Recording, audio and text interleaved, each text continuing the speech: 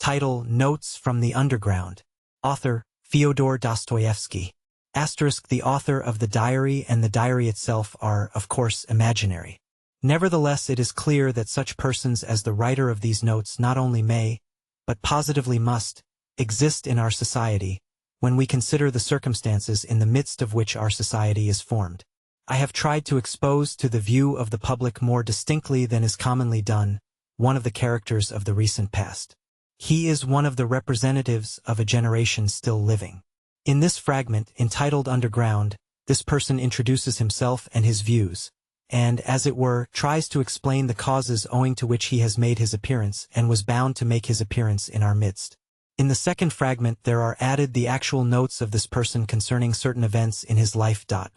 Author's note. Part 1. Underground. I am a sick man. I am a spiteful man. I am an unattractive man. I believe my liver is diseased. However, I know nothing at all about my disease, and do not know for certain what ails me. I don't consult a doctor for it, and never have, though I have a respect for medicine and doctors. Besides, I am extremely superstitious, sufficiently so to respect medicine. Anyway, I am well educated enough not to be superstitious, but I am superstitious. No, I refuse to consult a doctor from spite. That you probably will not understand. Well, I understand it, though.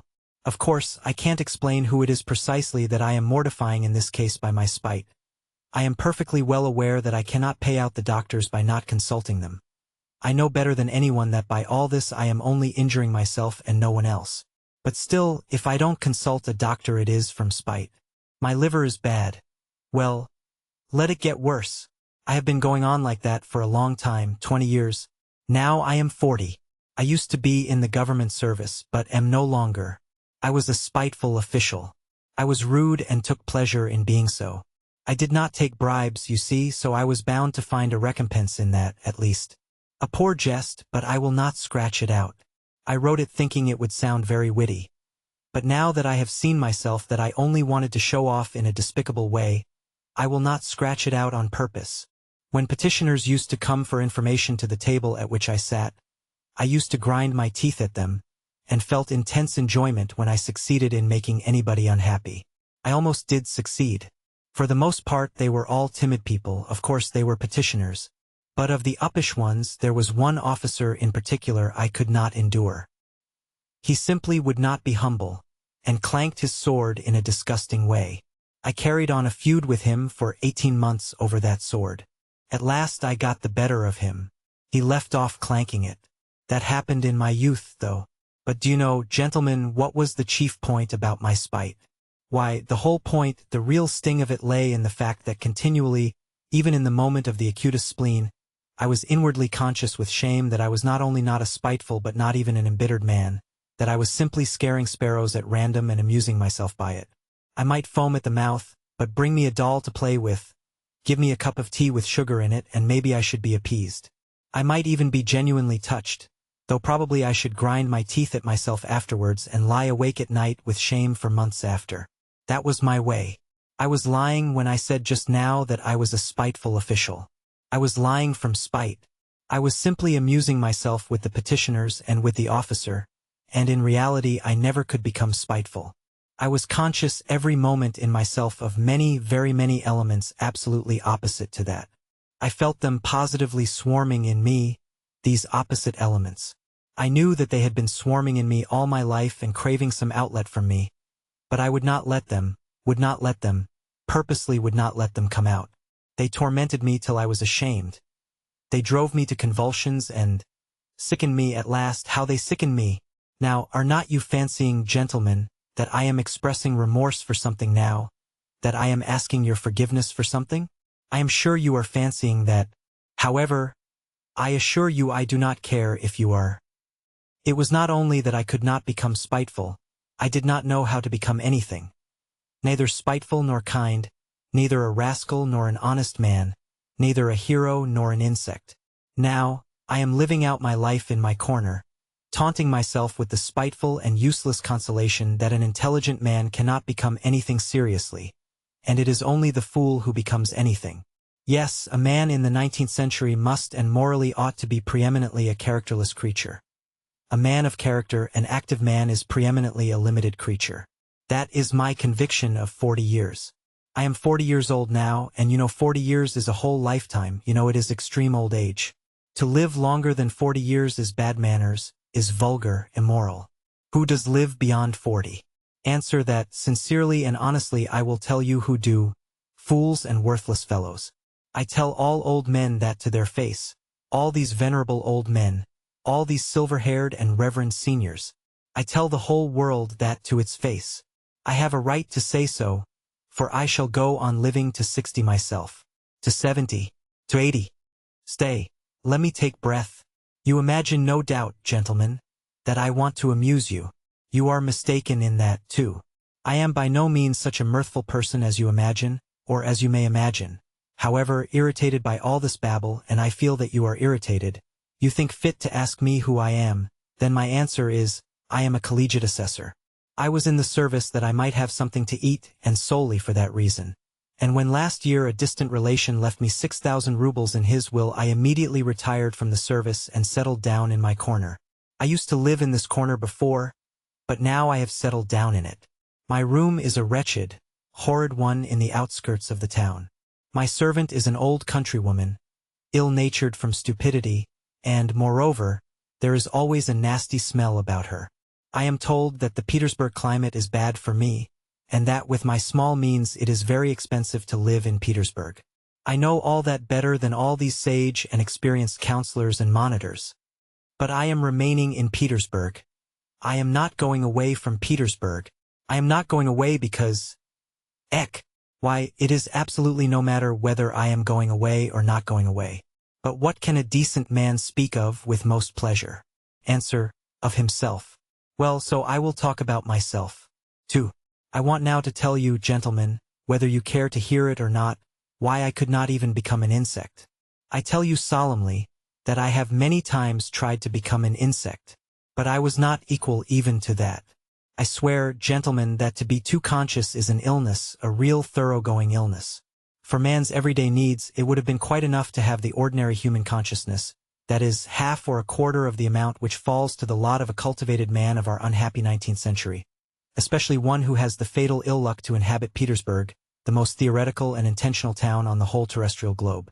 There are intentional and unintentional towns. It would have been quite enough, for instance, to have the consciousness by which all so-called direct persons and men of action live. I bet you think I am writing all this from affectation, to be witty at the expense of men of action, and what is more, that from ill-bred affectation, I am clanking a sword like my officer. But, gentlemen, whoever can pride himself on his diseases and even swagger over them? Though, after all, everyone does do that. People do pride themselves on their diseases, and I do, maybe, more than anyone. We will not dispute it. My contention was absurd.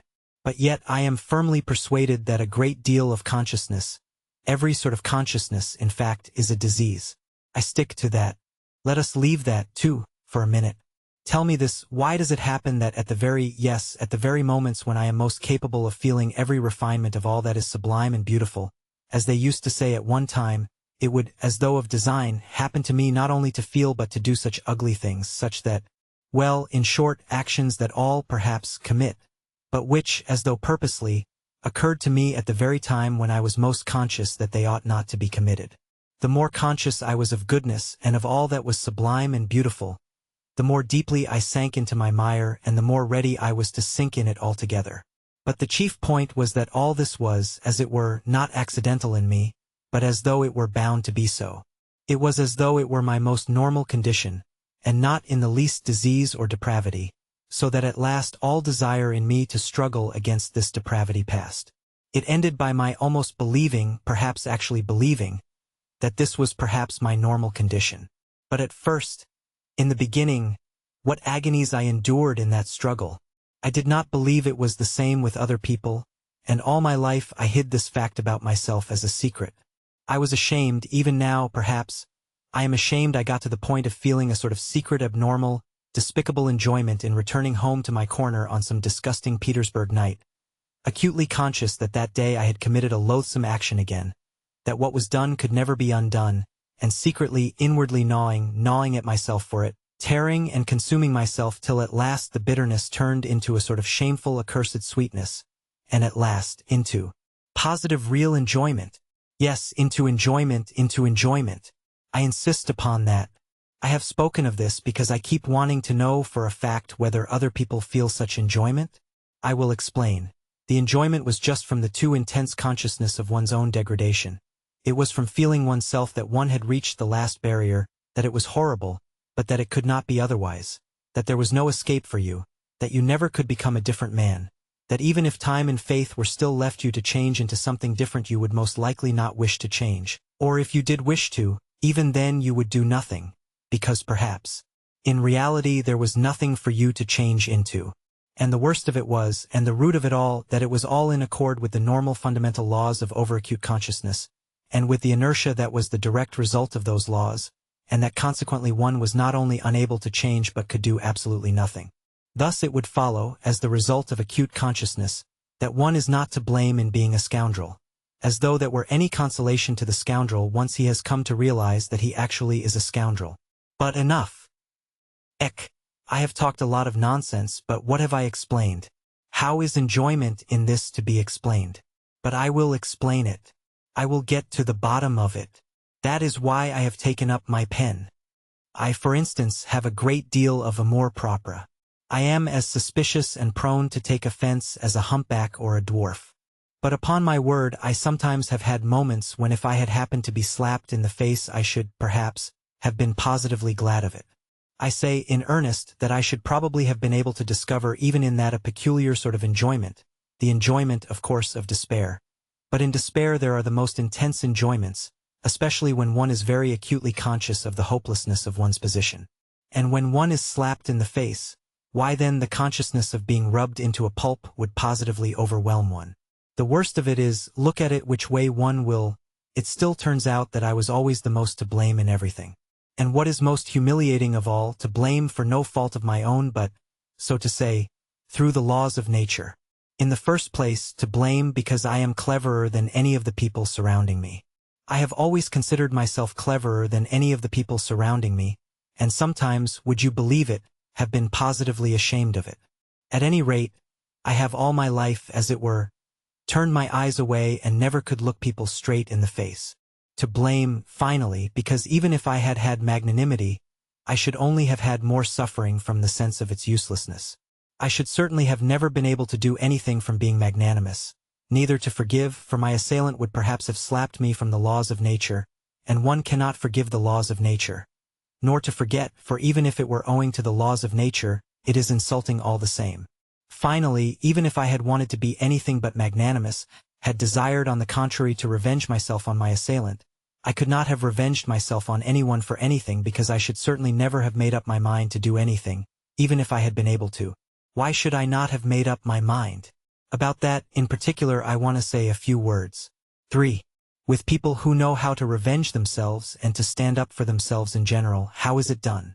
Why, when they are possessed, let us suppose, by the feeling of revenge, then for the time there is nothing else but that feeling left in their whole being. Such a gentleman simply dashes straight for his object like an infuriated bull with its horns down, and nothing but a wall will stop him. By the way, facing the wall, such gentlemen, that is, the direct persons and men of action, are genuinely nonplussed. For them a wall is not an evasion, as for us people who think and consequently do nothing. It is not an excuse for turning aside, an excuse for which we are always very glad, though we scarcely believe in it ourselves, as a rule. No, they are nonplussed in all sincerity. The wall has for them something tranquilizing, morally soothing, final. Maybe even something mysterious, but of the wall later. Well, such a direct person I regard as the real normal man, as his tender mother nature wished to see him when she graciously brought him into being on the earth. I envy such a man till I am green in the face. He is stupid. I am not disputing that, but perhaps the normal man should be stupid, how do you know? Perhaps it is very beautiful, in fact. And I am the more persuaded of that suspicion, if one can call it so, by the fact that if you take, for instance, the antithesis of the normal man, that is, the man of acute consciousness who has come, of course, not out of the lap of nature but out of a retort. This is almost mysticism, gentlemen, but I suspect this too. This retort-made man is sometimes so nonplussed in the presence of his antithesis that with all his exaggerated consciousness, he genuinely thinks of himself as a mouse and not a man. It may be an acutely conscious mouse, yet it is a mouse while the other is a man and therefore itikitera. And the worst of it is, he himself, his very own self, looks on himself as a mouse. No one asks him to do so, and that is an important point. Now let us look at this mouse in action. Let us suppose, for instance, that it feels insulted, too, and it almost always does feel insulted, and wants to revenge itself, too. There may even be a greater accumulation of spite in it than in l'homme de la nature et de la vérité. The base and nasty desire to vent that spite on its assailant rankles perhaps even more nastily in it than in l'homme de la nature et de la vérité. For through his innate stupidity the latter looks upon his revenge as justice pure and simple, while in consequence of his acute consciousness the mouse does not believe in the justice of it. To come at last to the deed itself, to the very act of revenge. Apart from the one fundamental nastiness, the luckless mouse succeeds in creating around it so many other nastinesses in the form of doubts and questions, adds to the one question so many unsettled questions that there inevitably works up around it a sort of fatal brew, a stinking mess, made up of its doubts, emotions, and of the contempt spat upon it by the direct men of action who stand solemnly about it as judges and arbitrators, laughing at it till their healthy sides ache. Of course the only thing left for it is to dismiss all that with a wave of its paw, and, with a smile of assumed contempt in which it does not even itself believe, creep ignominiously into its mousehole. There in its nasty, stinking underground home our insulted, crushed and ridiculed mouse promptly becomes absorbed in cold, malignant and, above all, everlasting spite. For 40 years together it will remember its injury down to the smallest, most ignominious details, and every time will add, of itself, details still more ignominious, spitefully teasing and tormenting itself with its own imagination. It will itself be ashamed of its imaginings, but yet it will recall it all. It will go over and over every detail. It will invent unheard of things against itself, pretending that those things might happen, and will forgive nothing. Maybe it will begin to revenge itself, too, but as it were piecemeal, in trivial ways, from behind the stove incognito, without believing either in its own right to vengeance, or in the success of its revenge, knowing that from all its efforts at revenge it will suffer 100 times more than he on whom it revenges itself, while he, I dare say, will not even scratch himself. On its deathbed it will recall it all over again, with interest accumulated over all the years but it is just in that cold, abominable half-despair, half-belief, in that conscious burying oneself alive for grief in the underworld for 40 years, in that acutely recognized and yet partly doubtful hopelessness of one's position, in that hell of unsatisfied desires turned inward, in that fever of oscillations, of resolutions determined forever and repented of again a minute later, that the savor of that strange enjoyment of which I have spoken lies. It is so subtle, so difficult of analysis, that persons who are a little limited, or even simply persons of strong nerves, will not understand a single atom of it. Possibly, you will add on your own account with a grin, people will not understand it either who have never received a slap in the face, and in that way you will politely hint to me that I, too, perhaps, have had the experience of a slap in the face in my life, and so I speak as one who knows. I bet that you are thinking that. But set your minds at rest, gentlemen. I have not received a slap in the face, though it is absolutely a matter of indifference to me what you may think about it. Possibly I even regret myself that I have given so few slaps in the face during my life. But enough. Not another word on that subject of such extreme interest to you. I will continue calmly concerning persons with strong nerves who do not understand a certain refinement of enjoyment. Though in certain circumstances these gentlemen bellow their loudest like bulls, though this, let us suppose, does them the greatest credit, yet, as I have said already, confronted with the impossible they subside at once. The impossible means the stone wall. What stone wall? Why, of course, the laws of nature, the deductions of natural science, mathematics. As soon as they prove to you, for instance, that you are descended from a monkey, then it is no use scowling, accept it for a fact. When they prove to you that in reality 1 drop of your own fat must be dearer to you than 100,000 of your fellow creatures, and that this conclusion is the final solution of all so-called virtues and duties and all such prejudices and fancies, then you have just to accept it. There is no help for it, for twice 2 is a law of mathematics. Just try refuting it. Upon my word, they will shout at you. It is no use protesting. It is a case of twice two makes four. Nature does not ask your permission. She has nothing to do with your wishes, and whether you like her laws or dislike them, you are bound to accept her as she is, and consequently all her conclusions. A wall, you see, is a wall, and so on and so on. Merciful heavens! But what do I care for the laws of nature and arithmetic when, for some reason, I dislike those laws and the fact that twice two makes four? Of course I cannot break through the wall by battering my head against it if I really have not the strength to knock it down, but I am not going to be reconciled to it simply because it is a stone wall and I have not the strength. As though such a stone wall really were a consolation, and really did contain some word of conciliation, simply because it is as true as twice two makes four. Oh, absurdity of absurdities! How much better it is to understand it all, to recognize it all the impossibilities in the stone wall. Not to be reconciled to one of those impossibilities and stone walls if it disgusts you to be reconciled to it. By the way of the most inevitable logical combinations to reach the most revolting conclusions on the everlasting theme, that even for the stone wall you are yourself somehow to blame, though again it is as clear as day you are not to blame in the least, and therefore grinding your teeth in silent impotence to sink into luxurious inertia, brooding on the fact that there is no one even for you to feel vindictive against, that you have not, and perhaps never will have, an object for your spite, that it is a sleight of hand, a bit of juggling, a card-sharper's trick, that it is simply a mess, no knowing what and no knowing who, but in spite of all these uncertainties and jugglings, still there is an ache in you, and the more you do not know, the worse the ache. For, ha, ha, ha, you will be finding enjoyment in toothache next, you cry with a laugh. Well, even in toothache there is enjoyment, I answer. I had toothache for a whole month and I know there is. In that case, of course, people are not spiteful in silence but moan. But they are not candid moans, they are malignant moans, and the malignancy is the whole point. The enjoyment of the sufferer finds expression in those moans. If he did not feel enjoyment in them, he would not moan. It is a good example, gentlemen, and I will develop it. Those moans express in the first place all the aimlessness of your pain, which is so humiliating to your consciousness. The whole legal system of nature on which you spit disdainfully, of course, but from which you suffer all the same while she does not. They express the consciousness that you have no enemy to punish, but that you have pain. The consciousness that in spite of all possible Wagenheims you are in complete slavery to your teeth. That if someone wishes it, your teeth will leave off aching, and if he does not, they will go on aching another 3 months.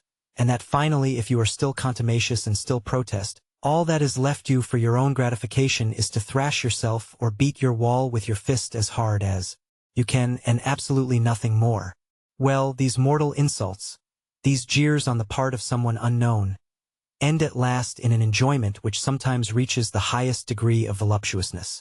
I ask you, gentlemen, listen sometimes to the moans of an educated man of the 19th century suffering from toothache, on the 2nd or 3rd day of the attack, when he is beginning to moan, not as he moaned on the first day, that is, not simply because he has toothache, not just as any coarse peasant, but as a man affected by progress and European civilization, a man who is divorced from the soil and the national elements, as they express it nowadays. His moans become nasty, disgustingly malignant, and go on for whole days and nights. And of course he knows himself that he is doing himself no sort of good with his moans. He knows better than anyone that he is only lacerating and harassing himself and others for nothing. He knows that even the audience before whom he is making his efforts, and his whole family, listen to him with loathing, do not put a ha'porth of faith in him, and inwardly understand that he might moan differently, more simply, without trills and flourishes, and that he is only amusing himself like that from ill humor, from malignancy. Well, in all these recognitions and disgraces it is that there lies a voluptuous pleasure. As though he would say, I am worrying you, I am lacerating your hearts, I am keeping everyone in the house awake. Well, stay awake then, you too, feel every minute that I have toothache. I am not a hero to you now, as I tried to seem before, but simply a nasty person, an impostor. Well, so be it then. I am very glad that you see through me. It is nasty for you to hear my despicable moans. Well, let it be nasty. Here I will let you have a nastier flourish in a minute. You do not understand even now, gentlemen? No, it seems our development and our consciousness must go further to understand all the intricacies of this pleasure. You laugh? Delighted. My jests, gentlemen, are of course in bad taste, jerky, involved, lacking self-confidence. But of course that is because I do not respect myself. Can a man of perception respect himself at all? Can a man who attempts to find enjoyment in the very feeling of his own degradation possibly have a spark of respect for himself? I am not saying this now from any mawkish kind of remorse.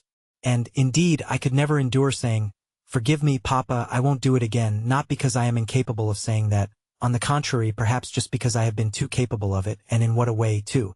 As though of design, I used to get into trouble in cases when I was not to blame in any way. That was the nastiest part of it. At the same time, I was genuinely touched and penitent. I used to shed tears and, of course, deceived myself, though I was not acting in the least, and there was a sick feeling in my heart at the time. For that one could not blame even the laws of nature, though the laws of nature have continually all my life offended me more than anything. It is loathsome to remember it all, but it was loathsome even then. Of course, a minute or so later I would realize wrathfully that it was all a lie, a revolting lie, an affected lie, that is, all this penitence, this emotion, these vows of reform. You will ask, why did I worry myself with such antics? Answer, because it was very dull to sit with one's hands folded, and so one began cutting capers. That is really it. Observe yourselves more carefully, gentlemen. Then you will understand that it is so. I invented adventures for myself and made up a life so as at least to live in some way. How many times it has happened to me? Well, for instance, to take offense simply on purpose for nothing. And one knows oneself, of course, that one is offended at nothing. That one is putting it on, but yet one brings oneself at last to the point of being really offended. All my life I have had an impulse to play such pranks, so that in the end I could not control it in myself. Another time, twice, in fact, I tried hard to be in love. I suffered too, gentlemen, I assure you. In the depth of my heart there was no faith in my suffering, only a faint stir of mockery. But yet I did suffer, and in the real orthodox way. I was jealous, beside myself. And it was all from ennui, gentlemen, all from ennui. Inertia overcame me. You know, the direct, legitimate fruit of consciousness is inertia. That is, conscious sitting with the hands folded. I have referred to this already. I repeat with emphasis. All direct persons and men of action are active just because they are stupid and limited. How explain that? I will tell you. In consequence of their limitation, they take immediate and secondary causes for primary ones, and in that way persuade themselves more quickly and easily than other people do that they have found an infallible foundation for their activity, and their minds are at ease, and you know that is the chief thing. To begin to act, you must first have your mind completely at ease and no trace of doubt left in it. Why, how am I, for example, to set my mind at rest? Where are the primary causes on which I am to build? Where are my foundations? Where am I to get them from? I exercise myself in reflection, and consequently with me every primary cause at once draws after itself another still more primary, and so on to infinity. That is just the essence of every sort of consciousness and reflection. It must be a case of the laws of nature again. What is the result of it in the end? Why, just the same. Remember, I spoke just now of vengeance. I am sure you did not take it in. I said that a man revenges himself because he sees justice in it. Therefore he has found a primary cause, that is, justice. And so he is at rest on all sides, and consequently he carries out his revenge calmly and successfully, being persuaded that he is doing a just and honest thing. But I see no justice in it, I find no sort of virtue in it either, and consequently if I attempt to revenge myself, it is only out of spite.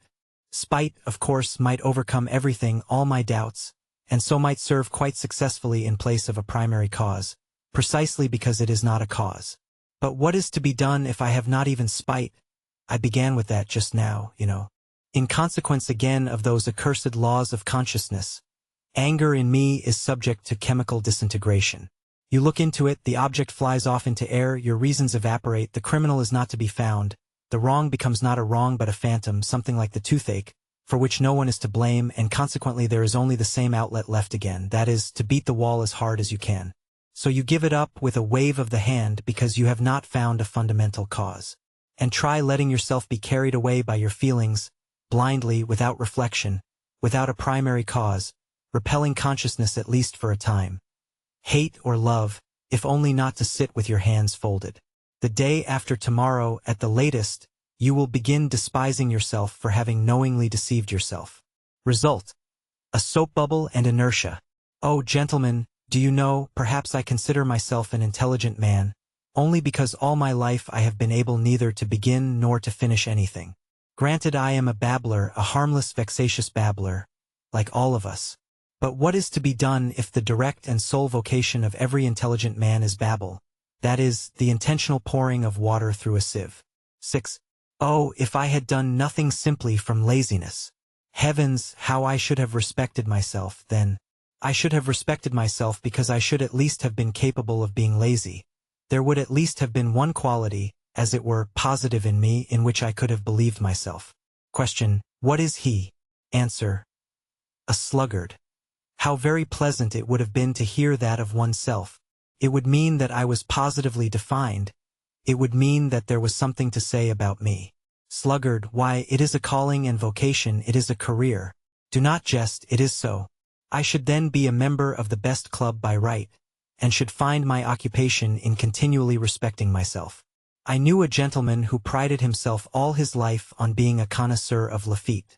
He considered this as his positive virtue, and never doubted himself. He died, not simply with a tranquil, but with a triumphant conscience, and he was quite right, too. Then I should have chosen a career for myself. I should have been a sluggard and a glutton, not a simple one, but, for instance, one with sympathies for everything sublime and beautiful. How do you like that? I have long had visions of it. That sublime and beautiful weighs heavily on my mind at 40, but that is at 40. Then it would have been different. I should have found for myself a form of activity in keeping with it, to be precise, drinking to the health of everything sublime and beautiful. I should have snatched at every opportunity to drop a tear into my glass and then to drain it to all that is sublime and beautiful. I should then have turned everything into the sublime and the beautiful. In the nastiest, unquestionable trash, I should have sought out the sublime and the beautiful. I should have exuded tears like a wet sponge. An artist, for instance, paints a picture worthy of Gay. At once I drink to the health of the artist who painted the picture worthy of Gay, because I love all that is sublime and beautiful. An author has written as you will. At once I drink to the health of anyone you will because I love all that is sublime and beautiful. I should claim respect for doing so. I should persecute anyone who would not show me respect.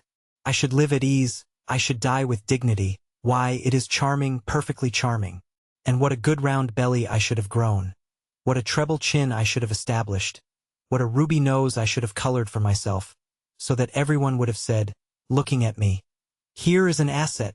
Here is something real and solid. And, say what you like, it is very agreeable to hear such remarks about oneself in this negative age. 7. But these are all golden dreams.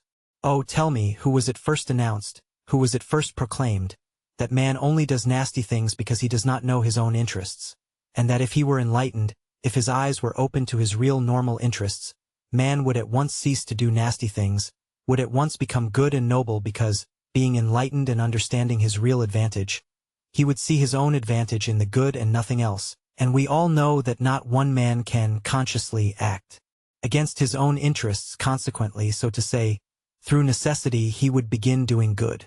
Oh, the babe! Oh, the pure, innocent child! Why, in the first place, when in all these thousands of years has there been a time when man has acted only from his own interest?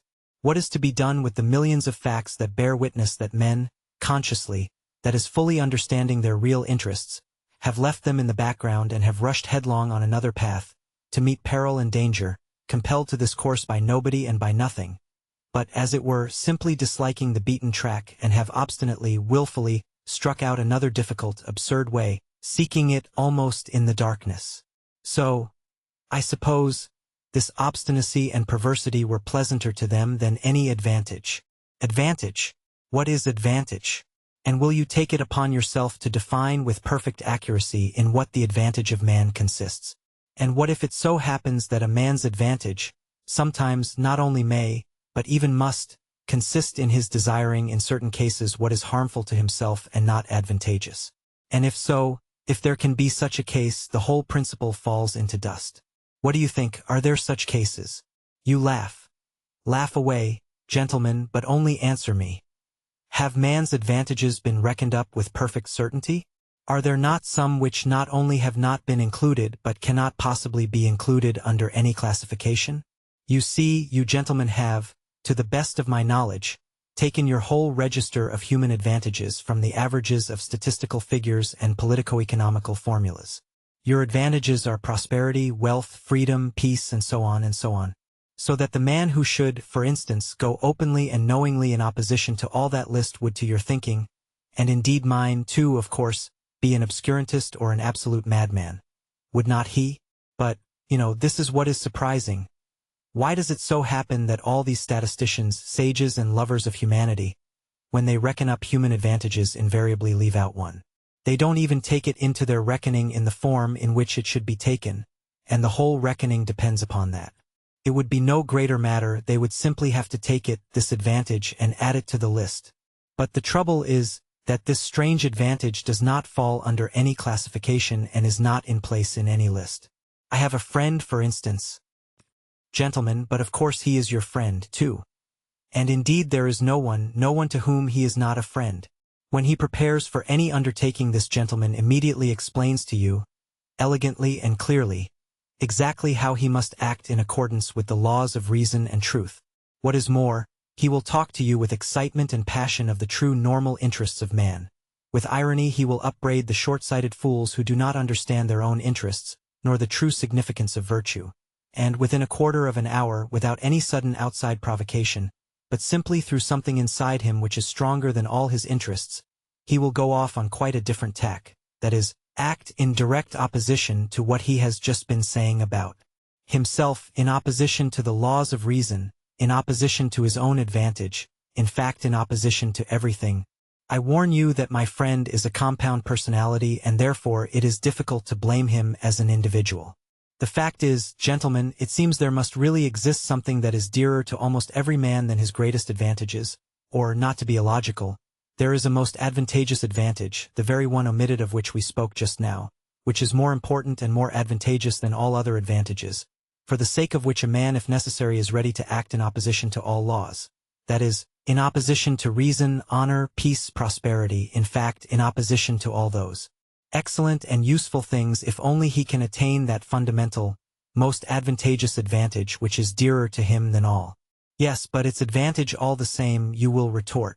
But excuse me, I'll make the point clear, and it is not a case of playing upon words.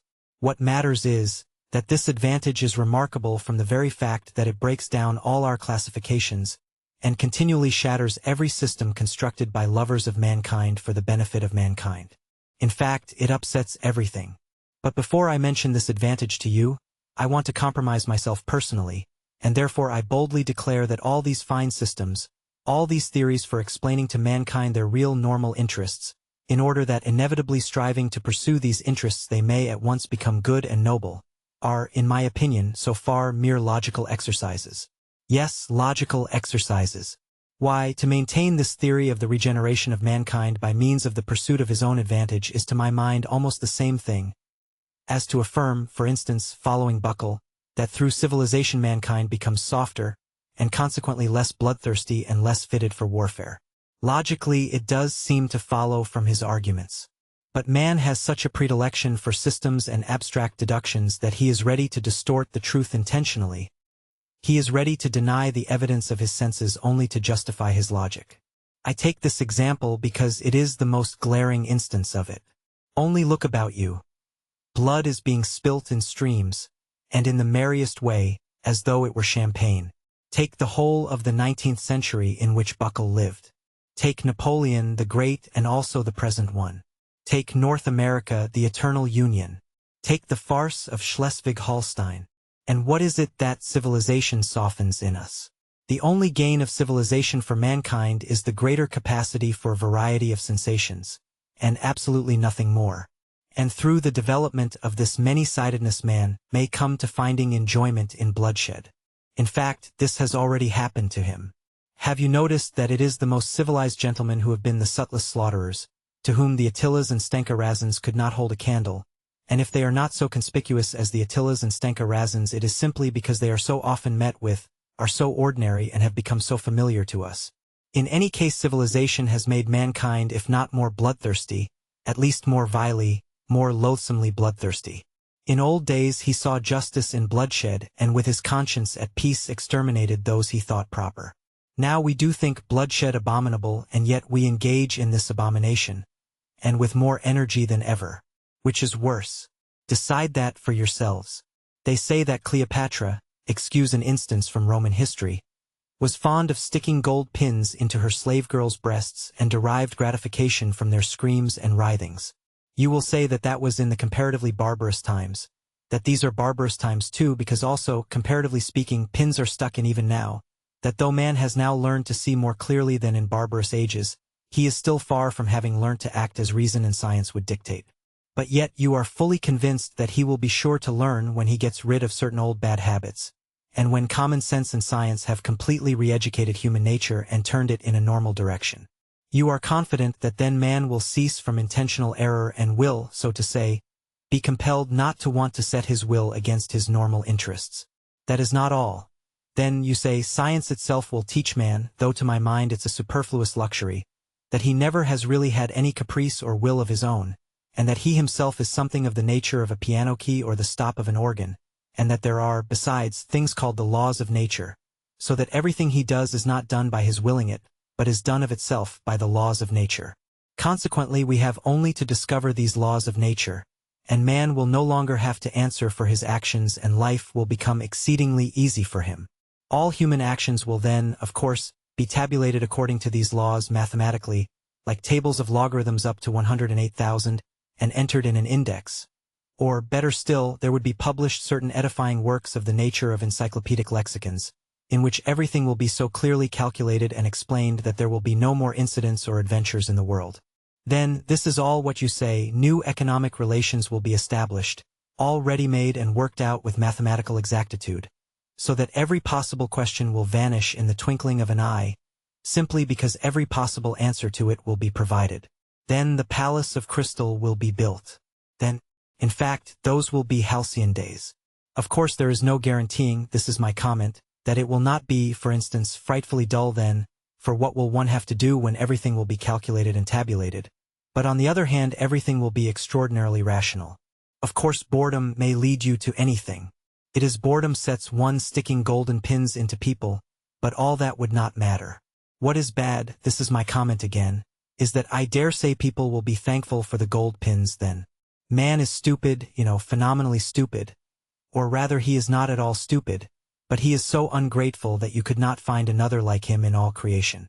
I, for instance, would not be in the least surprised if all of a sudden, apropos of nothing, in the midst of general prosperity a gentleman with an ignoble, or rather with a reactionary and ironical countenance were to arise and, putting his arms akimbo, say to us all, I say, gentlemen, hadn't we better kick over the whole show and scatter rationalism to the winds, simply to send these logarithms to the devil, and to enable us to live once more at our own sweet foolish will? That again would not matter, but what is annoying is that he would be sure to find followers. Such is the nature of man. And all that for the most foolish reason, which, one would think, was hardly worth mentioning. That is, that man everywhere and at all times, whoever he may be, has preferred to act as he chose and not in the least as his reason and advantage dictated. And one may choose what is contrary to one's own interests, and sometimes one positively ought, that is my idea. One's own free unfettered choice, one's own caprice, however wild it may be, one's own fancy worked up at times to frenzy, is that very most advantageous advantage which we have overlooked, which comes under no classification and against which all systems and theories are continually being shattered to atoms. And how do these wiseacres know that man wants a normal, a virtuous choice? What has made them conceive that man must want a rationally advantageous choice? What man wants is simply independent choice, whatever that independence may cost and wherever it may lead. And choice, of course, the devil only knows what choice. Ha! Ha! Ha! But you know there is no such thing as choice in reality. Say what you like, you will interpose with a chuckle. Science has succeeded in so far analyzing man that we know already that choice and what is called freedom of will is nothing else than— Stay, gentlemen, I meant to begin with that myself, I confess. I was rather frightened. I was just going to say that the devil only knows what choice depends on, and that perhaps that was a very good thing, but I remembered the teaching of science, and pulled myself up. And here you have begun upon it. Indeed, if there really is someday discovered a formula for all our desires and caprices, that is, an explanation of what they depend upon, by what laws they arise, how they develop, what they are aiming at in one case and in another and so on, that is a real mathematical formula, then most likely man will at once cease to feel desire. Indeed, he will be certain to. For who would want to choose by rule? Besides, he will at once be transformed from a human being into an organ stop or something of the sort. For what is a man without desires, without free will and without choice, if not a stop in an organ? What do you think? Let us reckon the chances. Can such a thing happen or not? You decide. Our choice is usually mistaken from a false view of our advantage. We sometimes choose absolute nonsense because in our foolishness we see in that nonsense the easiest means for attaining a supposed advantage. But when all that is explained and worked out on paper, which is perfectly possible, for it is contemptible and senseless to suppose that some laws of nature man will never understand, then certainly so-called desires will no longer exist. For if a desire should come into conflict with reason, we shall then reason and not desire, because it will be impossible retaining our reason to be senseless in our desires, and in that way knowingly act against reason and desire to injure ourselves. And as all choice and reasoning can be really calculated, because there will some day be discovered the laws of our so-called free will, so, joking apart, there may one day be something like a table constructed of them so that we really shall choose in accordance with it. If, for instance, some day they calculate and prove to me that I made a long nose at someone because I could not help making a long nose at him and that I had to do it in that particular way, what freedom is left me, especially if I am a learned man and have taken my degree somewhere? Then I should be able to calculate my whole life for 30 years beforehand. In short, if this could be arranged, there would be nothing left for us to do. Anyway, we should have to understand that.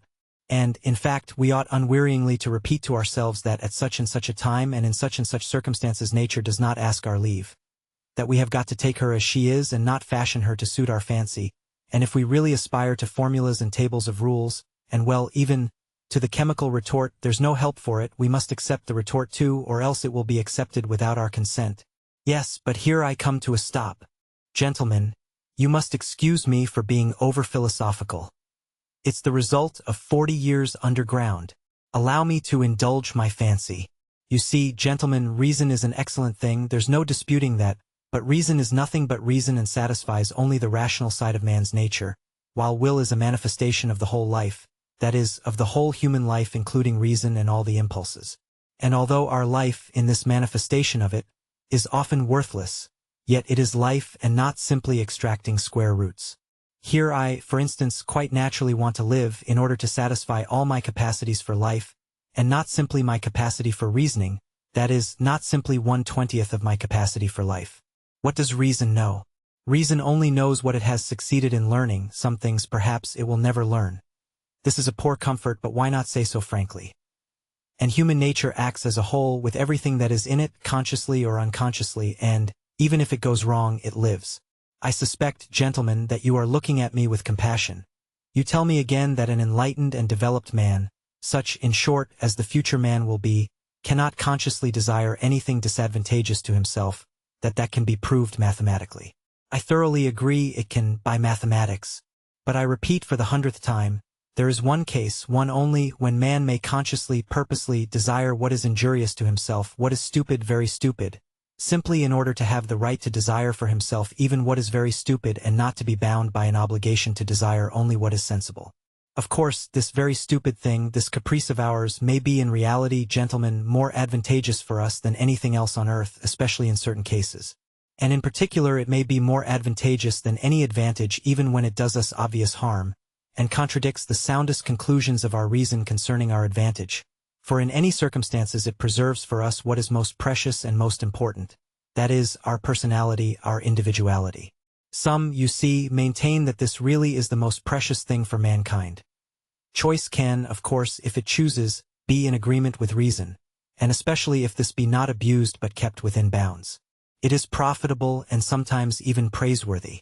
But very often, and even most often, choice is utterly and stubbornly opposed to reason.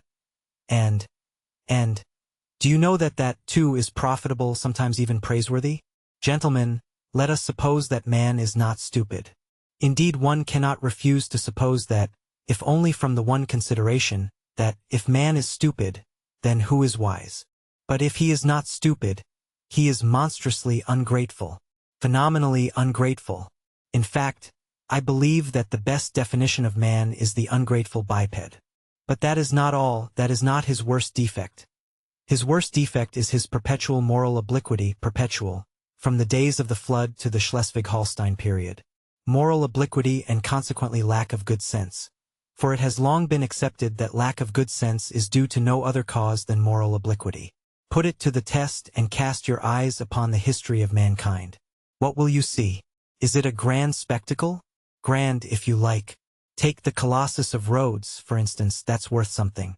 With good reason Mr. Anevsky testifies of it, that some say that it is the work of man's hands, while others maintain that it has been created by nature herself. Is it many-colored? Maybe it is many-colored, too. If one takes the dress uniforms, military and civilian, of all peoples in all ages, that alone is worth something, and if you take the undress uniforms you will never get to the end of it. No historian would be equal to the job. Is it monotonous? Maybe it's monotonous too. It's fighting and fighting. They are fighting now, they fought first and they fought last. You will admit that it is almost too monotonous. In short, one may say anything about the history of the world. Anything that might enter the most disordered imagination. The only thing one can't say is that it's rational. The very word sticks in one's throat. And, indeed, this is the odd thing that is continually happening. There are continually turning up in life moral and rational persons, sages and lovers of humanity who make it their object to live all their lives as morally and rationally as possible, to be, so to speak, a light to their neighbors simply in order to show them that it is possible to live morally and rationally in this world.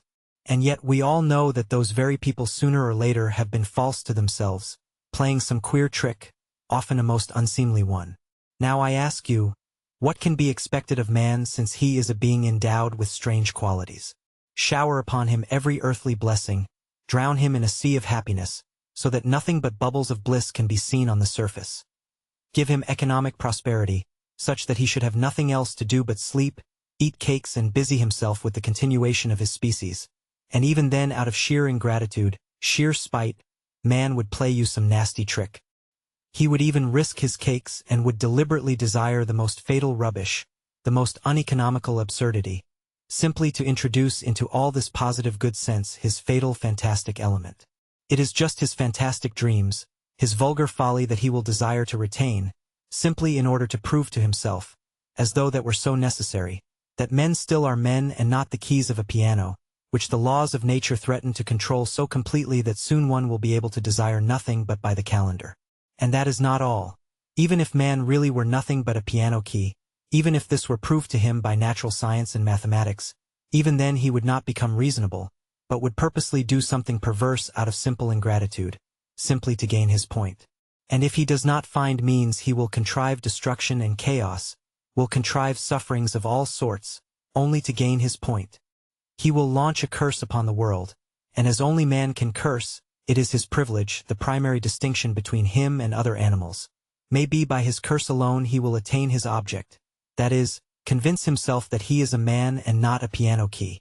If you say that all this, too, can be calculated and tabulated, chaos and darkness and curses, so that the mere possibility of calculating it all beforehand would stop it all, and reason would reassert itself, then man would purposely go mad in order to be rid of reason and gain his point.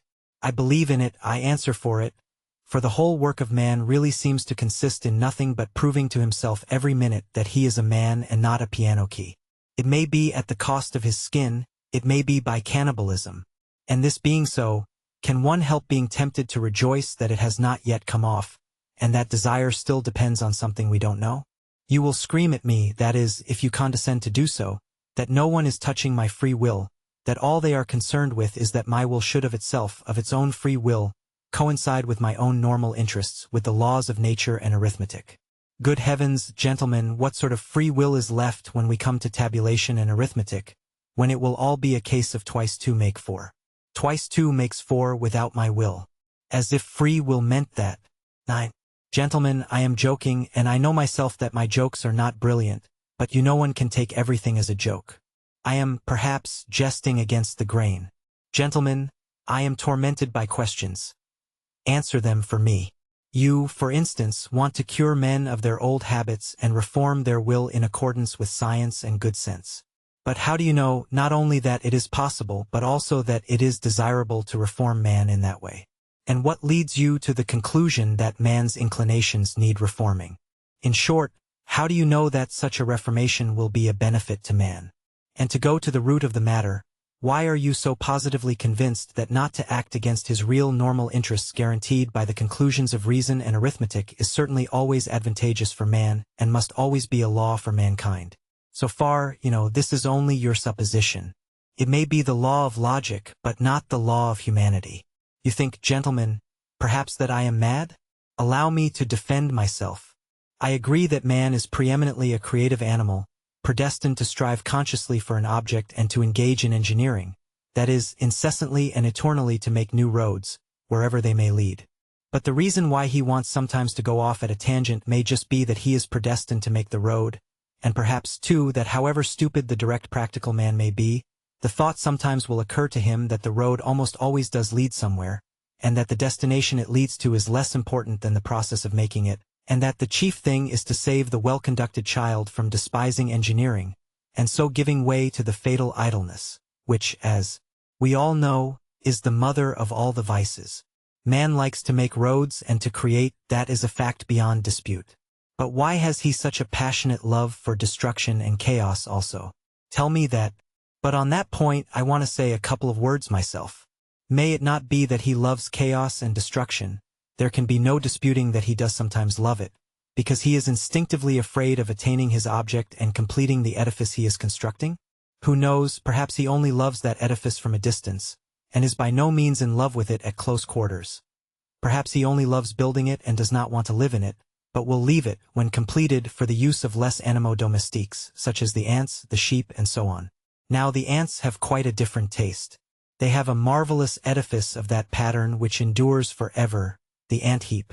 With the ant heap the respectable race of ants began, and with the ant heap they will probably end, which does the greatest credit to their perseverance and good sense.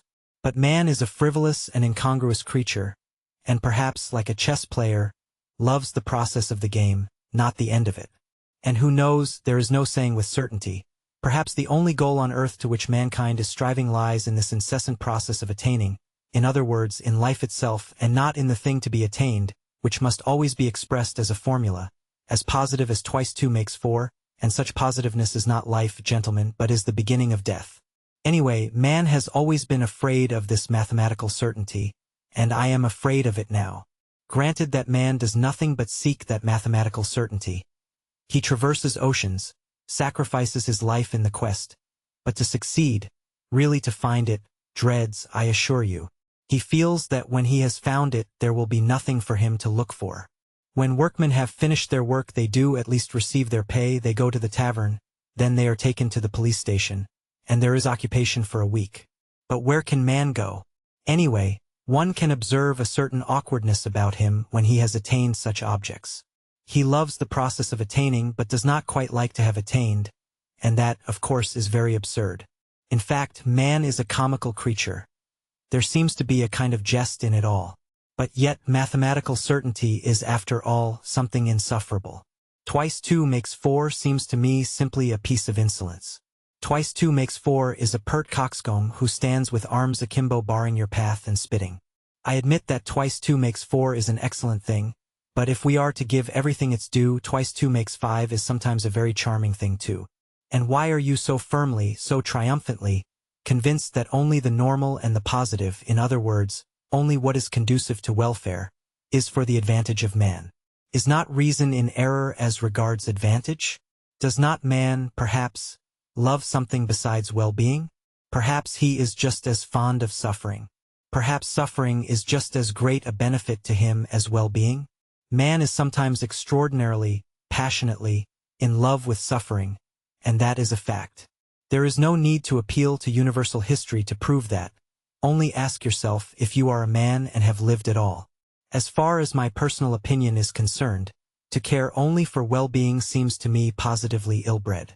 Whether it's good or bad, it is sometimes very pleasant, too, to smash things. I hold no brief for suffering nor for well-being either. I am standing for my caprice and for its being guaranteed to me when necessary. Suffering would be out of place in vaudevilles, for instance. I know that. In the palace of crystal it is unthinkable. Suffering means doubt, negation, and what would be the good of a palace of crystal if there could be any doubt about it? And yet I think man will never renounce real suffering, that is, destruction and chaos. Why, suffering is the sole origin of consciousness. Though I did lay it down at the beginning that consciousness is the greatest misfortune for man, yet I know man prizes it and would not give it up for any satisfaction. Consciousness, for instance, is infinitely superior to twice 2 makes 4. Once you have mathematical certainty, there is nothing left to do or to understand.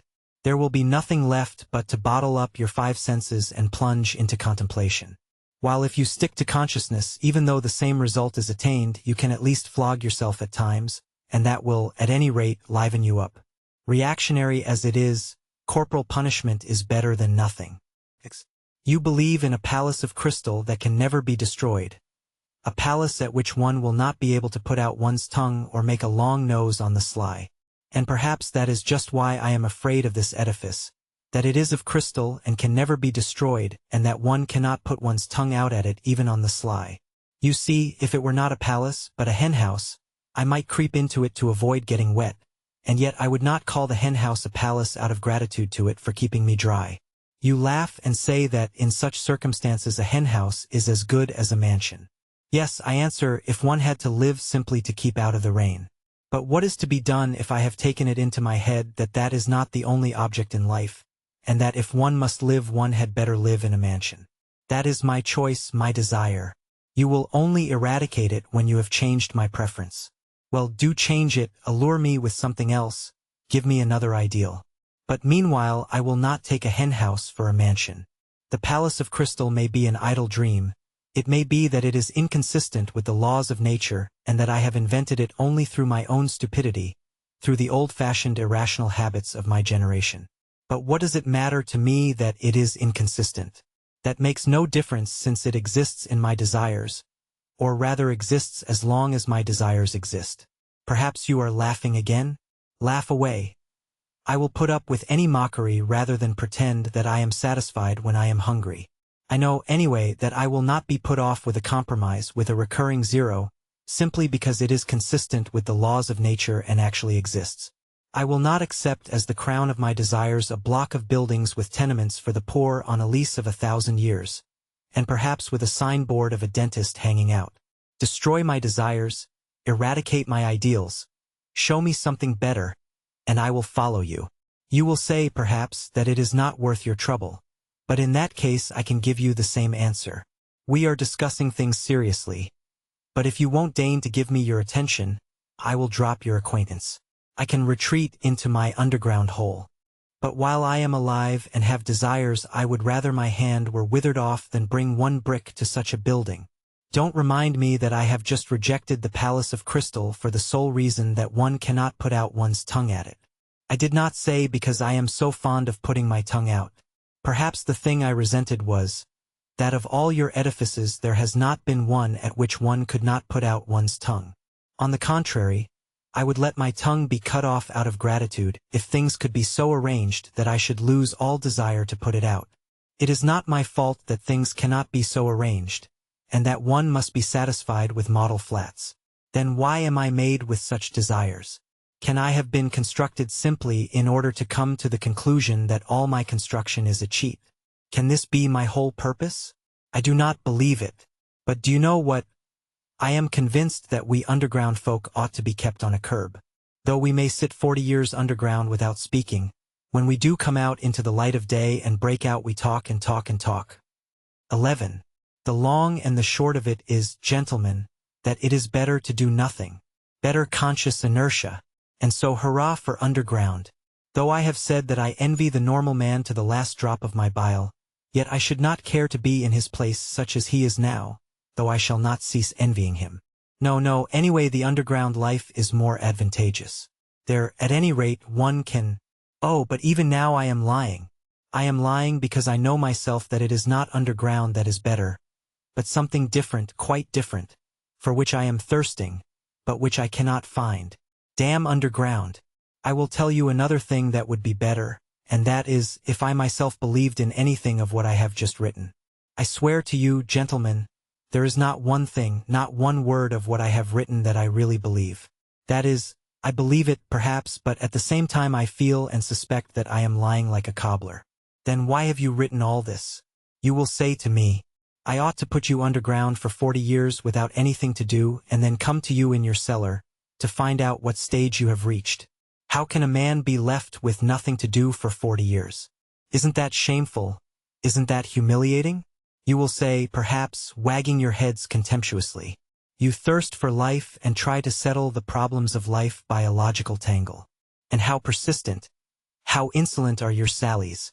And at the same time what a scare you are in. You talk nonsense and are pleased with it.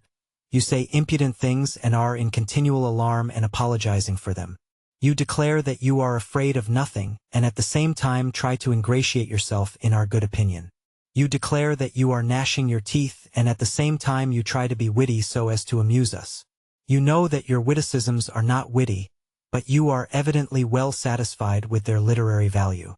You may, perhaps, have really suffered, but you have no respect for your own suffering. You may have sincerity, but you have no modesty. Out of the pettiest vanity you expose your sincerity to publicity and ignominy.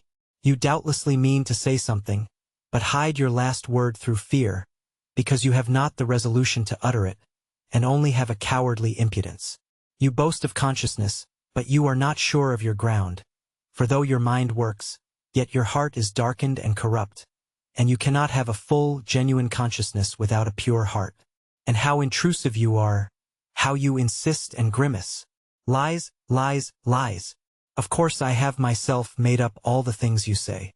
That, too, is from underground. I have been for 40 years listening to you through a crack under the floor. I have invented them myself, there was nothing else I could invent. It is no wonder that I have learned it by heart and it has taken a literary form. But can you really be so credulous as to think that I will print all this and give it to you to read too? And another problem. Why do I call you gentlemen? Why do I address you as though you really were my readers? Such confessions as I intend to make are never printed nor given to other people to read. Anyway, I am not strong-minded enough for that, and I don't see why I should be. But you see, a fancy has occurred to me and I want to realize it at all costs. Let me explain. Every man has reminiscences which he would not tell to everyone, but only to his friends.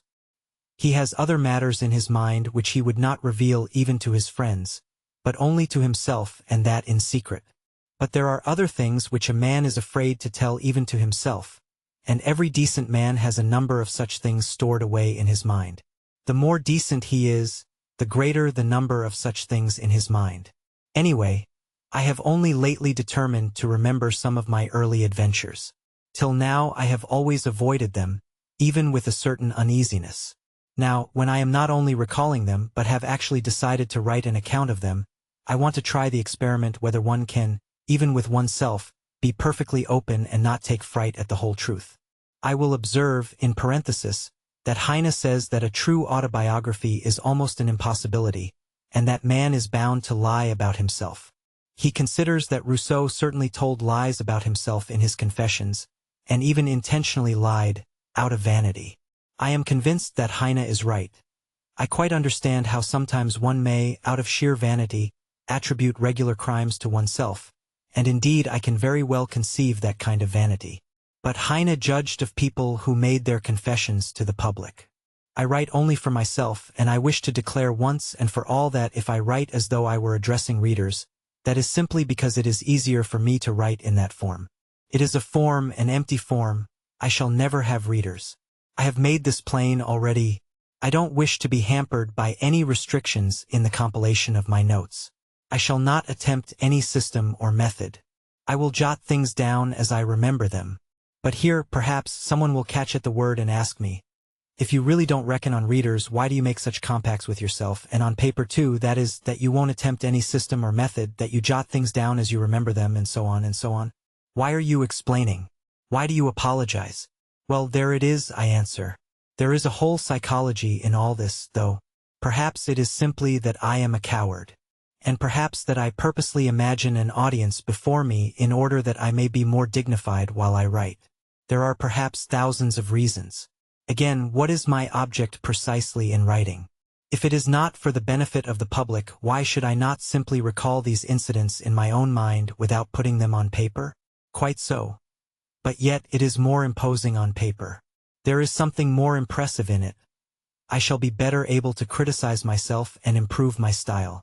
Besides, I shall perhaps obtain actual relief from writing. Today, for instance, I am particularly oppressed by one memory of a distant past. Came back vividly to my mind a few days ago, and has remained haunting me like an annoying tune that one cannot get rid of. And yet I must get rid of it somehow. I have hundreds of such reminiscences. But at times someone stands out from the hundred and oppresses me. For some reason I believe that if I write it down I should get rid of it. Why not try? Besides, I am bored, and I never have anything to do. Writing will be a sort of work. They say work makes man kind-hearted and honest. Well, here is a chance for me, anyway. Snow is falling today, yellow and dingy. Fell yesterday, too, and a few days ago. I fancy it is the wet snow that has reminded me of that incident which I cannot shake off now. And so let it be a story à propos of the falling snow. Part 2. À propos of the wet snow.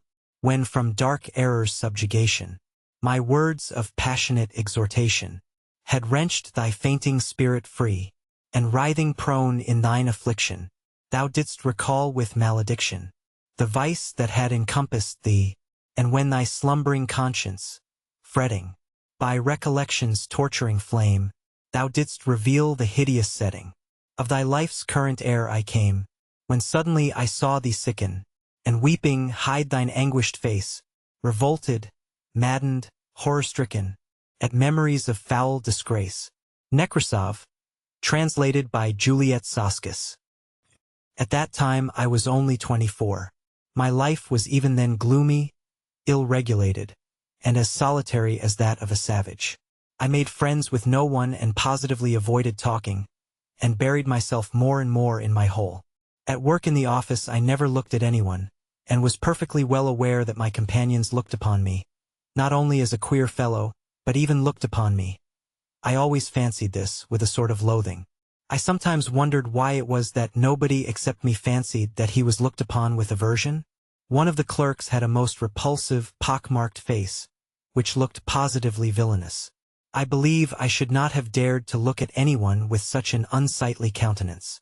Another had such a very dirty old uniform that there was an unpleasant odor in his proximity. Yet not one of these gentlemen showed the slightest self-consciousness, either about their clothes or their countenance or their character in any way. Neither of them ever imagined that they were looked at with repulsion. If they had imagined it, they would not have minded, so long as their superiors did not look at them in that way. It is clear to me now that, owing to my unbounded vanity and to the high standard I set for myself, I often looked at myself with furious discontent, which verged on loathing, and so I inwardly attributed the same feeling to everyone. I hated my face, for instance. I thought it disgusting, and even suspected that there was something base in my expression, and so every day when I turned up at the office I tried to behave as independently as possible, and to assume a lofty expression so that I might not be suspected of being abject. My face may be ugly, I thought, but let it be lofty, expressive, and, above all, extremely intelligent. But I was positively and painfully certain that it was impossible for my countenance ever to express those qualities. And what was worst of all, I thought it actually stupid-looking, and I would have been quite satisfied if I could have looked intelligent. In fact, I would even have put up with looking base if, at the same time, my face could have been thought strikingly intelligent. Of course, I hated my fellow clerks one and all, and I despised them all, yet at the same time I was, as it were, afraid of them. In fact, it happened at times that I thought more highly of them than of myself.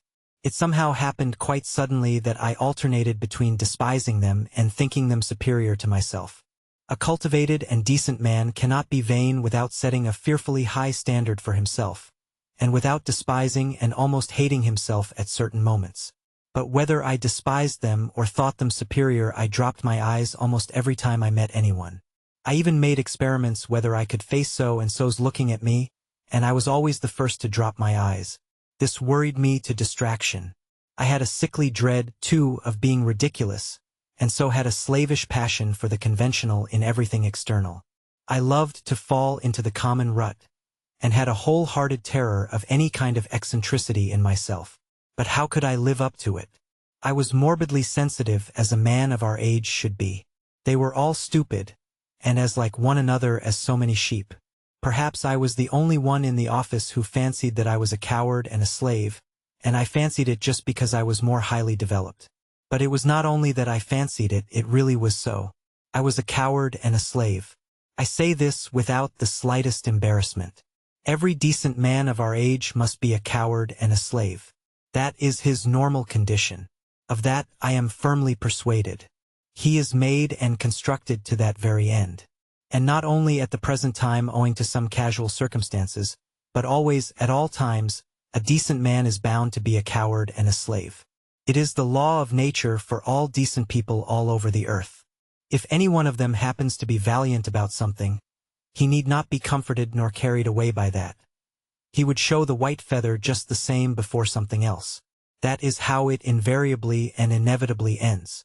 Only donkeys and mules are valiant, and they only till they are pushed up to the wall. It is not worth while to pay attention to them, for they really are of no consequence. Another circumstance, too, worried me in those days. That there was no one like me and I was unlike anyone else. I am alone and they are everyone, I thought, and pondered. From that, it is evident that I was still a youngster. The very opposite sometimes happened. It was loathsome sometimes to go to the office. Things reached such a point that I often came home ill. But all at once, apropos of nothing, there would come a phase of skepticism and indifference. Everything happened in phases to me, and I would laugh myself at my intolerance and fastidiousness. I would reproach myself with being romantic. At one time I was unwilling to speak to anyone, while at other times I would not only talk, but go to the length of contemplating making friends with them. All my fastidiousness would suddenly, for no rhyme or reason, vanish. Who knows, perhaps I never had really had it, and it had simply been affected and got out of books. I have not decided that question even now. Once I quite made friends with them, visited their homes, played preference, drank vodka, talked of promotions. But here let me make a digression.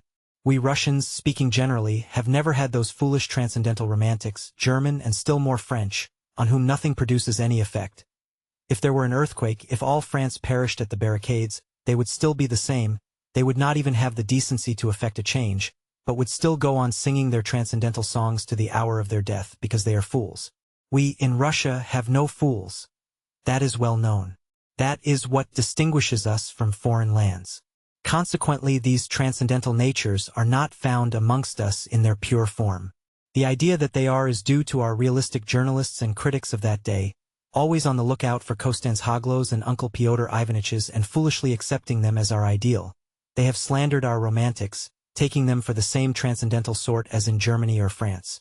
On the contrary, the characteristics of our romantics are absolutely and directly opposed to the transcendental European type, and no European standard can be applied to them. Allow me to make use of this word romantic, an old-fashioned and much respected word which has done good service and is familiar to all. The characteristics of our romantic are to understand everything, to see everything and to see it often incomparably more clearly than our most realistic minds see it. To refuse to accept anyone or anything, but at the same time not to despise anything. To give way, to yield from policy. Never to lose sight of a useful practical object, such as rent-free quarters at the government expense, pensions, decorations. To keep their eye on that object through all the enthusiasms and volumes of lyrical poems, and at the same time to preserve the sublime and the beautiful inviolate within them to the hour of their death, and to preserve themselves also, incidentally, like some precious jewel wrapped in cotton wool if only for the benefit of the sublime and the beautiful. Our romantic is a man of great breadth and the greatest rogue of all our rogues. I can assure you from experience, indeed. Of course, that is, if he is intelligent. But what am I saying? The romantic is always intelligent, and I only meant to observe that although we have had foolish romantics, they don't count. And they were only so because in the flower of their youth they degenerated into Germans, and to preserve their precious jewel more comfortably, settled somewhere out there, by preference in Weimar or the Black Forest. I, for instance, genuinely despised my official work and did not openly abuse it simply because I was in it myself and got a salary for it. Anyway, take note, I did not openly abuse it. Our romantic would rather go out of his mind, a thing, however, which very rarely happens, than take to open abuse unless he had some other career in view, and he is never kicked out. At most, they would take him to the lunatic asylum as the King of Spain if he should go very mad. But it is only the thin, fair people who go out of their minds in Russia. Innumerable romantics attain later in life to considerable rank in the service. Their many-sidedness is remarkable, and what a faculty they have for the most contradictory sensations. I was comforted by this thought even in those days, and I am of the same opinion now. That is why there are so many broad natures among us who never lose their ideal even in the depths of degradation. And though they never stir a finger for their ideal, though they are arrant thieves and knaves, yet they tearfully cherish their first ideal and are extraordinarily honest at heart. Yes, it is only among us that the most incorrigible rogue can be absolutely and loftily honest at heart without in the least ceasing to be a rogue. I repeat, our romantics, frequently, become such accomplished rascals. I use the term rascals affectionately. Suddenly display such a sense of reality and practical knowledge that their bewildered superiors and the public generally can only ejaculate in amazement. Their many-sidedness is really amazing, and goodness knows what it may develop into later on, and what the future has in store for us. It is not a poor material. I do not say this from any foolish or boastful patriotism. But I feel sure that you are again imagining that I am joking. Or perhaps it's just the contrary and you are convinced that I really think so. Anyway, gentlemen, I shall welcome both views as an honor and a special favor. And do forgive my digression. I did not, of course, maintain friendly relations with my comrades and soon was at loggerheads with them, and in my youth and inexperience I even gave up bowing to them, as though I had cut off all relations. That, however, only happened to me once. As a rule, I was always alone. In the first place, I spent most of my time at home, reading. I tried to stifle all that was continually seething within me by means of external impressions. And the only external means I had was reading. Reading, of course, was a great help, exciting me, giving me pleasure and pain. But at times it bored me fearfully. One longed for movement in spite of everything. And I plunged all at once into dark, underground, loathsome vice of the pettiest kind. My wretched passions were acute, smarting. From my continual, sickly irritability I had hysterical impulses, with tears and convulsions. I had no resource except reading, that is, there was nothing in my surroundings which I could respect and which attracted me. I was overwhelmed with depression, too. I had an hysterical craving for incongruity and for contrast, and so I took to vice. I have not said all this to justify myself. But, no, I am lying. I did want to justify myself. I make that little observation for my own benefit, gentlemen. I don't want to lie. I vowed to myself I would not.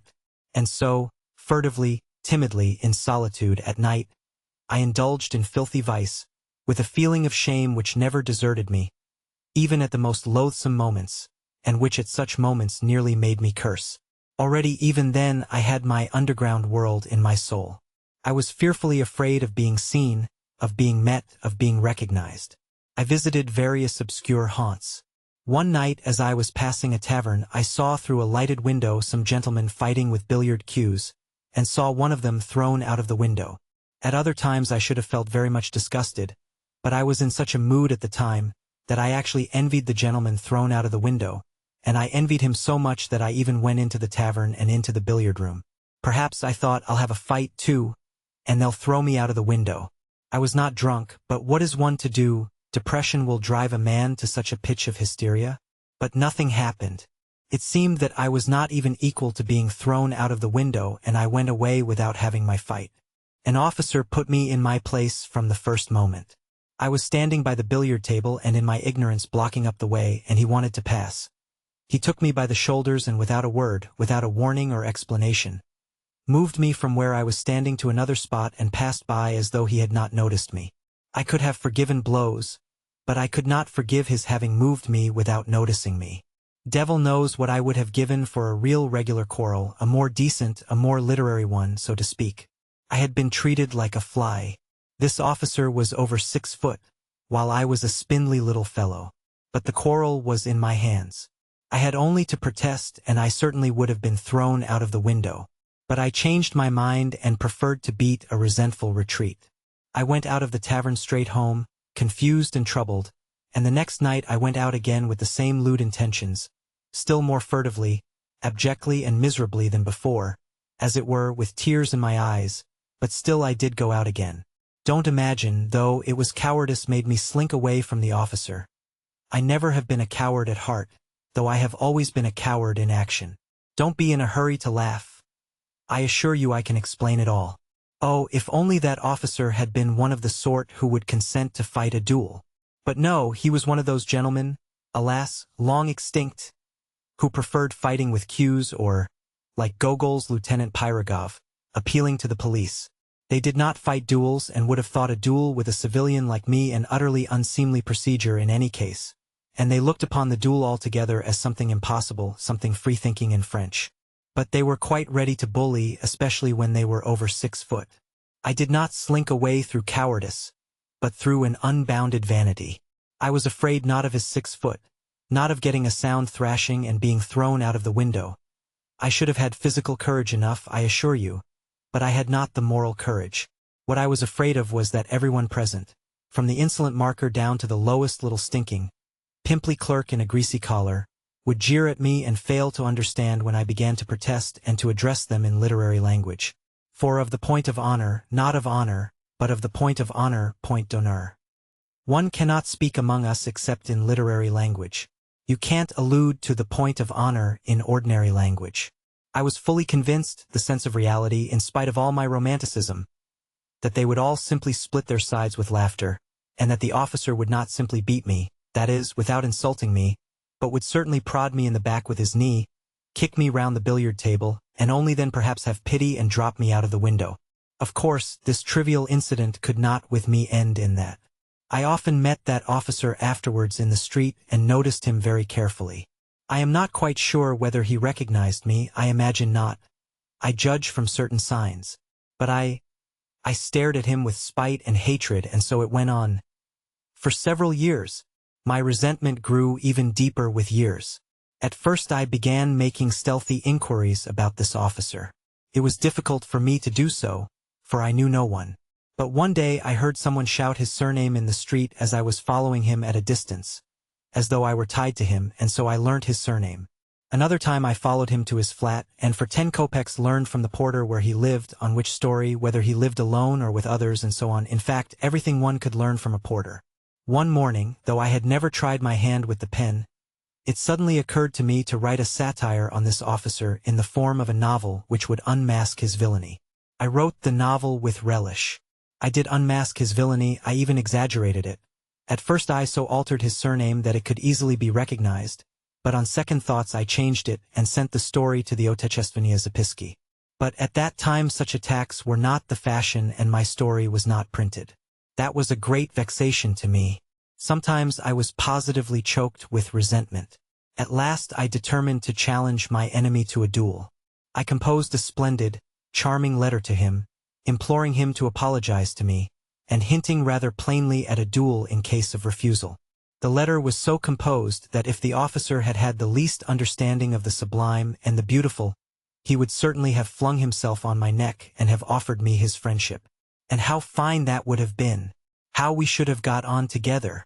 He could have shielded me with his higher rank, while I could have improved his mind with my culture and, well, my ideas, and all sorts of things might have happened. Only fancy, this was 2 years after his insult to me, and my challenge would have been a ridiculous anachronism, in spite of all the ingenuity of my letter in disguising and explaining away the anachronism.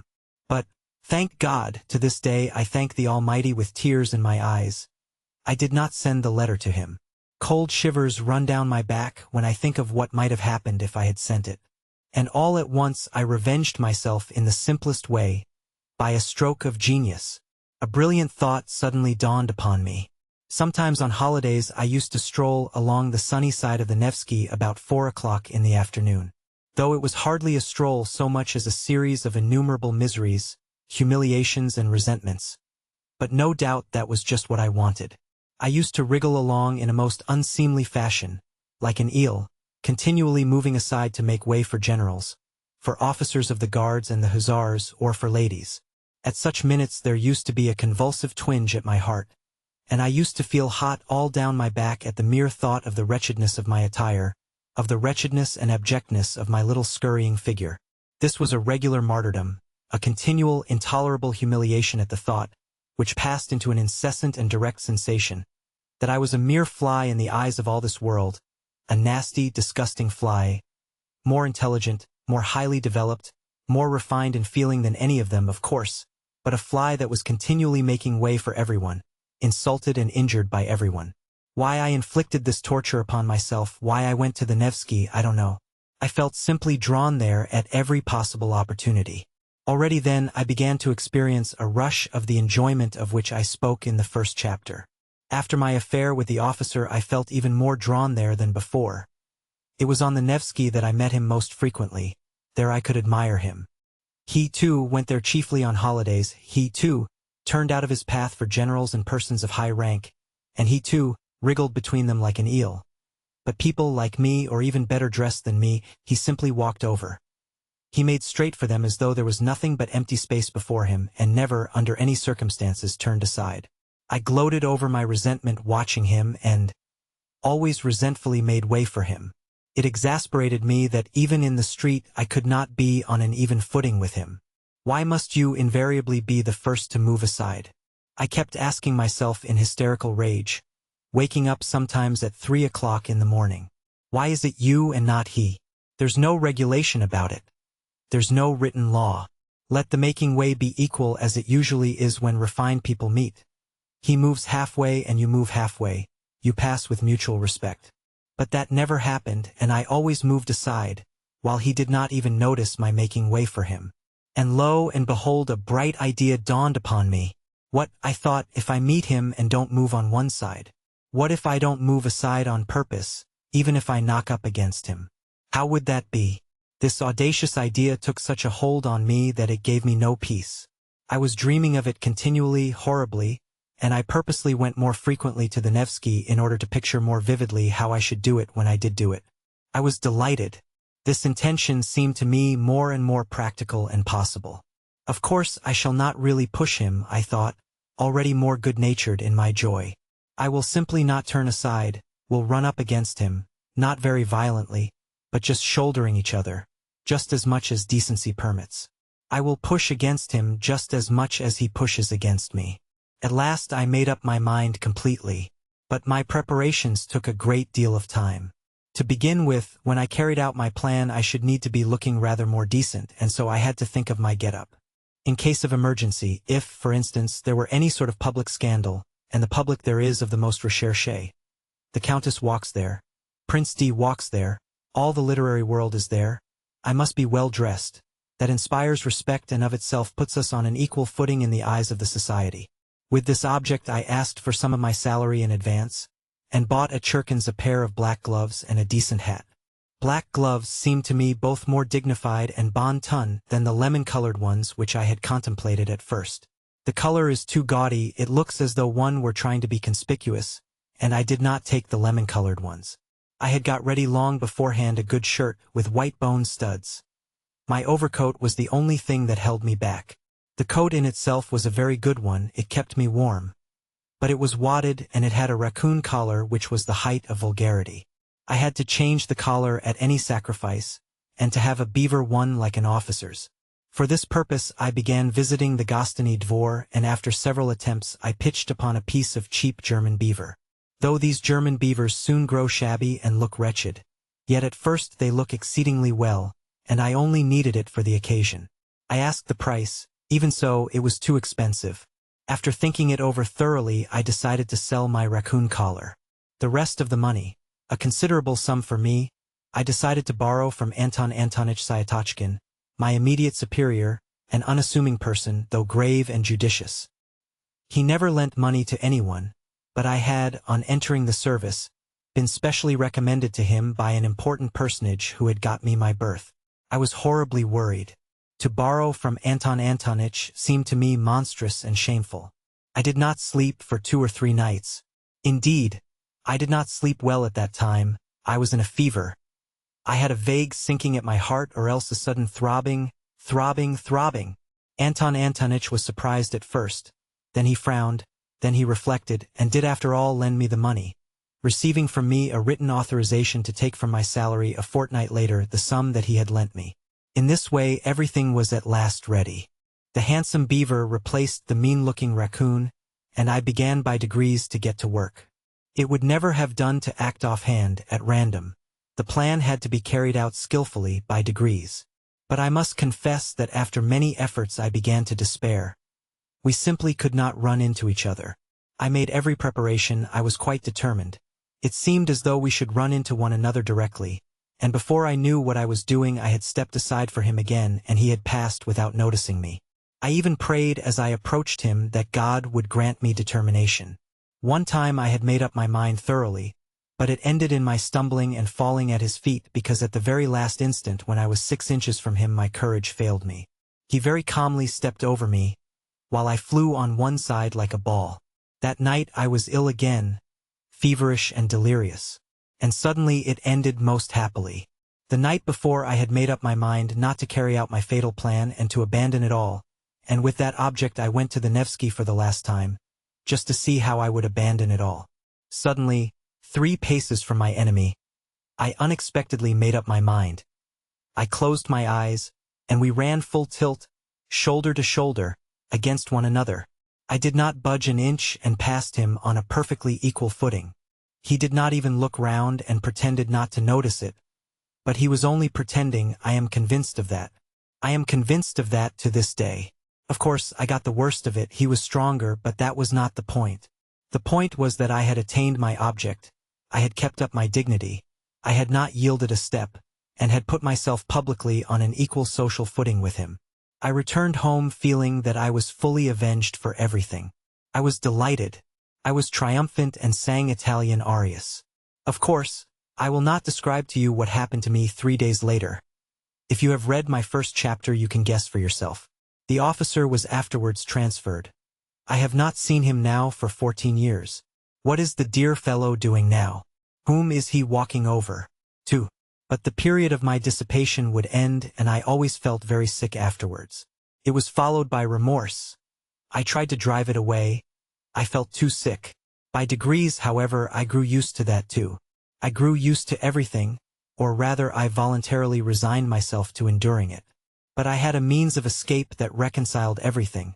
That was to find refuge in the sublime and the beautiful, in dreams, of course. I was a terrible dreamer. I would dream for 3 months on end, tucked away in my corner, and you may believe me that at those moments I had no resemblance to the gentleman who, in the perturbation of his chicken heart, put a collar of German beaver on his greatcoat. I suddenly became a hero. I would not have admitted my 6-foot lieutenant even if he had called on me. I could not even picture him before me then. What were my dreams and how I could satisfy myself with them? It is hard to say now, but at the time I was satisfied with them. Though, indeed, even now, I am to some extent satisfied with them. Dreams were particularly sweet and vivid after a spell of dissipation. They came with remorse and with tears, with curses and transports. There were moments of such positive intoxication, of such happiness, that there was not the faintest trace of irony within me, on my honor. I had faith, hope, love. I believed blindly at such times that by some miracle, by some external circumstance, all this would suddenly open out, expand. That suddenly a vista of suitable activity, beneficent, good, and above all ready-made, what sort of activity I had no idea, but the great thing was that it should be all ready for me, would rise up before me, and I should come out into the light of day, almost riding a white horse and crowned with laurel. Anything but the foremost place I could not conceive for myself, and for that very reason I quite contentedly occupied the lowest in reality. Either to be a hero or to grovel in the mud, there was nothing between. That was my ruin, for when I was in the mud I comforted myself with the thought that at other times I was a hero, and the hero was a cloak for the mud. For an ordinary man it was shameful to defile himself, but a hero was too lofty to be utterly defiled, and so he might defile himself. It is worth noting that these attacks of the sublime and the beautiful visited me even during the period of dissipation and just at the times when I was touching the bottom. They came in separate spurts, as though reminding me of themselves, but did not banish the dissipation by their appearance. On the contrary, they seemed to add a zest to it by contrast, and were only sufficiently present to serve as an appetizing sauce. That sauce was made up of contradictions and sufferings, of agonizing inward analysis, and all these pangs and pinpricks gave a certain piquancy, even a significance to my dissipation, in fact, completely answered the purpose of an appetizing sauce. There was a certain depth of meaning in it, and I could hardly have resigned myself to the simple, vulgar, direct debauchery of a clerk and have endured all the filthiness of it. What could have allured me about it then and have drawn me at night into the street? No, I had a lofty way of getting out of it all. And what loving kindness, O Lord, what loving kindness I felt at times in those dreams of mine, in those flights into the sublime and the beautiful, though it was fantastic love, though it was never applied to anything human in reality, yet there was so much of this love that one did not feel afterwards even the impulse to apply it in reality. That would have been superfluous. Everything, however, passed satisfactorily by a lazy and fascinating transition into the sphere of art, that is, into the beautiful forms of life, lying ready, largely stolen from the poets and novelists and adapted to all sorts of needs and uses. I, for instance, was triumphant over everyone. Everyone, of course, was in dust and ashes, and was forced spontaneously to recognize my superiority, and I forgave them all. I was a poet and a grand gentleman. I fell in love. I came in for countless millions and immediately devoted them to humanity, and at the same time I confessed before all the people my shameful deeds, which, of course, were not merely shameful, but had in them much that was sublime and beautiful, something in the Manfred style. Everyone would kiss me and weep. What idiots they would be if they did not. While I should go barefoot and hungry preaching new ideas and fighting a victorious Austerlitz against the obscurantists. Then the band would play a march, an amnesty would be declared, the Pope would agree to retire from Rome to Brazil. Then there would be a ball for the whole of Italy at the Villa Borghese on the shores of Lake Como being for that purpose transferred to the neighborhood of Rome. Then would come a scene in the bushes and so on, as though you did not know all about it? You will say that it is vulgar and contemptible to drag all this into public after all the tears and transports which I have myself confessed. But why is it contemptible? Can you imagine that I am ashamed of it all, and that it was stupider than anything in your life, gentlemen? And I can assure you that some of these fancies were by no means badly composed. It did not all happen on the shores of Lake Como. And yet you are right, it really is vulgar and contemptible. And most contemptible of all it is that now I am attempting to justify myself to you. And even more contemptible than that is my making this remark now. But that's enough, or there will be no end to it. Each step will be more contemptible than the last.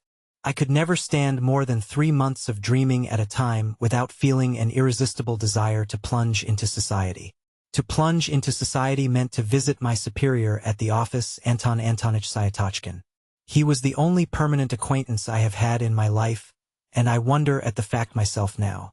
But I only went to see him when that phase came over me, and when my dreams had reached such a point of bliss that it became essential at once to embrace my fellows and all mankind.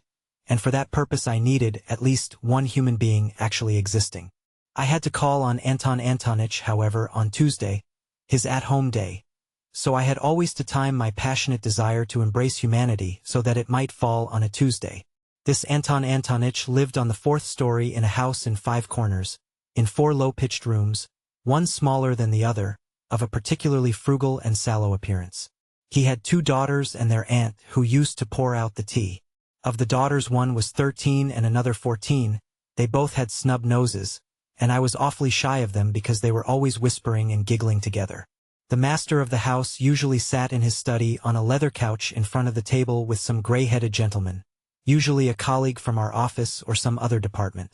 I never saw more than 2 or 3 visitors there, always the same. They talked about the excise duty, about business in the Senate, about salaries, about promotions, about His Excellency, and the best means of pleasing him, and so on. I had the patience to sit like a fool beside these people for 4 hours at a stretch, listening to them without knowing what to say to them or venturing to say a word. I became stupefied, several times I felt myself perspiring. I was overcome by a sort of paralysis. But this was pleasant and good for me. On returning home I deferred for a time my desire to embrace all mankind. I had, however, one other acquaintance of a sort, Semenov, who was an old schoolfellow. I had a number of schoolfellows, indeed, in Petersburg, but I did not associate with them and had even given up nodding to them in the street. I believe I had transferred into the department I was in simply to avoid their company and to cut off all connection with my hateful childhood. Curses on that school and all those terrible years of penal servitude. In short, I parted from my schoolfellows as soon as I got out into the world. There were 2 or 3 left to whom I nodded in the street. One of them was Semenov, who had in no way been distinguished at school, was of a quiet and equable disposition. But I discovered in him a certain independence of character and even honesty. I don't even suppose that he was particularly stupid. I had at one time spent some rather soulful moments with him, but these had not lasted long and had somehow been suddenly clouded over. He was evidently uncomfortable at these reminiscences, and was, I fancy, always afraid that I might take up the same tone again. I suspected that he had an aversion for me, but still I went on going to see him, not being quite certain of it. And so on one occasion, unable to endure my solitude and knowing that as it was Thursday Anton Antonich's door would be closed, I thought of Semenov. Climbing up to his 4th story, I was thinking that the man disliked me and that it was a mistake to go and see him.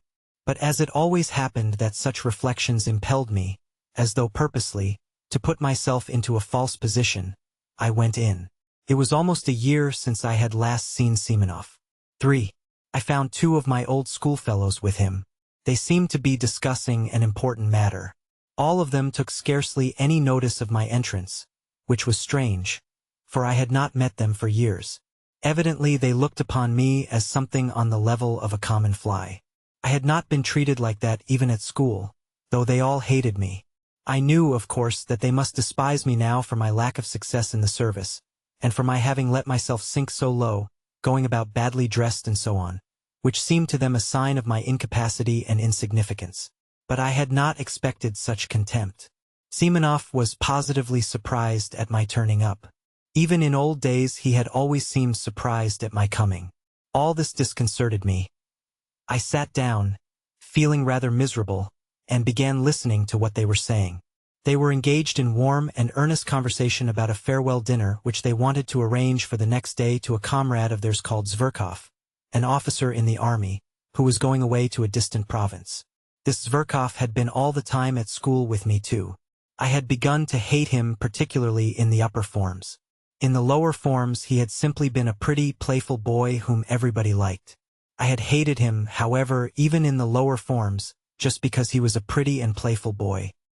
He was always bad at his lessons and got worse and worse as he went on. However, he left with a good certificate, as he had powerful interests. During his last year at school, he came in for an estate of 200 serfs, and as almost all of us were poor, he took up a swaggering tone among us.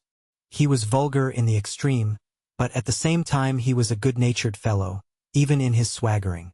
In spite of superficial, fantastic and sham notions of honor and dignity, all but very few of us positively grovelled before Zverkov, and the more so the more he swaggered. And it was not from any interested motive that they grovelled, but simply because he had been favored by the gifts of nature. Moreover, it was, as it were, an accepted idea among us that Zverkov was a specialist in regard to tact and the social graces. This last fact particularly infuriated me. I hated the abrupt, self-confident tone of his voice, his admiration of his own witticisms, which were often frightfully stupid, though he was bold in his language. I hated his handsome but stupid face, for which I would, however, have gladly exchanged my intelligent one, and the free and easy military manners in fashion in the 40s. I hated the way in which he used to talk of his future conquests of women. He did not venture to begin his attack upon women until he had the epaulets of an officer, and was looking forward to them with impatience, and boasted of the duels he would constantly be fighting. I remember how I, invariably so taciturn, suddenly fastened upon Zverkov, when one day talking at a leisure moment with his schoolfellows of his future relations with the fair sex, and growing as sportive as a puppy in the sun, he all at once declared that he would not leave a single village girl on his estate unnoticed, that was his droit de seigneur, and that if the peasants dared to protest, he would have them all flogged and double the tax on them, the bearded rascals. Our servile rabble applauded, but I attacked him, not from compassion for the girls and their fathers, but simply because they were applauding such an insect. I got the better of him on that occasion, but though Zverkov was stupid he was lively and impudent, and so laughed it off, and in such a way that my victory was not really complete. The laugh was on his side. He got the better of me on several occasions afterwards, but without malice, jestingly, casually. I remained angrily and contemptuously silent and would not answer him. When we left school he made advances to me. I did not rebuff them, for I was flattered, but we soon parted and quite naturally. Afterwards I heard of his baroque-room success as a lieutenant, and of the fast life he was leading. Then there came other rumors of his successes in the service. By then he had taken to cutting me in the street, and I suspected that he was afraid of compromising himself by greeting a personage as insignificant as me. I saw him once in the theater in the third tier of boxes. By then he was wearing shoulder straps. He was twisting and twirling about, ingratiating himself with the daughters of an ancient general. In 3 years he had gone off considerably, though he was still rather handsome and adroit. One could see that by the time he was 30 he would be corpulent. So it was to this Zverkov that my schoolfellows were going to give a dinner on his departure. They had kept up with him for those 3 years, though privately they did not consider themselves on an equal footing with him. I am convinced of that. Of Semenov's 2 visitors, one was Ferfitchkin, a Russianized German. A little fellow with the face of a monkey, a blockhead who was always deriding everyone, a very bitter enemy of mine from our days in the lower forms. A vulgar, impudent, swaggering fellow, who affected a most sensitive feeling of personal honor, though, of course, he was a wretched little coward at heart. He was one of those worshippers of Zverkov who made up to the latter from interested motives, and often borrowed money from him. Semenov's other visitor, Trudolyubov, was a person in no way remarkable. A tall young fellow, in the army, with a cold face, fairly honest, though he worshipped success of every sort, and was only capable of thinking of promotion. He was some sort of distant relation of Zverkov's, and this, foolish as it seems, gave him a certain importance among us. He always thought me of no consequence whatever. His behavior to me, though not quite courteous, was tolerable. Well, with 7 rubles each, said Trudolyubov, 21 rubles between the 3 of us, we ought to be able to get a good dinner. Zverkov, of course, won't pay. Of course not, since we are inviting him, Semenov decided. Can you imagine?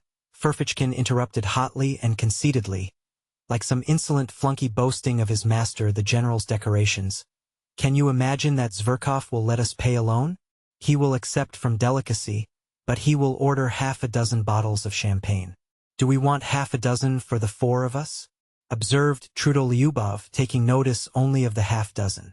So the 3 of us, with Zverkov for the 4th, 21 rubles, at the Hotel de Paris at 5 o'clock tomorrow. Semenov, who had been asked to make the arrangements, concluded finally. How 21 rubles? I asked in some agitation, with a show of being offended. If you count me it will not be 21, but 28 rubles.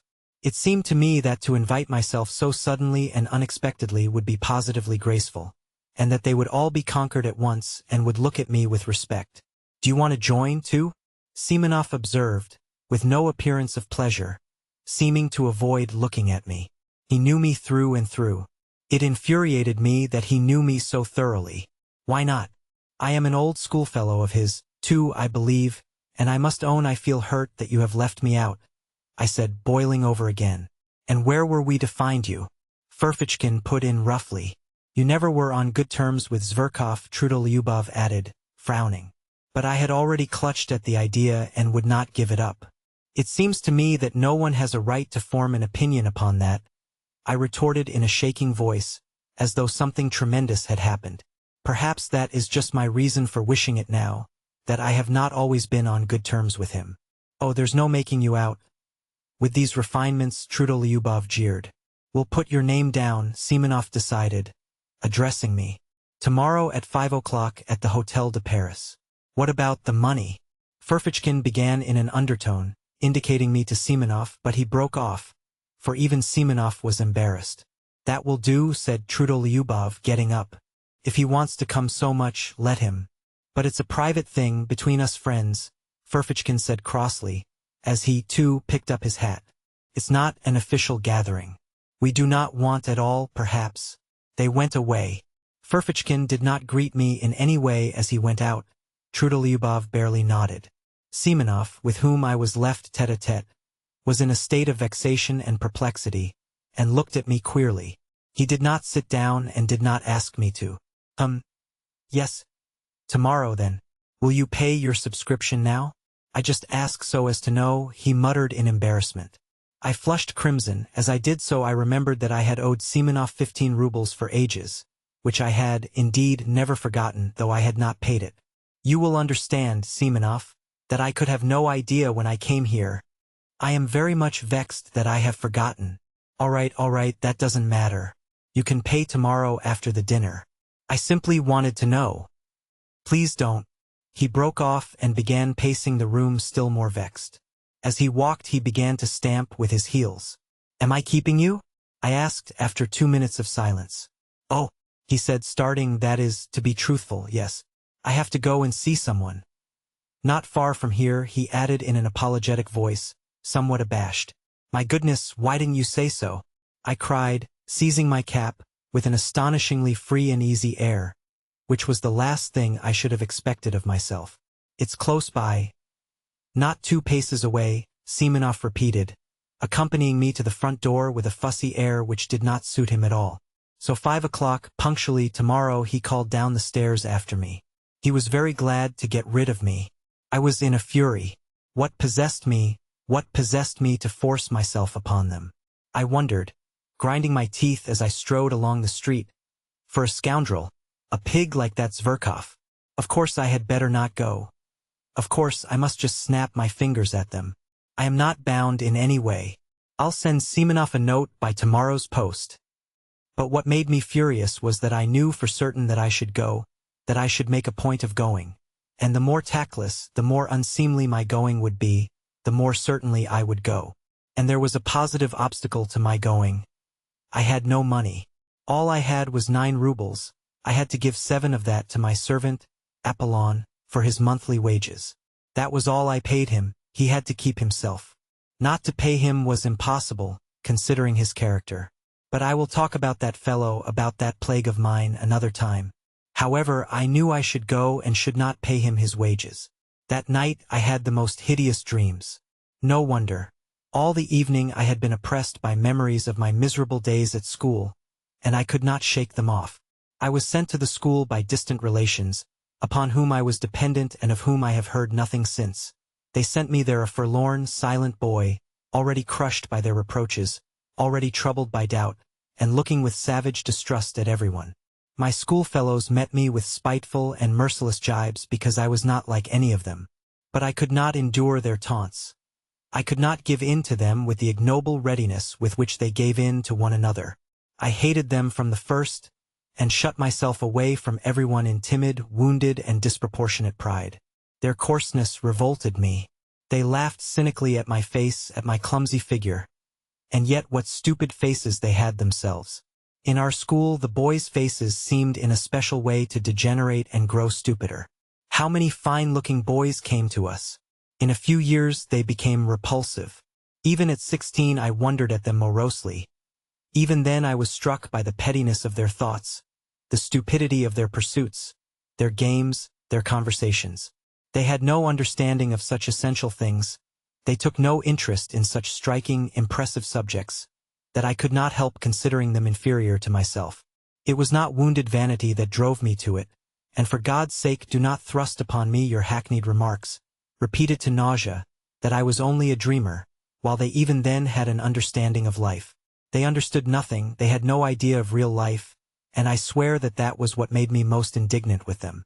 On the contrary, the most obvious, striking reality they accepted with fantastic stupidity, and even at that time were accustomed to respect success. Everything that was just, but oppressed and looked down upon, they laughed at heartlessly and shamefully. They took rank for intelligence. Even at 16 they were already talking about a snug berth. Of course, a great deal of it was due to their stupidity, to the bad examples with which they had always been surrounded in their childhood and boyhood. They were monstrously depraved. Of course, a great deal of that, too, was superficial and an assumption of cynicism. Of course, there were glimpses of youth and freshness even in their depravity. But even that freshness was not attractive, and showed itself in a certain rakishness. I hated them horribly, though perhaps I was worse than any of them. They repaid me in the same way, and did not conceal their aversion for me. But by then I did not desire their affection. On the contrary, I continually longed for their humiliation. To escape from their derision, I purposely began to make all the progress I could with my studies and forced my way to the very top. This impressed them. Moreover, they all began by degrees to grasp that I had already read books none of them could read, and understood things, not forming part of our school curriculum, of which they had not even heard. They took a savage and sarcastic view of it, but were morally impressed, especially as the teachers began to notice me on those grounds. The mockery ceased, but the hostility remained, and cold and strained relations became permanent between us. In the end, I could not put up with it. With years, a craving for society, for friends, developed in me. I attempted to get on friendly terms with some of my schoolfellows, but somehow or other my intimacy with them was always strained and soon ended of itself. Once, indeed, I did have a friend, but I was already a tyrant at heart. I wanted to exercise unbounded sway over him. I tried to instill into him a contempt for his surroundings. I required of him a disdainful and complete break with those surroundings. I frightened him with my passionate affection. I reduced him to tears, to hysterics. He was a simple and devoted soul, but when he devoted himself to me entirely, I began to hate him immediately and repulsed him, as though all I needed him for was to win a victory over him, to subjugate him and nothing else. But I could not subjugate all of them. My friend was not at all like them either. He was, in fact, a rare exception. The first thing I did on leaving school was to give up the special job for which I had been destined so as to break all ties, to curse my past and shake the dust from off my feet. And goodness knows why, after all that, I should go trudging off to Semenov's. Early next morning I roused myself and jumped out of bed with excitement, as though it were all about to happen at once. But I believed that some radical change in my life was coming, and would inevitably come that day. Owing to its rarity, perhaps any external event, however trivial, always made me feel as though some radical change in my life were at hand. I went to the office, however, as usual, but sneaked away home 2 hours earlier to get ready. The great thing, I thought, is not to be the first to arrive, or they will think I am overjoyed at coming. But there were thousands of such great points to consider, and they all agitated and overwhelmed me. I polished my boots a second time with my own hands. Nothing in the world would have induced Apollon to clean them twice a day, as he considered that it was more than his duties required of him. I stole the brushes to clean them from the passage, being careful he should not detect it, for fear of his contempt. Then I minutely examined my clothes and thought that everything looked old, worn and threadbare. I had let myself get too slovenly. My uniform, perhaps, was tidy, but I could not go out to dinner in my uniform. The worst of it was that, on the knee of my trousers was a big yellow stain. I had a foreboding that that stain would deprive me of 9/10 of my personal dignity. I knew, too, that it was very poor to think so. But this is no time for thinking. Now I am in for the real thing, I thought, and my heart sank. I knew, too, perfectly well even then, that I was monstrously exaggerating the facts. But how could I help it? I could not control myself and was already shaking with fever.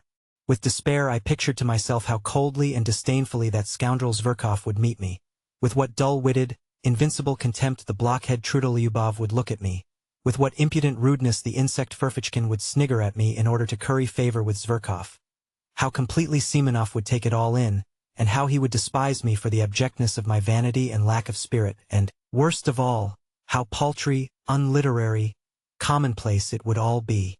Of course, the best thing would be not to go at all. But that was most impossible of all. If I feel impelled to do anything, I seem to be pitchforked into it. I should have jeered at myself ever afterwards. So you funked it, you funked it, you funked the real thing. On the contrary, I passionately longed to show all that rabble that I was by no means such a spiritless creature as I seemed to myself.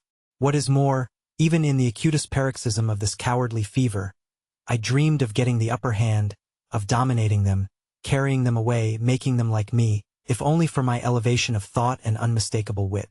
They would abandon Zverkov, he would sit on one side, silent and ashamed, while I should crush him. Then, perhaps, we would be reconciled and drink to our everlasting friendship.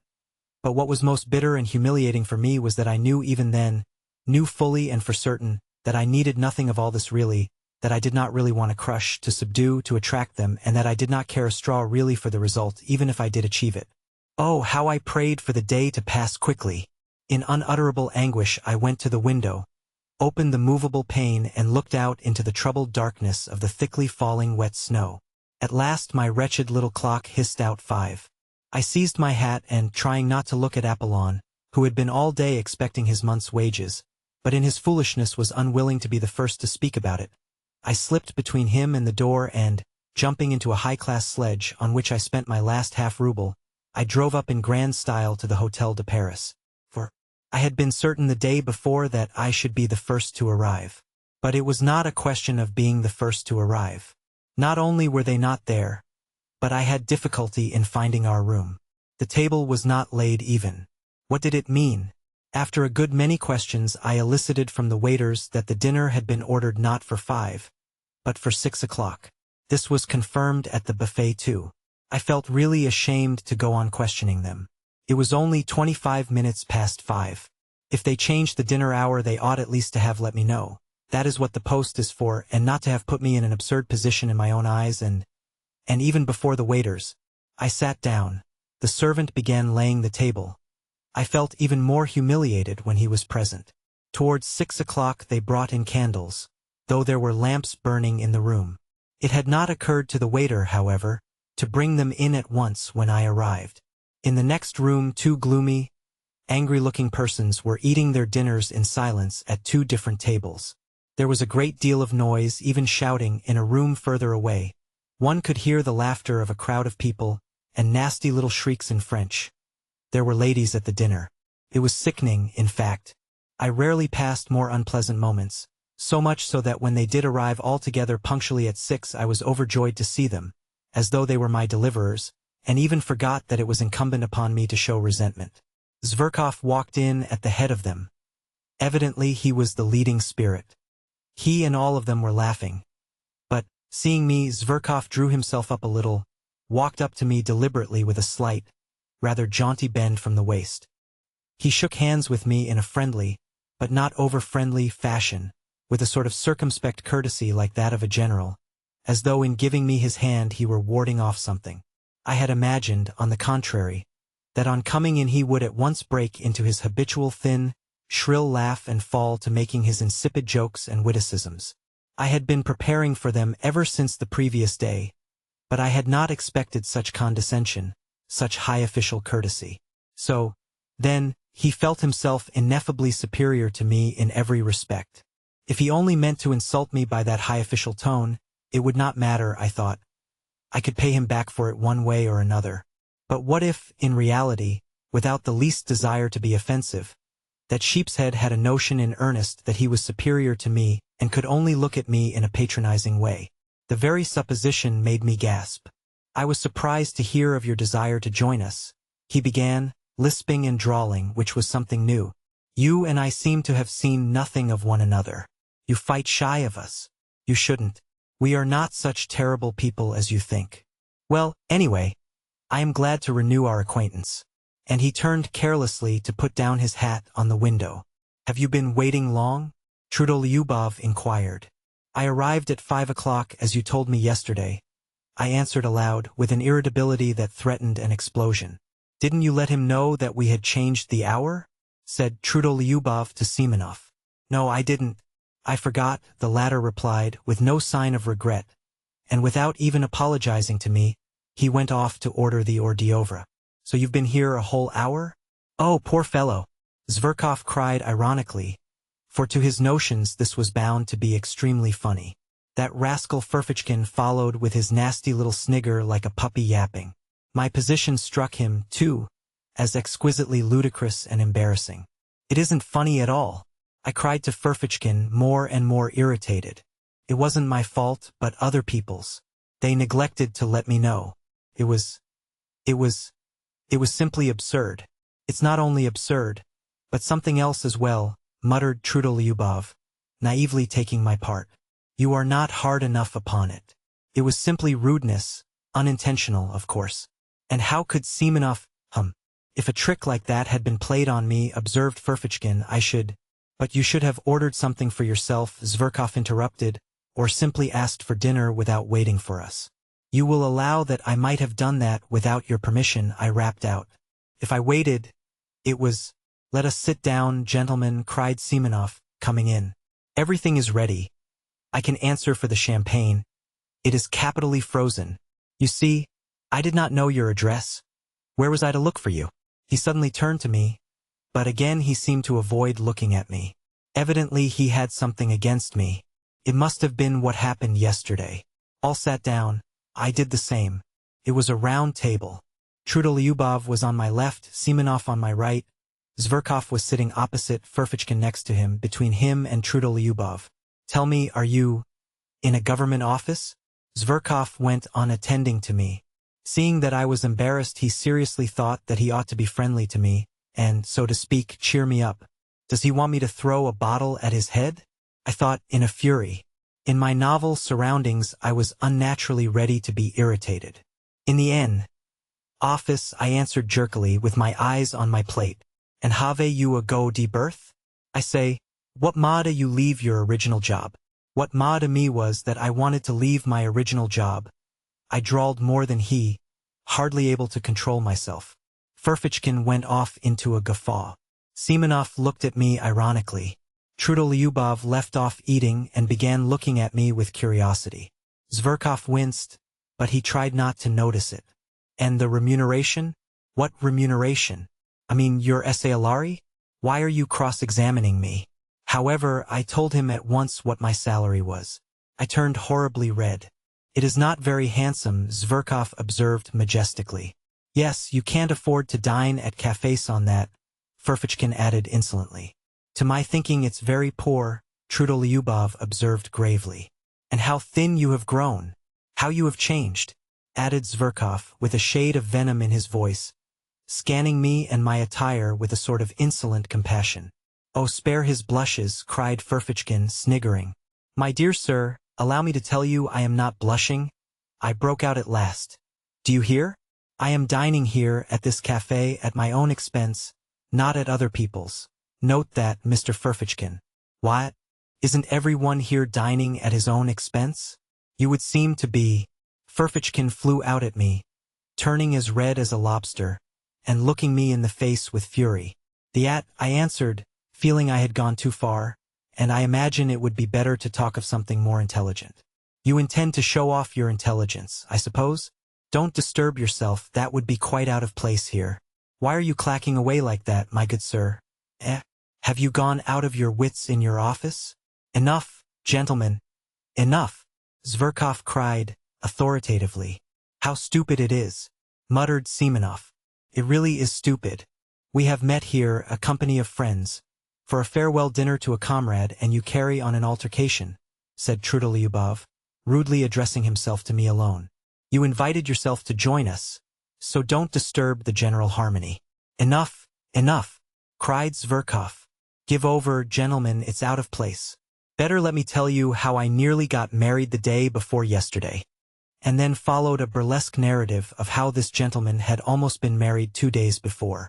There was not a word about the marriage, however, but the story was adorned with generals, colonels, and Kammerjunker, while Zverkov almost took the lead among them. It was greeted with approving laughter. Ferfitchkin positively squealed. No one paid any attention to me, and I sat crushed and humiliated. Good heavens! These are not the people for me, I thought. And what a fool I have made of myself before them. I let Ferfitchkin go too far, though. The brutes imagine they are doing me an honor in letting me sit down with them. They don't understand that it's an honor to them and not to me. I've grown thinner. My clothes.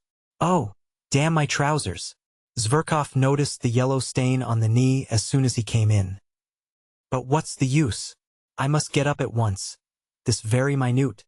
Take my hat and simply go without a word. With contempt, and tomorrow I can send a challenge. The scoundrels! As though I cared about the 7 rubles. They may think.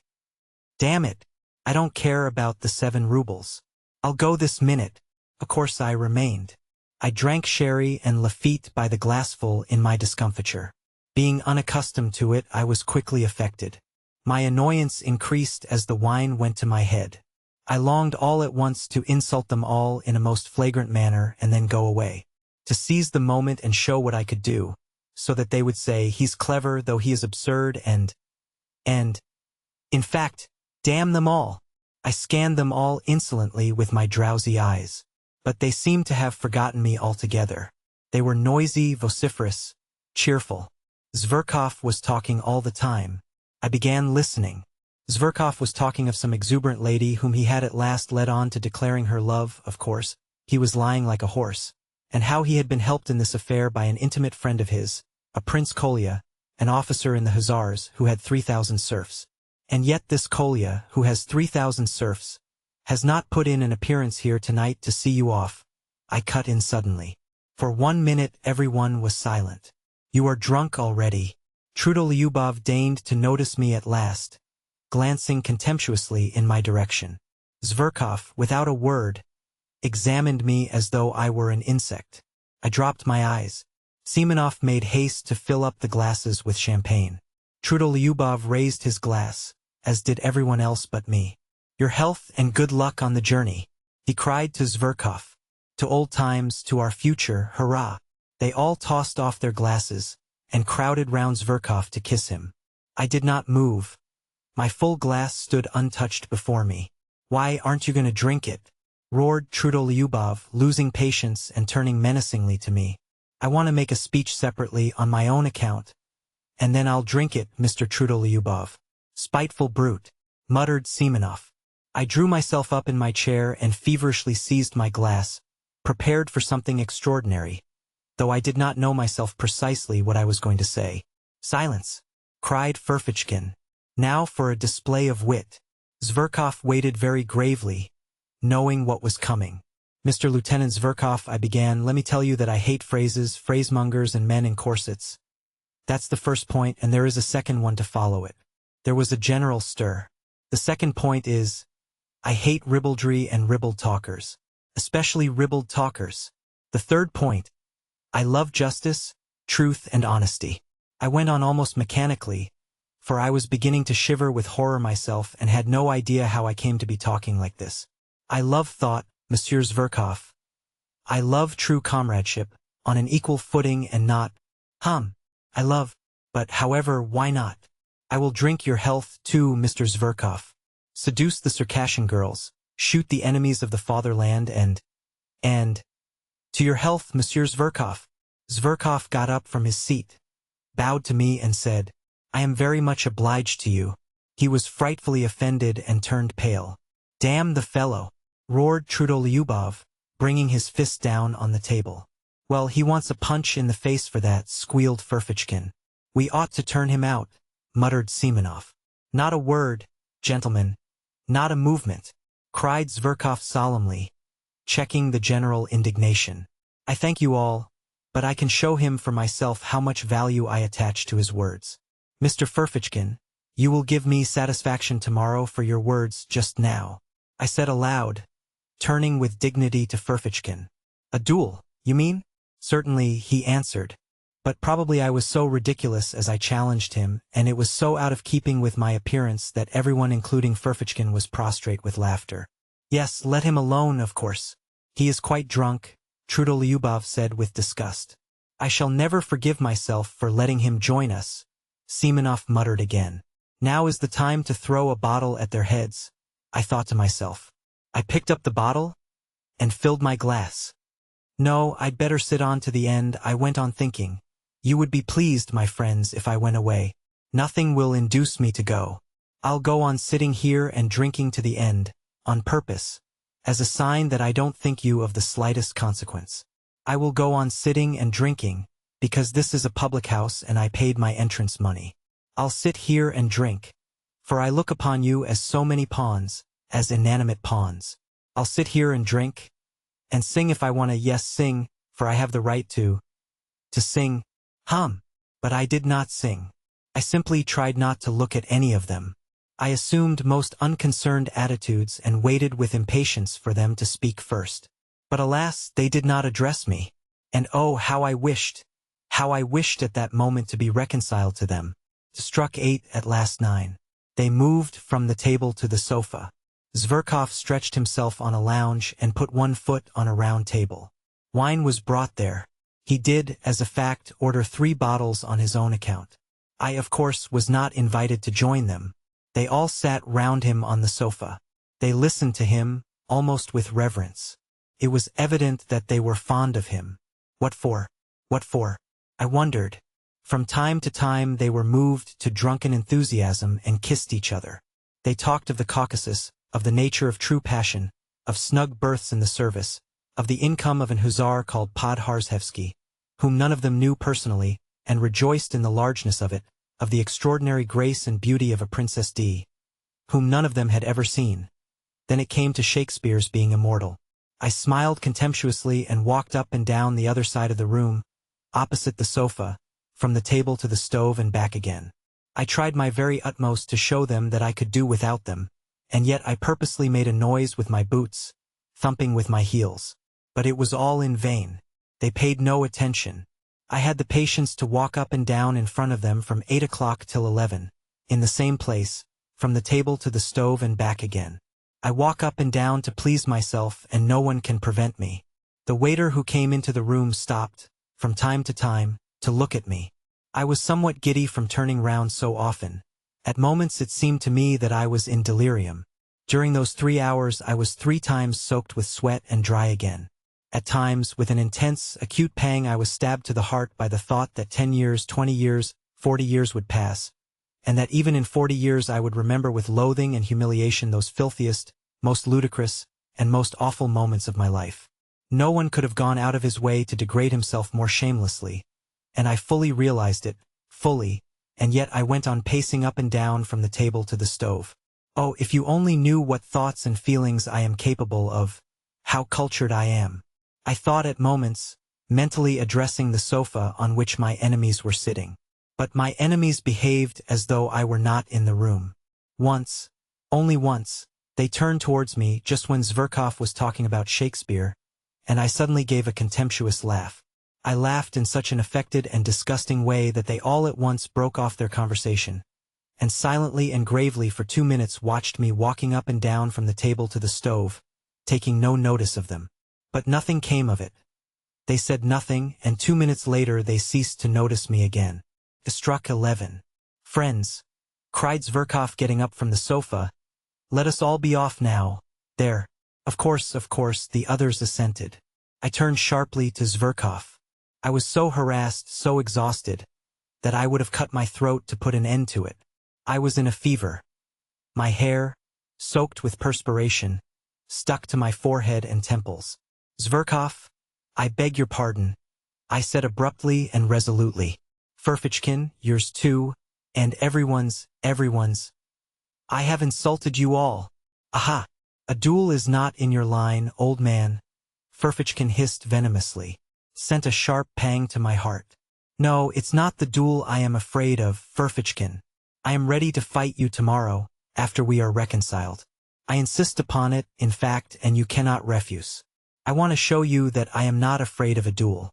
You shall fire first and I shall fire into the air." "He is comforting himself," said Simonov. "He's simply raving," said Trudolyubov. "But let us pass. Why are you barring our way? What do you want?" Zverkov answered disdainfully. They were all flushed. Their eyes were bright. They had been drinking heavily. "I ask for your friendship, Zverkov. I insulted you, but—" "Insulted? You insulted me? Understand, sir, that you never, under any circumstances, could possibly insult me. And that's enough for you. Out of the way," concluded Trudolyubov. "Olympia is mine, friends, that's agreed," cried Zverkov. "We won't dispute your right, we won't dispute your right," the others answered, laughing. I stood as though spat upon. The party went noisily out of the room. Trudolyubov struck up some stupid song. Simonov remained behind for a moment to tip the waiters. I suddenly went up to him. "Simonov, give me 6 rubles," I said with desperate resolution. He looked at me in extreme amazement, with vacant eyes. He too was drunk. "You don't mean you are coming with us?" "Yes." "I've no money," he snapped out, and with a scornful laugh he went out of the room. I clutched at his overcoat. It was a nightmare. "Simonov, I saw you had money. Why do you refuse me? Am I a scoundrel? Beware of refusing me. If you knew why I am asking. My whole future, my whole plans depend upon it."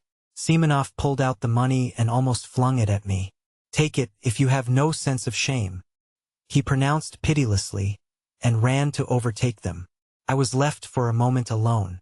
Disorder, the remains of dinner, A broken wine glass on the floor, spilt wine, cigarette ends, fumes of drink and delirium in my brain, an agonizing misery in my heart, and finally the waiter, who had seen and heard all and was looking inquisitively into my face.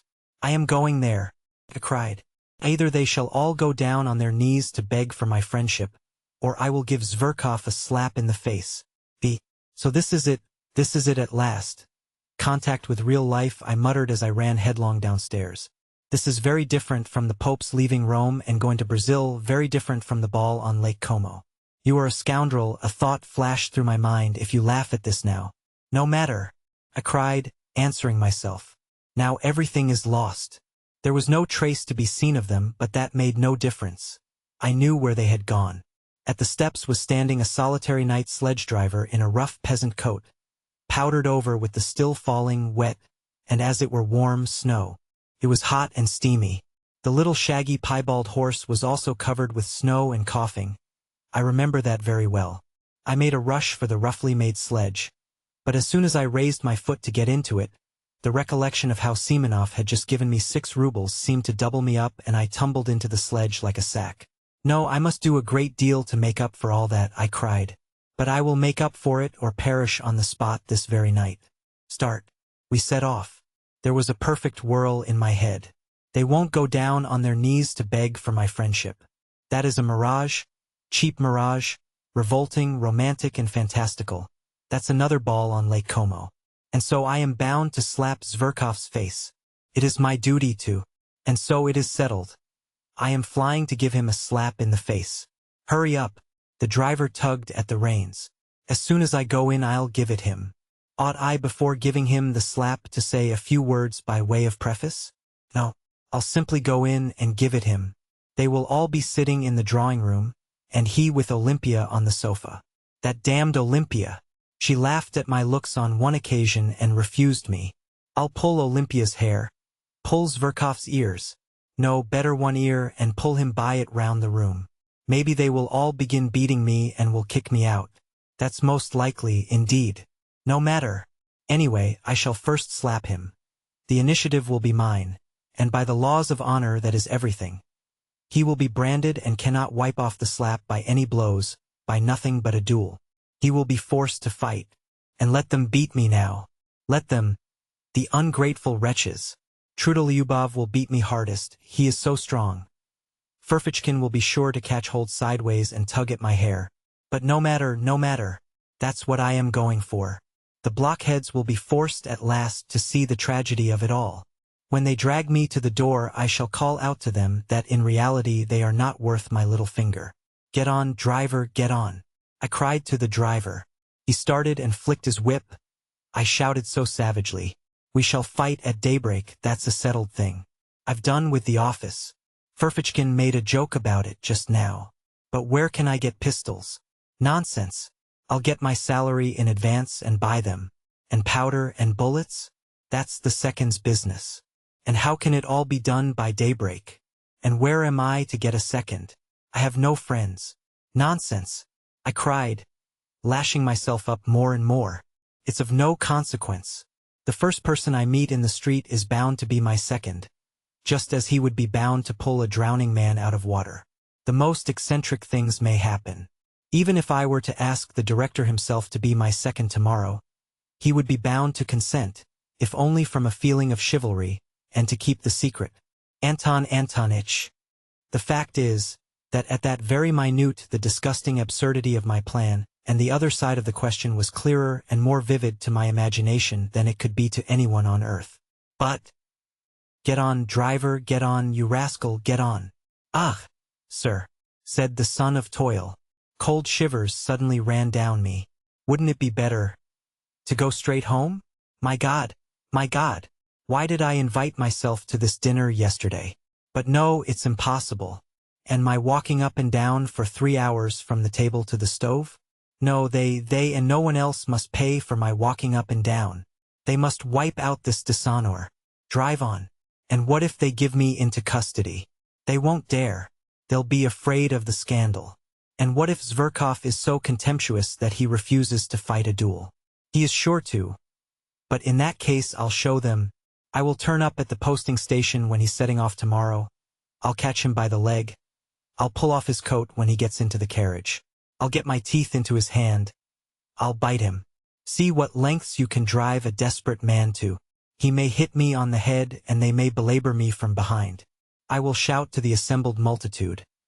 Look at this young puppy who is driving off to captivate the Circassian girls after letting me spit in his face. Of course, after that, everything will be over. The office will have vanished off the face of the earth. I shall be arrested. I shall be tried.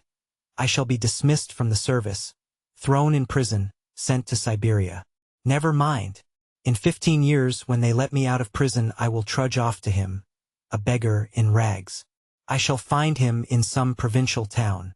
He will be married and happy. He will have a grown-up daughter. I shall say to him, "Look, monster, at my hollow cheeks and my rags. I've lost everything. My career, my happiness, art, science, the woman I loved, and all through you. Here are pistols. I have come to discharge my pistol and I forgive you." Then I shall fire into the air and he will hear nothing more of me. I was actually on the point of tears, though I knew perfectly well at that moment that all this was out of Pushkin's Silvio and Lermontov's masquerade. And all at once I felt horribly ashamed. So ashamed that I stopped the horse, got out of the sledge, and stood still in the snow in the middle of the street. The driver gazed at me, sighing and astonished. What was I to do? I could not go on there, it was evidently stupid, and I could not leave things as they were, because that would seem as though, heavens, how could I leave things? And after such insults? No, I cried, throwing myself into the sledge again. It is ordained. It is fate. Drive on, drive on. And in my impatience I punched the sledge driver on the back of the neck. What are you up to? What are you hitting me for? The peasant shouted, but he whipped up his nag so that it began kicking. The wet snow was falling in big flakes. I unbuttoned myself, regardless of it. I forgot everything else, for I had finally decided on the slap, and felt with horror that it was going to happen now, at once, and that no force could stop it. The deserted street lamps gleamed sullenly in the snowy darkness like torches at a funeral. The snow drifted under my greatcoat, under my coat, under my cravat, and melted there. I did not wrap myself up, all was lost. Anyway, at last we arrived. I jumped out, almost unconscious, ran up the steps and began knocking and kicking at the door. I felt fearfully weak, particularly in my legs and knees. The door was opened quickly as though they knew I was coming. As a fact, Simonov had warned them that perhaps another gentleman would arrive, and this was a place in which one had to give notice and to observe certain precautions. It was one of those millinery establishments which were abolished by the police a good time ago. By day it really was a shop, but at night, if one had an introduction, one might visit it for other purposes. I walked rapidly through the dark shop into the familiar drawing room, where there was only one candle burning, and stood still in amazement. There was no one there. Where are they? I asked somebody, but by now, of course, they had separated. Before me was standing a person with a stupid smile, the madam herself, who had seen me before. A minute later a door opened and another person came in. Taking no notice of anything, I strode about the room, and I believe I talked to myself. I felt as though I had been saved from death and was conscious of this, joyfully, all over. I should have given that slap. I should certainly have given it. But now they were not here and everything had vanished and changed. I looked round. I could not realize my condition yet. I looked mechanically at the girl who had come in, and had a glimpse of a fresh, young, rather pale face with straight, dark eyebrows and with grave, as it were wondering, eyes that attracted me at once. I should have hated her if she had been smiling. I began looking at her more intently and, as it were, with effort. I had not fully collected my thoughts. There was something simple and good-natured in her face, but something strangely grave. I am sure that this stood in her way here, and no one of those fools had noticed her. She could not, however, have been called a beauty, though she was tall, strong-looking, and well-built. She was very simply dressed. Something loathsome stirred within me. I went straight up to her. I chanced to look into the glass. My harassed face struck me as revolting in the extreme, pale, angry, abject, with disheveled hair. No matter, I am glad of it, I thought. I am glad that I shall seem repulsive to her. I like that. 6. Somewhere behind a screen a clock began wheezing, as though oppressed by something, as though someone were strangling it. After an unnaturally prolonged wheezing there followed a shrill, nasty, and as it were unexpectedly rapid chime, as though someone were suddenly jumping forward. It struck 2. I woke up, though I had indeed not been asleep but lying half-conscious. It was almost completely dark in the narrow, cramped, low-pitched room, cumbered up with an enormous wardrobe and piles of cardboard boxes and all sorts of frippery and litter. The candle end that had been burning on the table was going out and gave a faint flicker from time to time. In a few minutes there would be complete darkness. I was not long in coming to myself. Everything came back to my mind at once, without an effort, as though it had been in ambush to pounce upon me again. And, indeed, even while I was unconscious a point seemed continually to remain in my memory unforgotten, and round it my dreams moved drearily. But strange to say, everything that had happened to me in that day seemed to me now, on waking, to be in the far, far away past, as though I had long, long ago lived all that down. My head was full of fumes. Something seemed to be hovering over me, rousing me, exciting me, and making me restless. Misery and spite seemed surging up in me again and seeking an outlet.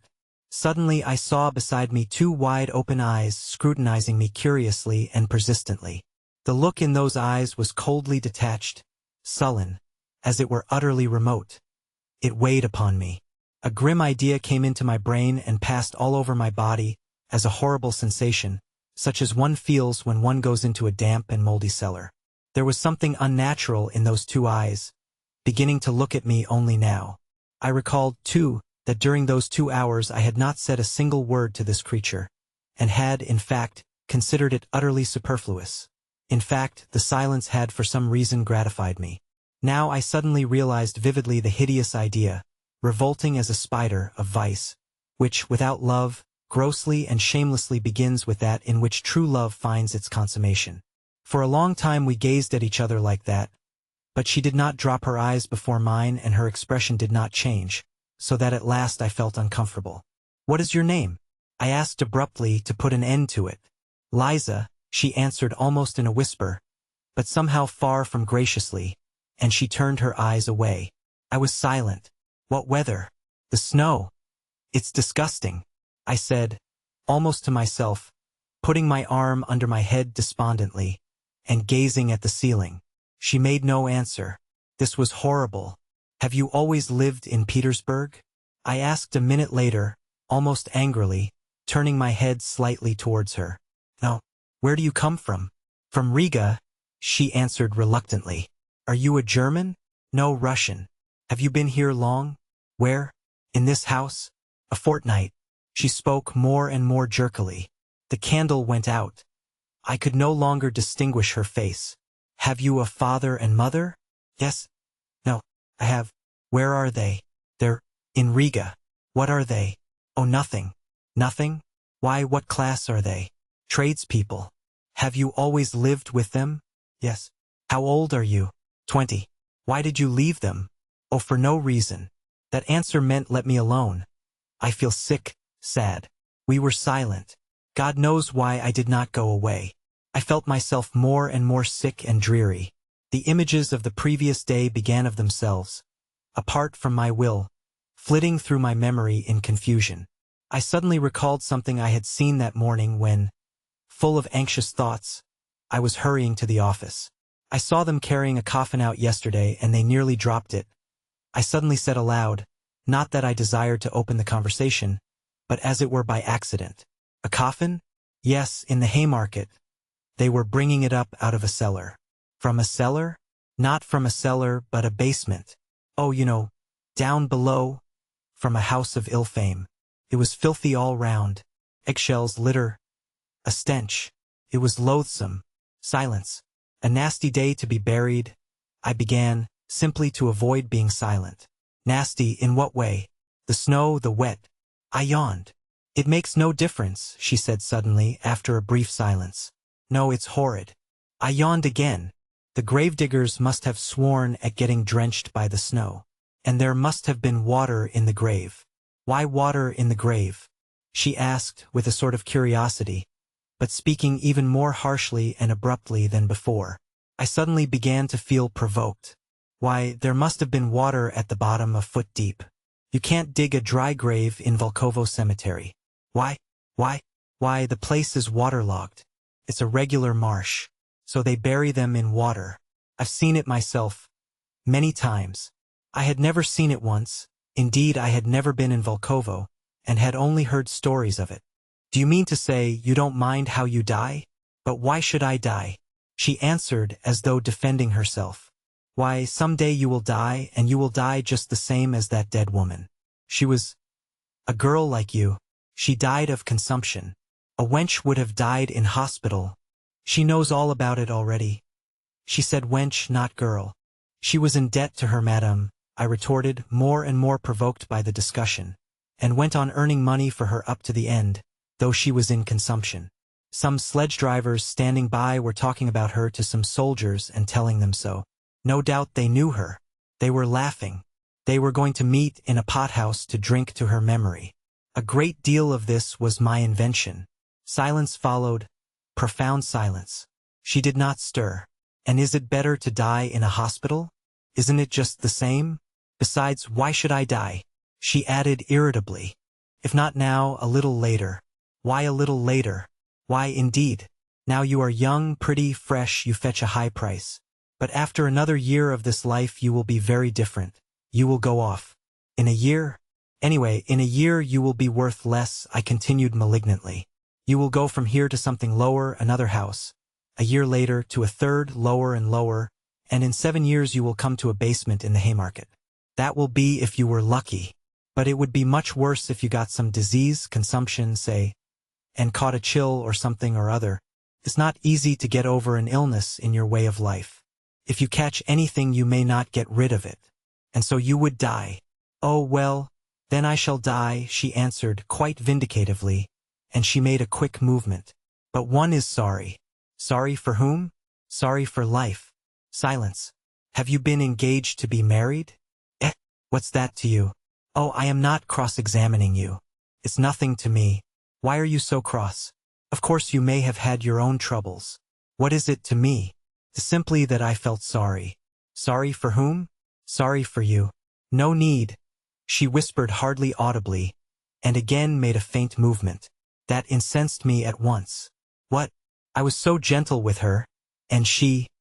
Why do you think that you are on the right path? I don't think anything. That's what's wrong, that you don't think. Realize it while there is still time. There still is time. You are still young, good-looking. You might love, be married, be happy. Not all married women are happy. She snapped out in the rude, abrupt tone she had used at first. Not all, of course, but anyway it is much better than the life here. Infinitely better. Besides, with love one can live even without happiness. Even in sorrow life is sweet. Life is sweet, however one lives. But here what is there but foulness? Phew! I turned away with disgust. I was no longer reasoning coldly. I began to feel myself what I was saying and warmed to the subject. I was already longing to expound the cherished ideas I had brooded over in my corner. Something suddenly flared up in me. An object had appeared before me. Never mind my being here. I am not an example for you. I am perhaps worse than you are. I was drunk when I came here, though I hastened, however, to say in self-defense. Besides, a man is no example for a woman. It's a different thing. I may degrade and defile myself, but I am not anyone's slave. I come and go, and that's an end of it. I shake it off and I am a different man. But you are a slave from the start. Yes, a slave. You give up everything, your whole freedom. If you want to break your chains afterwards, you won't be able to. You will be more and more fast in the snares. It is an accursed bondage. I know it. I won't speak of anything else, maybe you won't understand, but tell me, no doubt you are in debt to your madam? There, you see, I added, though she made no answer, but only listened in silence, entirely absorbed. That's a bondage for you. You will never buy your freedom. They will see to that. It's like selling your soul to the devil. And besides, perhaps I too am just as unlucky. How do you know? And wallow in the mud on purpose out of misery? Men take to drink from grief. Well, maybe I am here from grief. Come, tell me, what is there good here? Here you and I came together just now and did not say one word to one another all the time, and it was only afterwards you began staring at me like a wild creature, and I at you. Is that loving? Is that how one human being should meet another? It's hideous. That's what it is. Yes. She assented sharply and hurriedly. I was positively astounded by the promptitude of this yes. So the same thought may have been straying through her mind when she was staring at me just before. So she, too, was capable of certain thoughts? Damn it all, this was interesting, this was a point of likeness. I thought, almost rubbing my hands. And indeed it's easy to turn a young soul like that.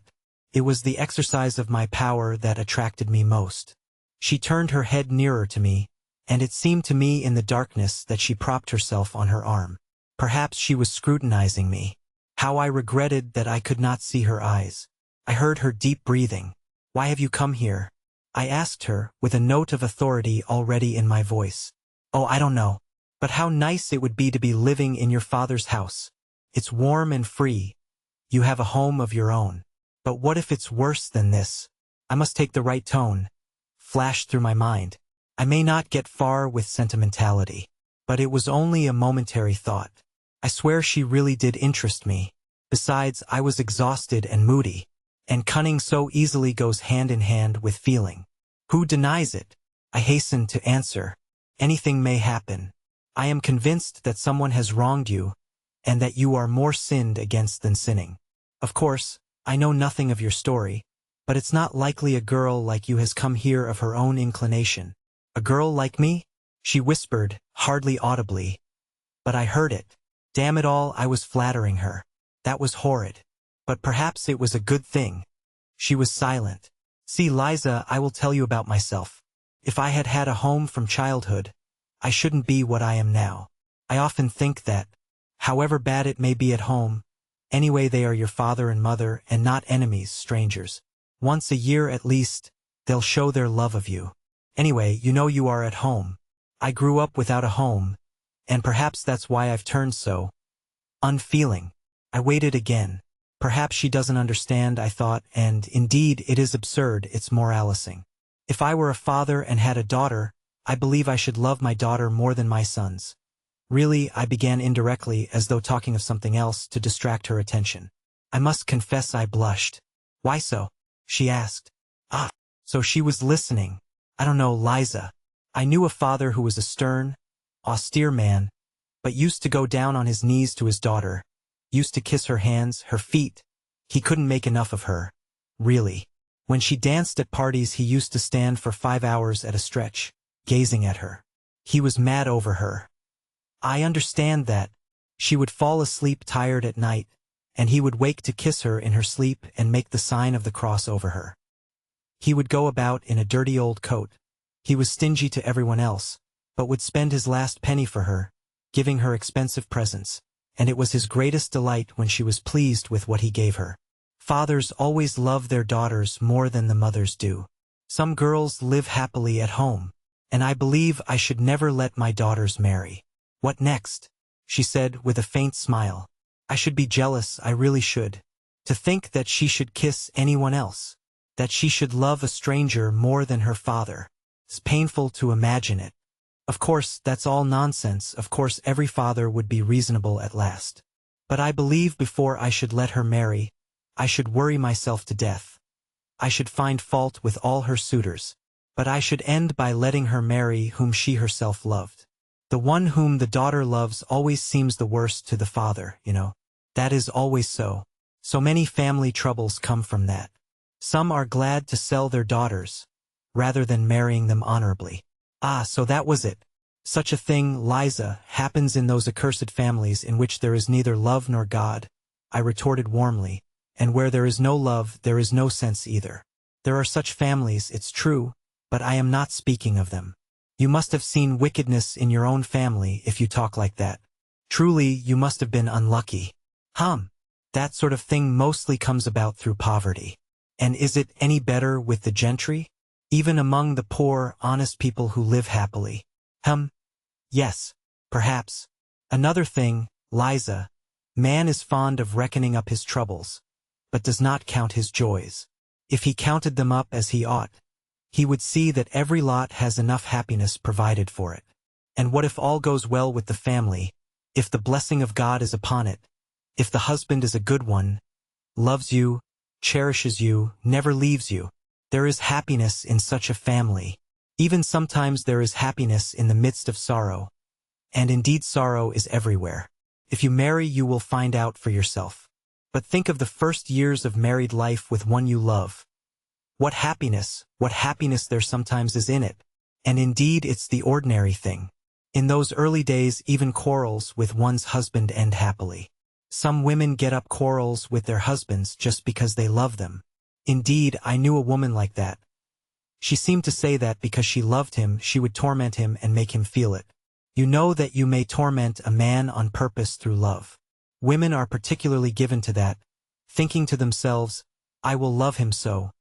I will make so much of him afterwards, that it's no sin to torment him a little now. And all in the house rejoice in the sight of you, and you are happy and gay and peaceful and honorable. Then there are some women who are jealous. If he went off anywhere. I knew one such woman, she couldn't restrain herself, but would jump up at night and run off on the sly to find out where he was, whether he was with some other woman. That's a pity. And the woman knows herself it's wrong, and her heart fails her and she suffers, but she loves. It's all through love. And how sweet it is to make up after quarrels, to own herself in the wrong or to forgive him, and they both are so happy all at once. As though they had met anew, been married over again, as though their love had begun afresh. And no one should know what passes between husband and wife if they love one another. And whatever quarrels there may be between them, they ought not to call in their own mother to judge between them and tell tales of one another. They are their own judges.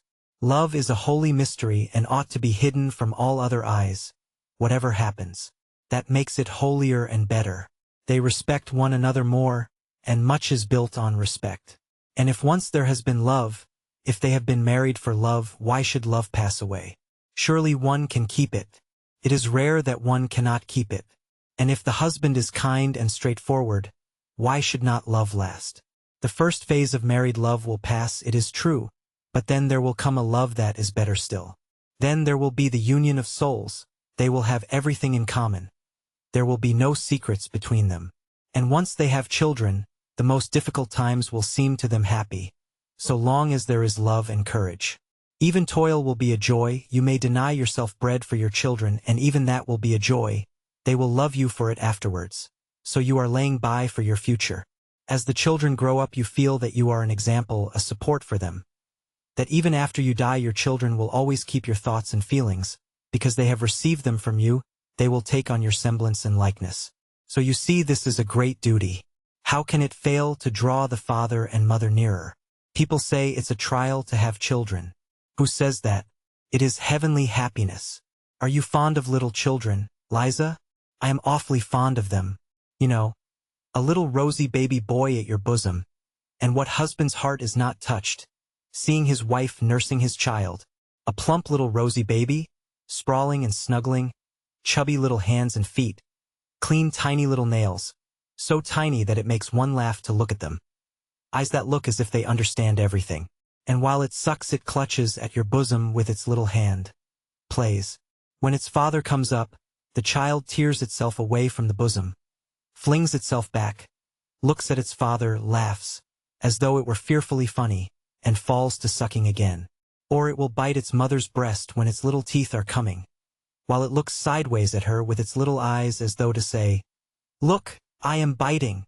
Is not all that happiness when they are the three together, husband, wife and child? One can forgive a great deal for the sake of such moments. Yes, Liza, one must first learn to live oneself before one blames others. It's by pictures like that one must get at you, I thought to myself, though I did speak with real feeling, and all at once I flushed crimson. What if she were suddenly to burst out laughing? What should I do then? That idea drove me to fury. Towards the end of my speech I really was excited, and now my vanity was somehow wounded. The silence continued. I almost nudged her. "Why are you—" she began and stopped. But I understood. There was a quiver of something different in her voice, not abrupt, harsh and unyielding as before, but something soft and shamefaced, so shamefaced that I suddenly felt ashamed and guilty. "What?" I asked with tender curiosity. What? Why you speak somehow like a book," she said, and again there was a note of irony in her voice. That remark sent a pang to my heart. It was not what I was expecting.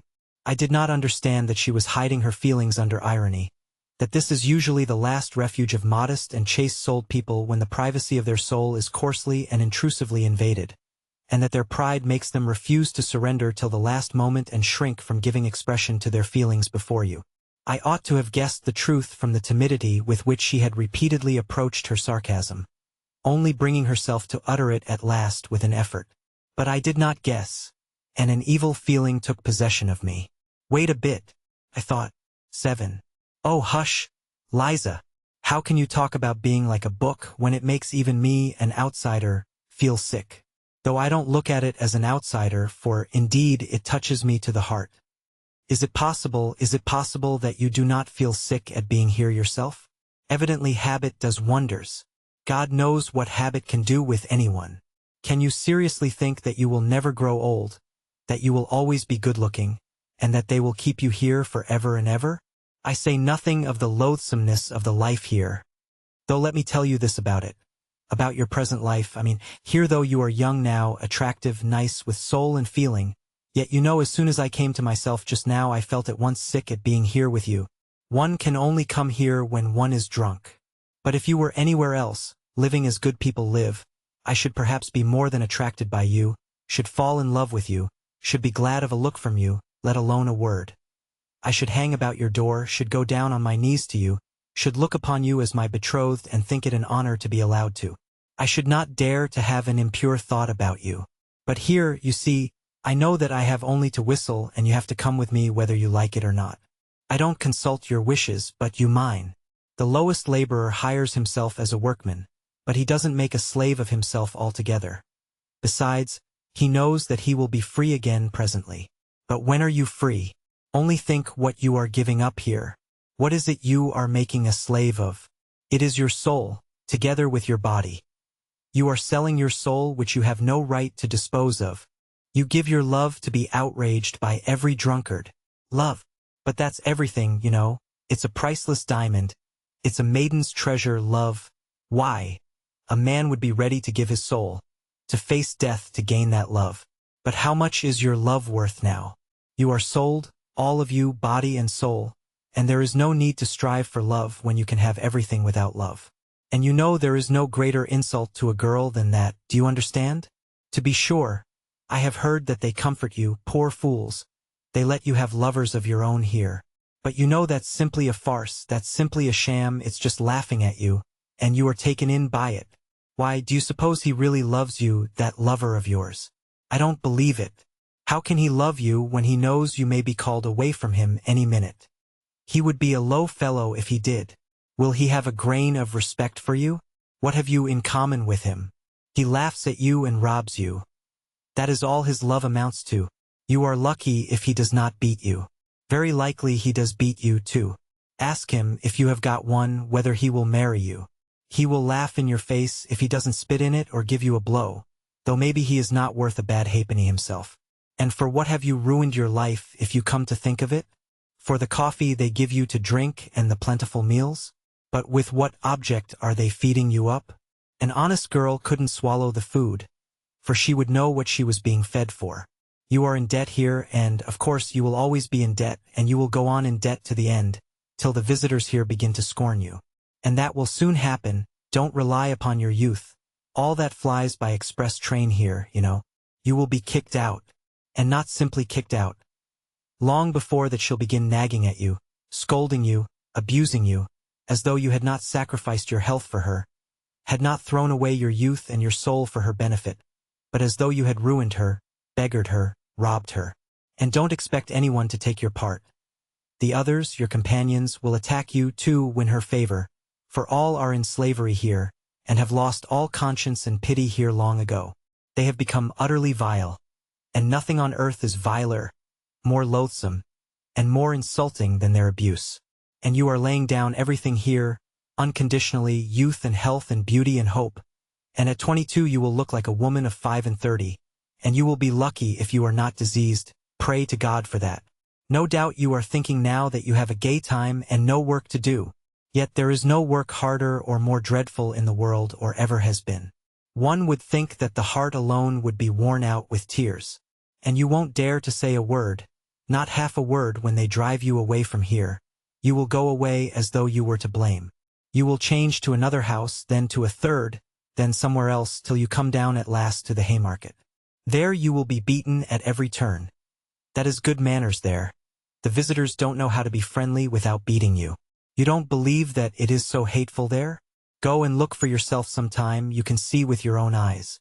Once, one New Year's Day, I saw a woman at a door. They had turned her out as a joke, to give her a taste of the frost because she had been crying so much, and they shut the door behind her. At 9 o'clock in the morning she was already quite drunk, disheveled, half naked, covered with bruises, her face was powdered, but she had a black eye, blood was trickling from her nose and her teeth. Some cabman had just given her a drubbing. She was sitting on the stone steps. A salt fish of some sort was in her hand. She was crying, wailing something about her luck and beating with the fish on the steps, and cabmen and drunken soldiers were crowding in the doorway taunting her. You don't believe that you will ever be like that? I should be sorry to believe it too, but how do you know? Maybe 10 years, 8 years ago that very woman with the salt fish came here fresh as a cherub, innocent, pure, knowing no evil, blushing at every word. Perhaps she was like you, proud, ready to take offense, not like the others. Perhaps she looked like a queen, and knew what happiness was in store for the man who should love her and whom she should love. Do you see how it ended? And what if at that very minute when she was beating on the filthy steps with that fish, drunken and disheveled? What if at that very minute she recalled the pure early days in her father's house, when she used to go to school and the neighbor's son watched for her on the way, declaring that he would love her as long as he lived, that he would devote his life to her, and when they vowed to love one another forever and be married as soon as they were grown up? No, Liza, it would be happy for you if you were to die soon of consumption in some corner, in some cellar like that woman just now. In the hospital, do you say? You will be lucky if they take you, but what if you are still of use to the madam here? Consumption is a queer disease, it is not like fever. The patient goes on hoping till the last minute and says he is all right. He deludes himself and that just suits your madam. Don't doubt it, that's how it is. You have sold your soul and what is more you owe money, so you daren't say a word. But when you are dying, all will abandon you, all will turn away from you, for then there will be nothing to get from you. What's more, they will reproach you for cumbering the place, for being so long over dying. However you beg you won't get a drink of water without abuse. Whenever are you going off, you nasty hussy, you won't let us sleep with your moaning, you make the gentleman sick. That's true, I have heard such things said myself. They will thrust you dying into the filthiest corner in the cellar, in the damp and darkness. What will your thoughts be, lying there alone? When you die, strange hands will lay you out with grumbling and impatience. No one will bless you, no one will sigh for you, they only want to get rid of you as soon as may be. They will buy a coffin, take you to the grave as they did that poor woman today, and celebrate your memory at the tavern. In the grave, sleet, filth, wet snow. No need to put themselves out for you. Let her down, Vanya. It's just like her luck. Even here, she is head foremost, the hussy. Shorten the cord, you rascal. It's all right as it is. All right, is it? Why? She's on her side. She was a fellow creature, after all. But, never mind. Throw the earth on her. And they won't care to waste much time quarreling over you. They will scatter the wet blue clay as quick as they can and go off to the tavern. And there your memory on earth will end. Other women have children to go to their graves, fathers, husbands. While for you neither tear, nor sigh, nor remembrance. No one in the whole world will ever come to you, your name will vanish from the face of the earth, as though you had never existed, never been born at all. Nothing but filth and mud. However you knock at your coffin lid at night, when the dead arise, however you cry, let me out, kind people, to live in the light of day. My life was no life at all. My life has been thrown away like a dishclout. It was drunk away in the tavern at the Haymarket. Let me out, kind people, to live in the world again. and I worked myself up to such a pitch that I began to have a lump in my throat myself, and all at once I stopped, sat up in dismay, and, bending over apprehensively, began to listen with a beating heart. I had reason to be troubled. I had felt for some time that I was turning her soul upside down and rending her heart. And the more I was convinced of it, the more eagerly I desired to gain my object as quickly and as effectually as possible. It was the exercise of my skill that carried me away. Yet it was not merely sport. I knew I was speaking stiffly, artificially, even bookishly. In fact, I could not speak except like a book. But that did not trouble me. I felt that I should be understood and that this very bookishness might be an assistance. But now, having attained my effect, I was suddenly panic-stricken. Never before had I witnessed such despair. She was lying on her face, thrusting her face into the pillow and clutching it in both hands. Her heart was being torn. Her youthful body was shuddering all over as though in convulsions. Suppressed sobs rent her bosom and suddenly burst out in weeping and wailing. Then she pressed closer into the pillow. She did not want anyone here, not a living soul, to know of her anguish and her tears. She bit the pillow, bit her hand till it bled. I saw that afterwards. Or, thrusting her fingers into her disheveled hair, seemed rigid with the effort of restraint, holding her breath and clenching her teeth. I began saying something, begging her to calm herself, but felt that I did not dare.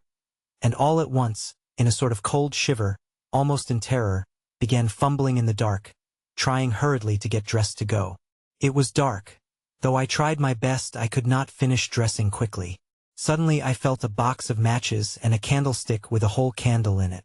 As soon as the room was lighted up, Liza sprang up, sat up in bed, and with a contorted face, with a half-insane smile, looked at me almost senselessly. I sat down beside her and took her hands. She came to herself, made an impulsive movement towards me, would have caught hold of me, but did not dare, and slowly bowed her head before me. "Liza, my dear, I was wrong. Forgive me, my dear," I began, but she squeezed my hand in her fingers so tightly that I felt I was saying the wrong thing and stopped. "This is my address, Liza. Come to me." "I will come," she answered resolutely, her head still bowed. "But now I am going. Goodbye. Till we meet again." I got up. She, too, stood up and suddenly flushed all over, gave a shudder, snatched up a shawl that was lying on a chair and muffled herself in it to her chin. As she did this, she gave another sickly smile, blushed and looked at me strangely. I felt wretched. I was in haste to get away, to disappear. "Wait a minute," she said suddenly, in the passage just at the doorway, stopping me with her hand on my overcoat. She put down the candle in hot haste and ran off. Evidently she had thought of something or wanted to show me something. As she ran away she flushed, her eyes shone, and there was a smile on her lips. What was the meaning of it? Against my will I waited. She came back a minute later with an expression that seemed to ask forgiveness for something. In fact, it was not the same face, not the same look as the evening before. Sullen, mistrustful, and obstinate. Her eyes now were imploring, soft, and at the same time trustful, caressing, timid. The expression with which children look at people they are very fond of whom they are asking a favor. Her eyes were a light hazel. They were lovely eyes, full of life, and capable of expressing love as well as sullen hatred.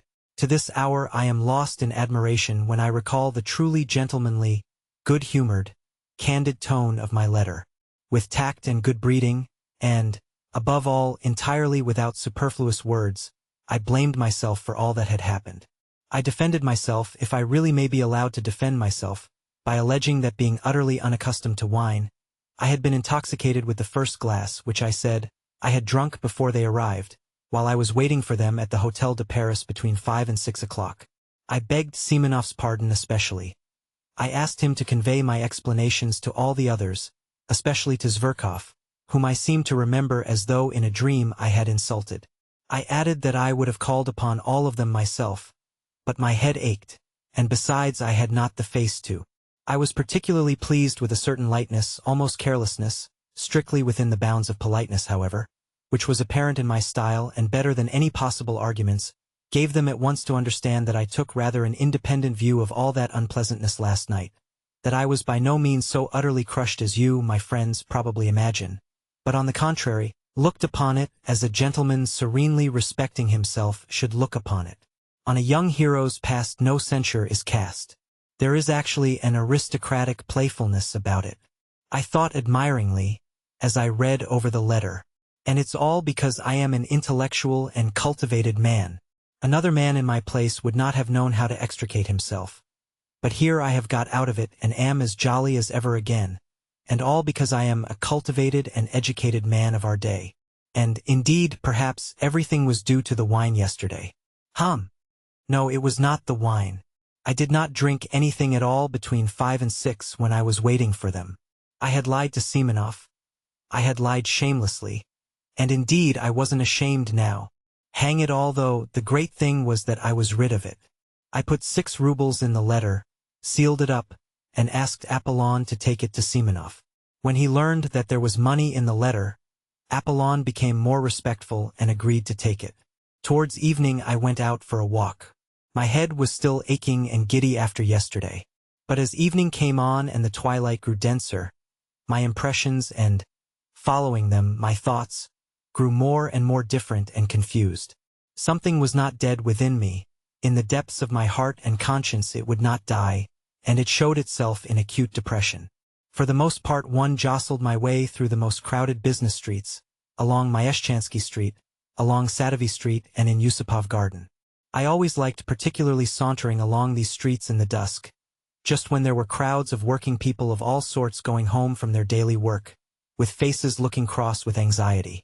What I liked was just that cheap bustle, that bare prose. On this occasion the jostling of the streets irritated me more than ever. I could not make out what was wrong with me. I could not find the clue. Something seemed rising up continually in my soul, painfully, and refusing to be appeased. I returned home completely upset. It was just as though some crime were lying on my conscience. The thought that Liza was coming worried me continually. It seemed queer to me that of all my recollections of yesterday this tormented me, as it were, especially as it were, quite separately. Everything else I had quite succeeded in forgetting by the evening. I dismissed it all and was still perfectly satisfied with my letter to Semenov. But on this point I was not satisfied at all. It was as though I were worried only by Liza. What if she comes, I thought incessantly. Well, it doesn't matter. Let her come. It's horrid that she should see, for instance, how I live. Yesterday I seemed such a hero to her.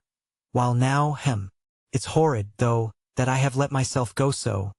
The room looks like a beggar's. And I brought myself to go out to dinner in such a suit. And my American leather sofa with the stuffing sticking out. And my dressing gown, which will not cover me, such tatters. And she will see all this, and she will see Apollon. That beast is certain to insult her. He will fasten upon her in order to be rude to me. And I, of course, shall be panic-stricken as usual. I shall begin bowing and scraping before her and pulling my dressing gown round me. I shall begin smiling, telling lies. Oh, the beastliness! And it isn't the beastliness of it that matters most. There is something more important, more loathsome, viler. Yes, viler. And to put on that dishonest, lying mask again. When I reached that thought I fired up all at once. Why dishonest? How dishonest? I was speaking sincerely last night. I remember there was real feeling in me, too. What I wanted was to excite an honorable feeling in her. Her crying was a good thing, it will have a good effect. Yet I could not feel at ease. All that evening, even when I had come back home, even after 9 o'clock, when I calculated that Liza could not possibly come, still she haunted me, and what was worse, she came back to my mind always in the same position. One moment out of all that had happened last night stood vividly before my imagination. The moment when I struck a match and saw her pale, distorted face, with its look of torture. And what a pitiful, what an unnatural, what a distorted smile she had at that moment. But I did not know then, that 15 years later I should still in my imagination see Liza, always with the pitiful, distorted, inappropriate smile which was on her face at that minute.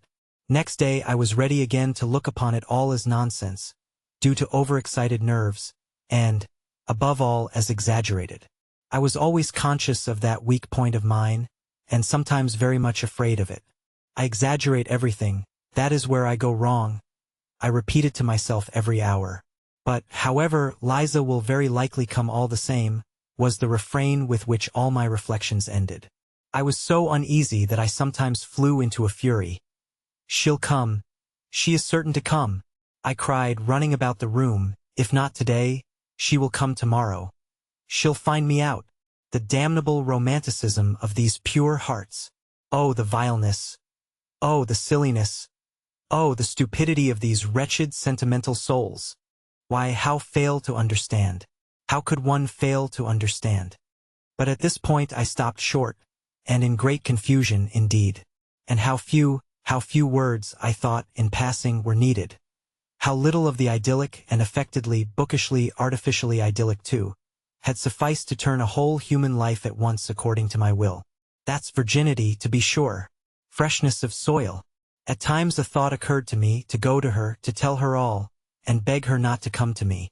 But this thought stirred such wrath in me that I believed I should have crushed that damned Liza if she had chanced to be near me at the time. I should have insulted her, have spat at her, have turned her out, have struck her. One day passed, however, another and another. She did not come, and I began to grow calmer. I felt particularly bold and cheerful after 9 o'clock. I even sometimes began dreaming, and rather sweetly. I, for instance, became the salvation of Liza, simply through her coming to me and my talking to her. I develop her, educate her. Finally, I notice that she loves me passionately. I pretend not to understand. I don't know, however, why I pretend, just for effect, perhaps.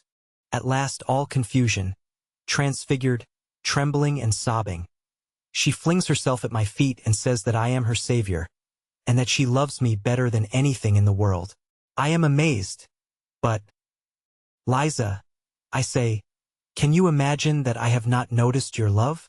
I saw it all, I divined it, but I did not dare to approach you first, because I had an influence over you and was afraid that you would force yourself, from gratitude, to respond to my love, would try to rouse in your heart a feeling which was perhaps absent, and I did not wish that, because it would be tyranny. It would be indelicate. In short, I launch off at that point into European, inexplicably lofty subtleties a la George Sand. But now you are mine, you are my creation, you are pure, you are good, you are my noble wife. Into my house come bold and free, its rightful mistress there to be. Then we begin living together, go abroad, and so on and so on. In fact, in the end it seemed vulgar to me myself, and I began putting out my tongue at myself.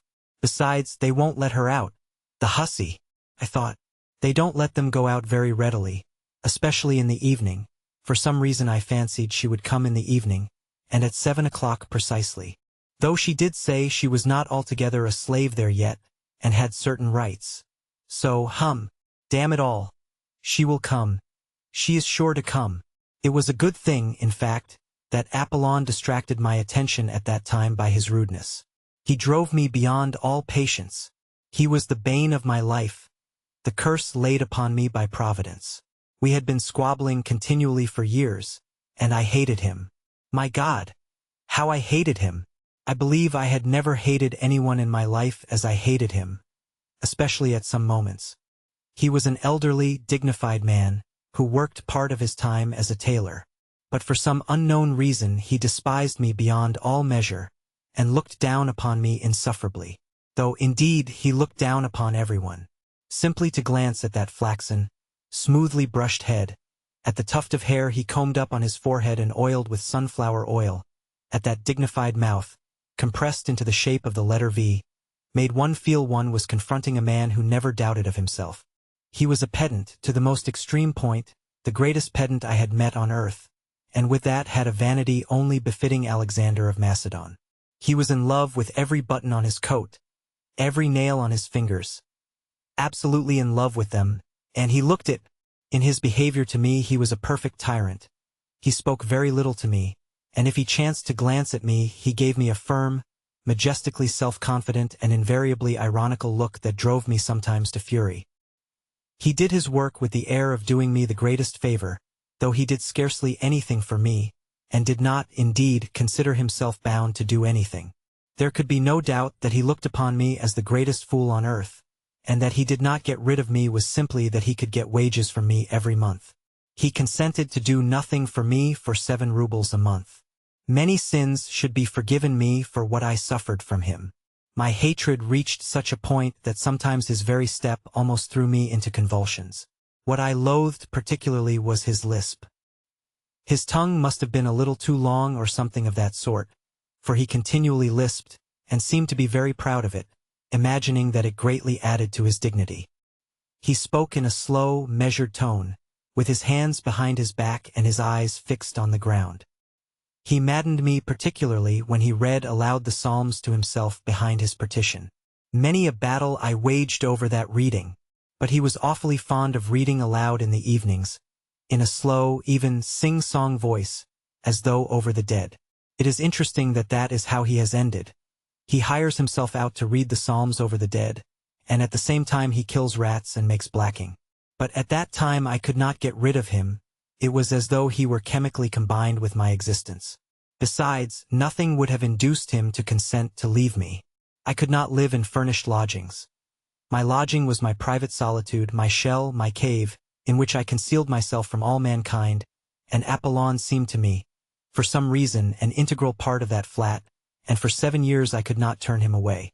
To be 2 or 3 days behind with his wages, for instance, was impossible. He would have made such a fuss. I should not have known where to hide my head.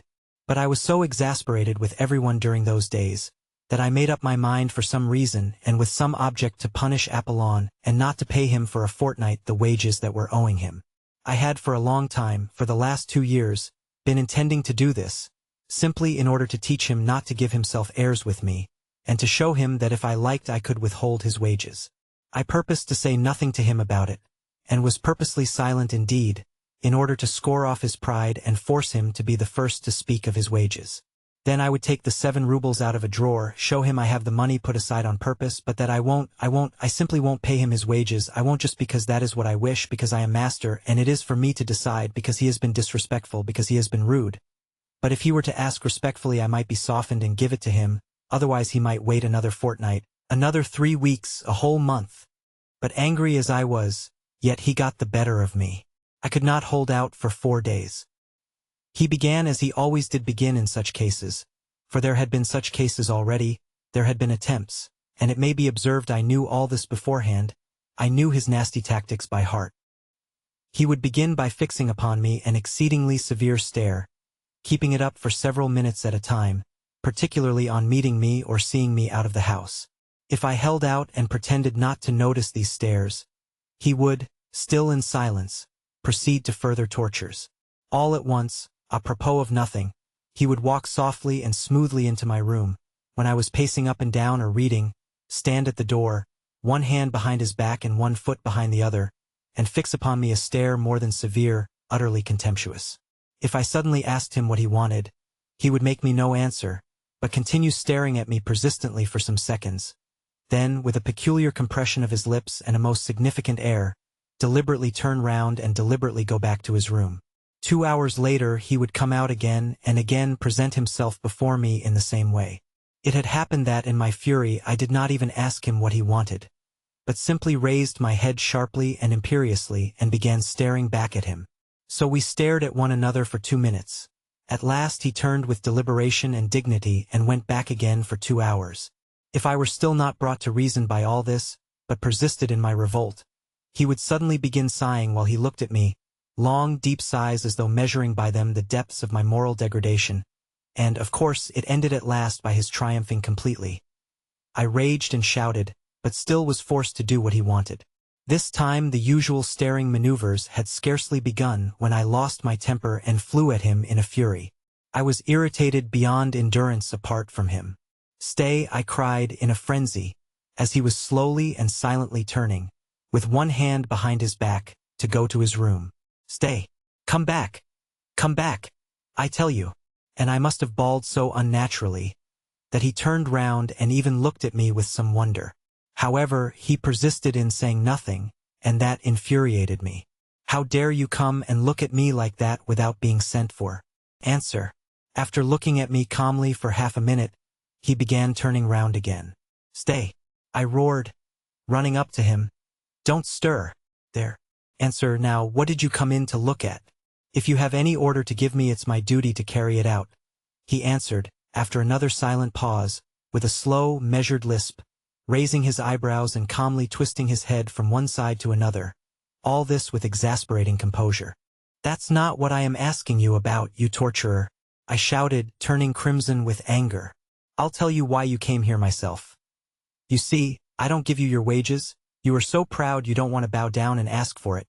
And so you come to punish me with your stupid stares, to worry me, and you have no sus pick eye on how stupid it is. Stupid, stupid, stupid, stupid. He would have turned round again without a word, but I seized him. Listen, I shouted to him.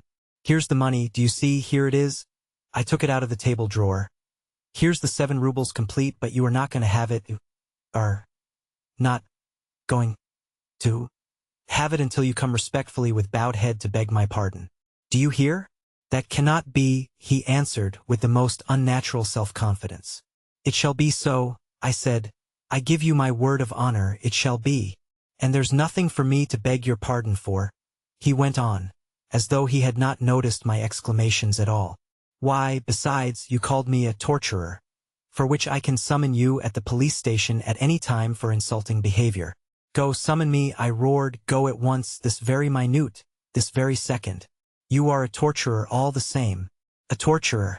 But he merely looked at me, then turned, and regardless of my loud calls to him, he walked to his room with an even step and without looking round. If it had not been for Liza, nothing of this would have happened, I decided inwardly. Then, after waiting a minute, I went myself behind his screen with a dignified and solemn air, though my heart was beating slowly and violently. Apollon, I said quietly and emphatically, though I was breathless, go at once without a minute's delay and fetch the police officer. He had meanwhile settled himself at his table, put on his spectacles and taken up some sewing. But, hearing my order, he burst into a guffaw. At once, go this minute. Go on, or else you can't imagine what will happen. You are certainly out of your mind, he observed, without even raising his head, lisping as deliberately as ever and threading his needle. Whoever heard of a man sending for the police against himself? And as for being frightened, you are upsetting yourself about nothing, for nothing will come of it. Go, I shrieked, clutching him by the shoulder. I felt I should strike him in a minute, but I did not notice the door from the passage softly and slowly open at that instant and a figure come in, stop short, and begin staring at us in perplexity. I glanced, nearly swooned with shame, and rushed back to my room. There, clutching at my hair with both hands, I leaned my head against the wall and stood motionless in that position. 2 minutes later I heard Apollon's deliberate footsteps. There is some woman asking for you, he said, looking at me with peculiar severity. Then he stood aside and let in Liza. He would not go away, but stared at us sarcastically. Go away, I commanded in desperation. At that moment my clock began whirring and wheezing and struck 7. 9. Into my house come bold and free, its rightful mistress there to be. I stood before her crushed, crestfallen, revoltingly confused, and I believe I smiled as I did my utmost to wrap myself in the skirts of my ragged wadded dressing gown, exactly as I had imagined the scene not long before in a fit of depression. After standing over us for a couple of minutes, Apollon went away, but that did not make me more at ease. What made it worse was that she, too, was overwhelmed with confusion, more so, in fact, than I should have expected. At the sight of me, of course. Sit down, I said mechanically, moving a chair up to the table, and I sat down on the sofa. She obediently sat down at once and gazed at me open-eyed, evidently expecting something from me at once. This naivete of expectation drove me to fury, but I restrained myself. She ought to have tried not to notice, as though everything had been as usual, while instead of that, and I dimly felt that I should make her pay dearly for all this. You have found me in a strange position, Liza, I began, stammering and knowing that this was the wrong way to begin. No, don't imagine anything, I cried, seeing that she had suddenly flushed. I am not ashamed of my poverty. On the contrary, I look with pride on my poverty. I am poor but honorable. One can be poor and honorable, I muttered. However, would you like tea? No, she was beginning. Wait a minute. I leapt up and ran to Apollon. I had to get out of the room somehow. Apollon, I whispered in feverish haste, flinging down before him the 7 rubles which had remained all the time in my clenched fist. Here are your wages, you see I give them to you. But for that you must come to my rescue. Bring me tea and a dozen rusks from the restaurant. If you won't go, you'll make me a miserable man. You don't know what this woman is. This is everything. You may be imagining something, but you don't know what that woman is. Apollon, who had already sat down to his work and put on his spectacles again, at first glanced askance at the money without speaking or putting down his needle. Then, without paying the slightest attention to me or making any answer, he went on busying himself with his needle, which he had not yet threaded. I waited before him for 3 minutes with my arms crossed à la Napoleon. My temples were moist with sweat. I was pale, I felt it.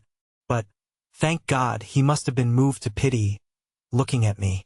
Having threaded his needle, he deliberately got up from his seat, deliberately moved back his chair, deliberately took off his spectacles, deliberately counted the money, and finally asking me over his shoulder, "Shall I get a whole portion?"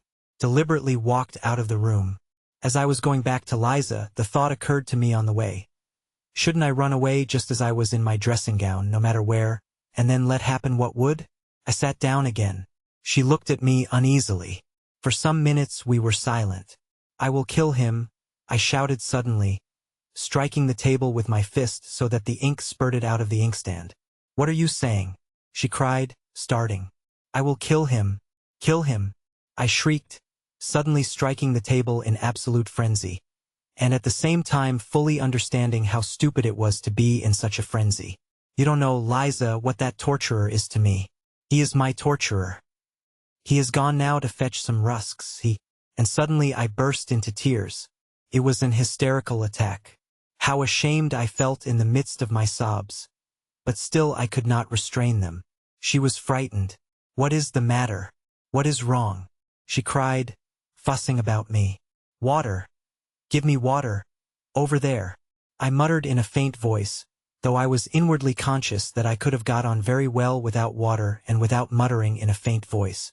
But I was, what is called, putting it on to save appearances, though the attack was a genuine one. She gave me water, looking at me in bewilderment. At that moment Apollon brought in the tea. It suddenly seemed to me that this commonplace, prosaic tea was horribly undignified and paltry after all that had happened, and I blushed crimson. Liza looked at Apollon with positive alarm. He went out without a glance at either of us. "Liza, do you despise me?" I asked, looking at her fixedly, trembling with impatience to know what she was thinking. She was confused, and did not know what to answer. "Drink your tea," I said to her angrily. I was angry with myself, but, of course, it was she who would have to pay for it. A horrible spite against her suddenly surged up in my heart. I believe I could have killed her. To revenge myself on her, I swore inwardly not to say a word to her all the time. She is the cause of it all, I thought. Our silence lasted for 5 minutes. The tea stood on the table, we did not touch it. I had got to the point of purposely refraining from beginning in order to embarrass her further. It was awkward for her to begin alone. Several times she glanced at me with mournful perplexity. I was obstinately silent. I was, of course, myself the chief sufferer, because I was fully conscious of the disgusting meanness of my spiteful stupidity, and yet at the same time I could not restrain myself. "I want to get away from there altogether," she began, to break the silence in some way, but poor girl, that was just what she ought not to have spoken about at such a stupid moment to a man so stupid as I was. My heart positively ached with pity for her tactless and unnecessary straightforwardness. But something hideous at once stifled all compassion in me. It even provoked me to greater venom. I did not care what happened. Another 5 minutes passed. "Perhaps I am in your way," she began timidly, hardly audibly, and was getting up. But as soon as I saw this first impulse of wounded dignity, I positively trembled with spite, and at once burst out. "Why have you come to me? Tell me that, please," I began, gasping for breath and regardless of logical connection in my words. I longed to have it all out at once, at one burst. I did not even trouble how to begin. "Why have you come? Answer, answer," I cried, hardly knowing what I was doing. "I'll tell you, my good girl, why you have come. You've come because I talked sentimental stuff to you then. So now you are soft as butter and longing for fine sentiments again. So you may as well know that I was laughing at you then. And I am laughing at you now. Why are you shuddering? Yes, I was laughing at you. I had been insulted just before, at dinner, by the fellows who came that evening before me. I came to you, meaning to thrash one of them, an officer. But I didn't succeed, I didn't find him. I had to avenge the insult on someone to get back my own again. You turned up, I vented my spleen on you and laughed at you. I had been humiliated, so I wanted to humiliate. I had been treated like a rag, so I wanted to show my power. That's what it was. And you imagined I had come there on purpose to save you. Yes? You imagined that?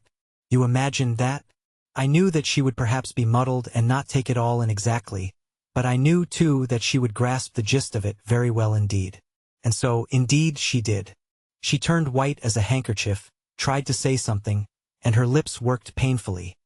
But she sank on a chair as though she had been felled by an axe.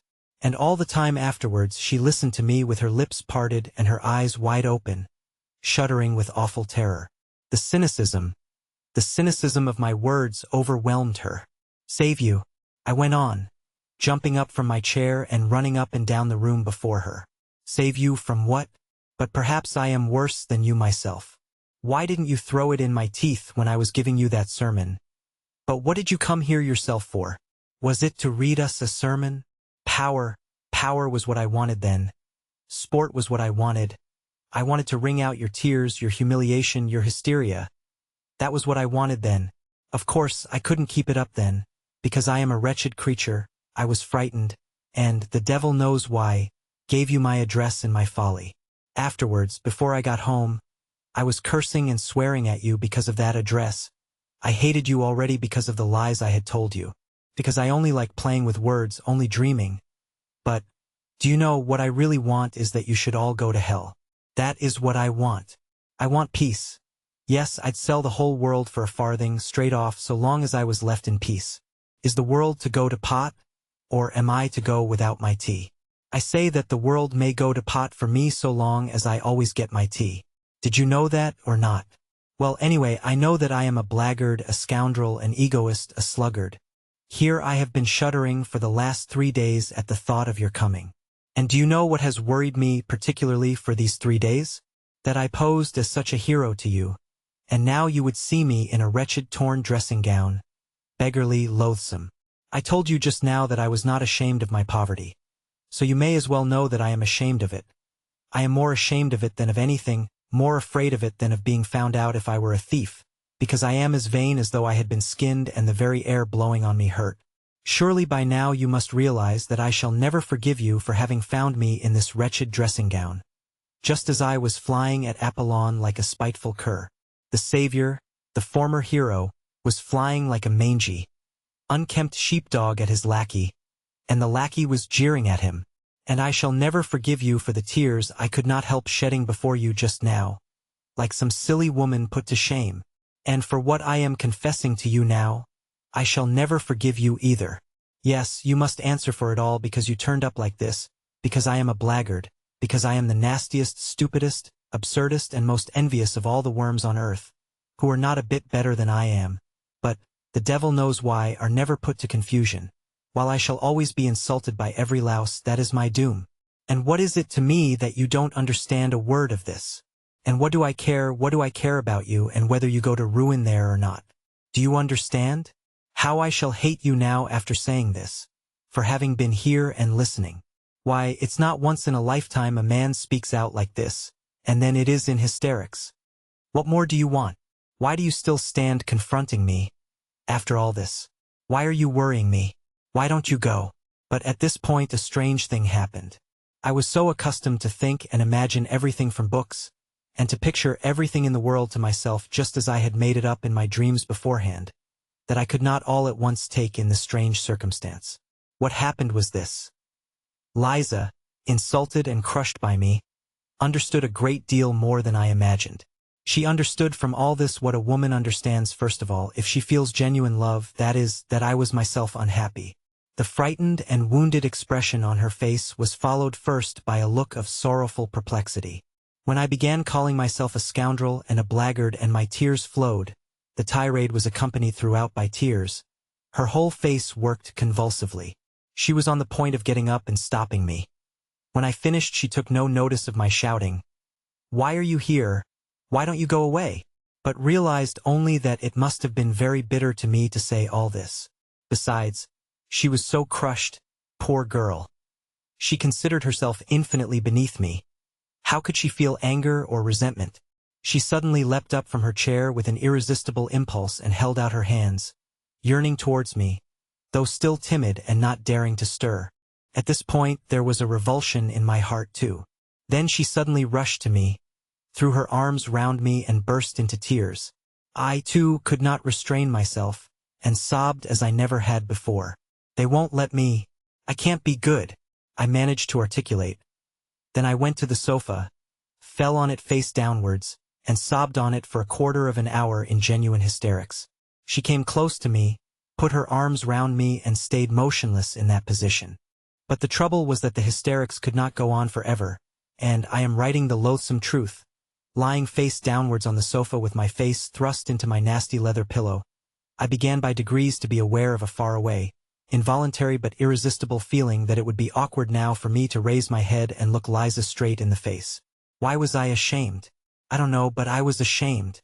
The thought, too, came into my overwrought brain that our parts now were completely changed, that she was now the heroine, while I was just a crushed and humiliated creature as she had been before me that night, 4 days before.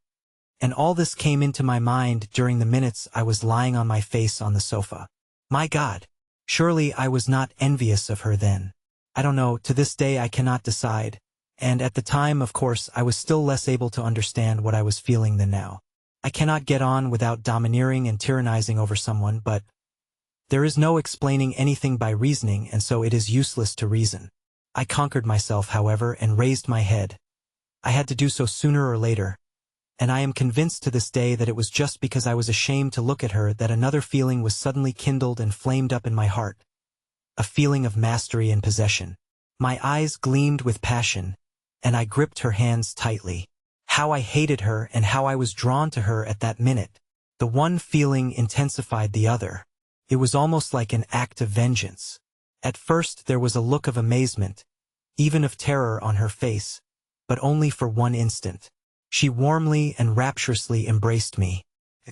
A quarter of an hour later I was rushing up and down the room in frenzied impatience. From minute to minute I went up to the screen and peeped through the crack at Liza. She was sitting on the ground with her head leaning against the bed, and must have been crying. But she did not go away, and that irritated me. This time she understood it all. I had insulted her finally, but there's no need to describe it. She realized that my outburst of passion had been simply revenge, a fresh humiliation, and that to my earlier, almost causeless hatred was added now a personal hatred, born of envy. Though I do not maintain positively that she understood all this distinctly, but she certainly did fully understand that I was a despicable man, and what was worse, incapable of loving her. I know I shall be told that this is incredible, but it is incredible to be as spiteful and stupid as I was. It may be added that it was strange I should not love her, or at any rate appreciate her love. Why is it strange? In the first place, by then I was incapable of love, for I repeat, with me loving meant tyrannizing and showing my moral superiority. I have never in my life been able to imagine any other sort of love, and have nowadays come to the point of sometimes thinking that love really consists in the right, freely given by the beloved object, to tyrannize over her. Even in my underground dreams I did not imagine love except as a struggle. I began it always with hatred and ended it with moral subjugation, and afterwards I never knew what to do with the subjugated object.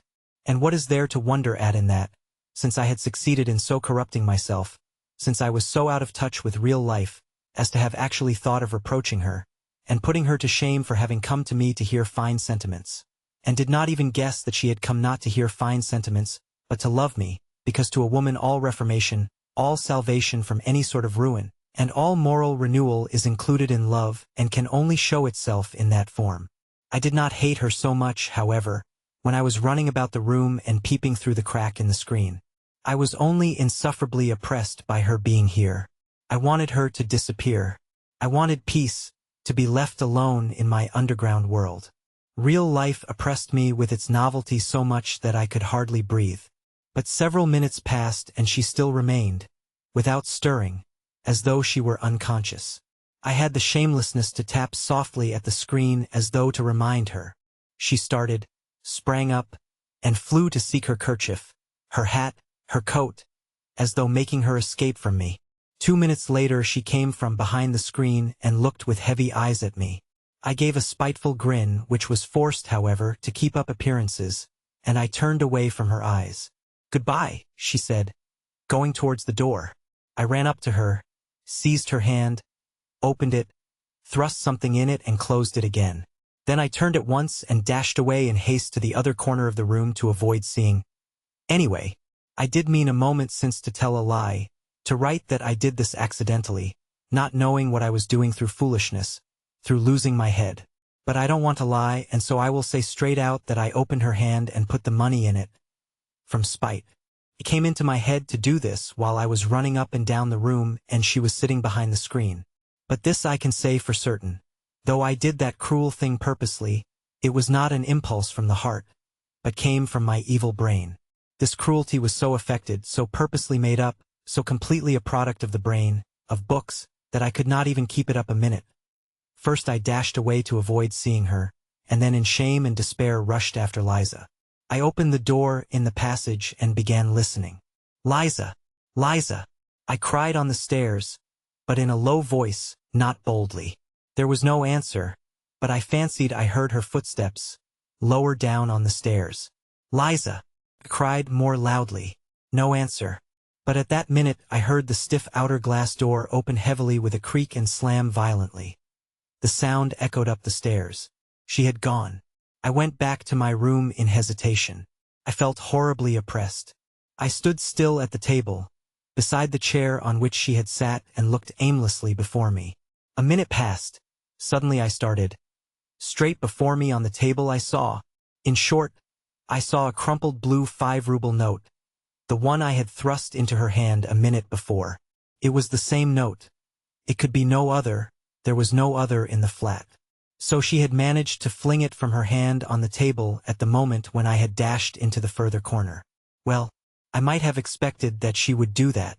Might I have expected it? No, I was such an egoist. I was so lacking in respect for my fellow creatures that I could not even imagine she would do so. I could not endure it. A minute later I flew like a madman to dress, flinging on what I could at random, and ran headlong after her. She could not have got 200 paces away when I ran out into the street. It was a still night, and the snow was coming down in masses and falling almost perpendicularly, covering the pavement and the empty street as though with a pillow. There was no one in the street. No sound was to be heard. The street lamps gave a disconsolate and useless glimmer. I ran 200 paces to the crossroads and stopped short. Where had she gone? And why was I running after her? Why? To fall down before her, to sob with remorse, to kiss her feet, to entreat her forgiveness. I longed for that. My whole breast was being rent to pieces, and never, never shall I recall that minute with indifference. But what for? I thought. Should I not begin to hate her, perhaps even tomorrow, just because I had kissed her feet today? Should I give her happiness? Had I not recognized that day, for the 100th time, what I was worth? Should I not torture her? I stood in the snow, gazing into the troubled darkness, and pondered this. And will it not be better? I mused fantastically, afterwards at home, stifling the living pang of my heart with fantastic dreams. Will it not be better that she should keep the resentment of the insult forever? Resentment. Why, it is purification. It is a most stinging and painful consciousness. Tomorrow I should have defiled her soul and have exhausted her heart, while now the feeling of insult will never die in her heart, and however loathsome the filth awaiting her, the feeling of insult will elevate and purify her, by hatred, perhaps, too, by forgiveness. Will all that make things easier for her, though? And, indeed, I will ask on my own account here, an idle question. Which is better, cheap happiness or exalted sufferings? Well, which is better? So I dreamed as I sat at home that evening, almost dead with the pain in my soul. Never had I endured such suffering and remorse. Yet could there have been the faintest doubt when I ran out from my lodging that I should turn back halfway? I never met Liza again, and I have heard nothing of her. I will add, too, that I remained for a long time afterwards pleased with the phrase about the benefit from resentment and hatred in spite of the fact that I almost fell ill from misery. Even now, so many years later, all this is somehow a very evil memory. I have many evil memories now, but hadn't I better end my notes here? I believe I made a mistake in beginning to write them. Anyway, I have felt ashamed all the time I've been writing this story. So it's hardly literature so much as a corrective punishment. Why, to tell long stories, showing how I have spoiled my life through morally rotting in my corner, through lack of fitting environment, through divorce from real life and rankling spite in my underground world, would certainly not be interesting. A novel needs a hero, and all the traits for an anti-hero are expressly gathered together here, and what matters most, it all produces an unpleasant impression, for we are all divorced from life, we are all cripples, every one of us, more or less. We are so divorced from it that we feel at once a sort of loathing for real life, and so cannot bear to be reminded of it. Why, we have come almost to looking upon real life as an effort, almost as hard work, and we are all privately agreed that it is better in books. And why do we fuss and fume sometimes? Why are we perverse and ask for something else? We don't know what ourselves. It would be the worse for us if our petulant prayers were answered.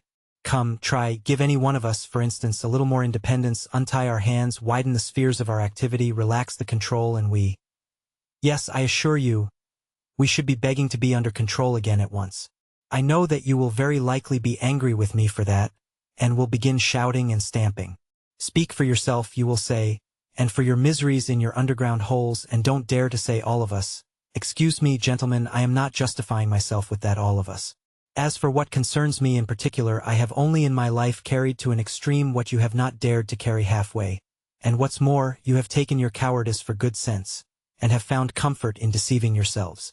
So that perhaps, after all, there is more life in me than in you. Look into it more carefully. Why, we don't even know what living means now, what it is and what it is called. Leave us alone without books, and we shall be lost and in confusion at once. We shall not know what to join on to, what to cling to, what to love and what to hate, what to respect and what to despise. We are oppressed at being men with a real individual body and blood. We are ashamed of it, we think it a disgrace and try to contrive to be some sort of impossible generalized man.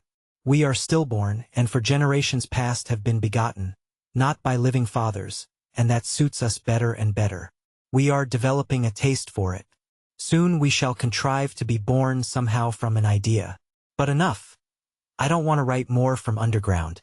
The notes of this paradoxalist do not end here, however. He could not refrain from going on with them, but it seems to us that we may stop here. End of the Project Gutenberg ebook Notes from the Underground. Updated editions will replace the previous one. The old editions will be renamed. Creating the works from print editions not protected by U.S. copyright law means that no one owns a United States copyright in these works, so the Foundation and you can copy and distribute it in the United States without permission and without paying copyright royalties. Special rules, set forth in the general terms of use part of this license, apply to copying and distributing Project Gutenberg electronic works to protect the Project Gutenberg concept and trademark. Project Gutenberg is a registered trademark and may not be used if you charge for an ebook, except by following the terms of the trademark license, including paying royalties for use of the Project Gutenberg trademark. If you do not charge anything for copies of this ebook, complying with the trademark license is very easy. You may use this ebook for nearly any purpose, such as creation of derivative works, reports, performances, and research. Project Gutenberg ebooks may be modified and printed and given away. You may do practically anything in the United States with ebooks not protected by U.S. copyright law. Redistribution is subject to the trademark license, especially commercial redistribution. Start. Full license. The full Project Gutenberg license. Please read this before you distribute or use this work. To protect the Project Gutenberg mission of promoting the free distribution of electronic works, by using or distributing this work, or any other work associated in any way with the phrase Project Gutenberg, you agree to comply with all the terms of the full Project Gutenberg license available with this file or online at www.gutenberg.org/license. Section 1. General terms of use and redistributing Project Gutenberg electronic works. 1.a. By reading or using any part of this Project Gutenberg electronic work, you indicate that you have read, understand, agree to, and accept all the terms of this license and intellectual property, trademark/copyright, agreement. If you do not agree to abide by all the terms of this agreement, you must cease using and return or destroy all copies of Project Gutenberg electronic works in your possession.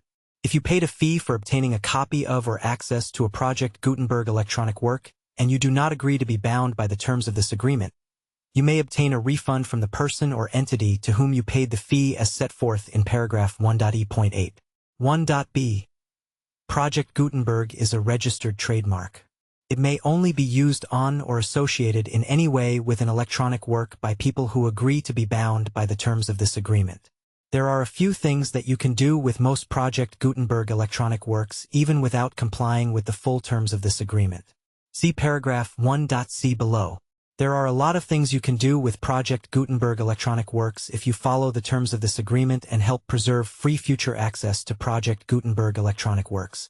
See paragraph 1.e below. 1.c. The Project Gutenberg Literary Archive Foundation, the Foundation or PGLAF, owns a compilation copyright in the collection of Project Gutenberg electronic works. Nearly all the individual works in the collection are in the public domain in the United States.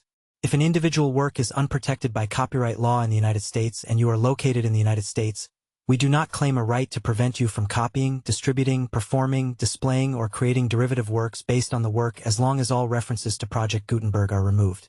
Of course, we hope that you will support the Project Gutenberg mission of promoting free access to electronic works by freely sharing Project Gutenberg works in compliance with the terms of this agreement for keeping the Project Gutenberg name associated with the work.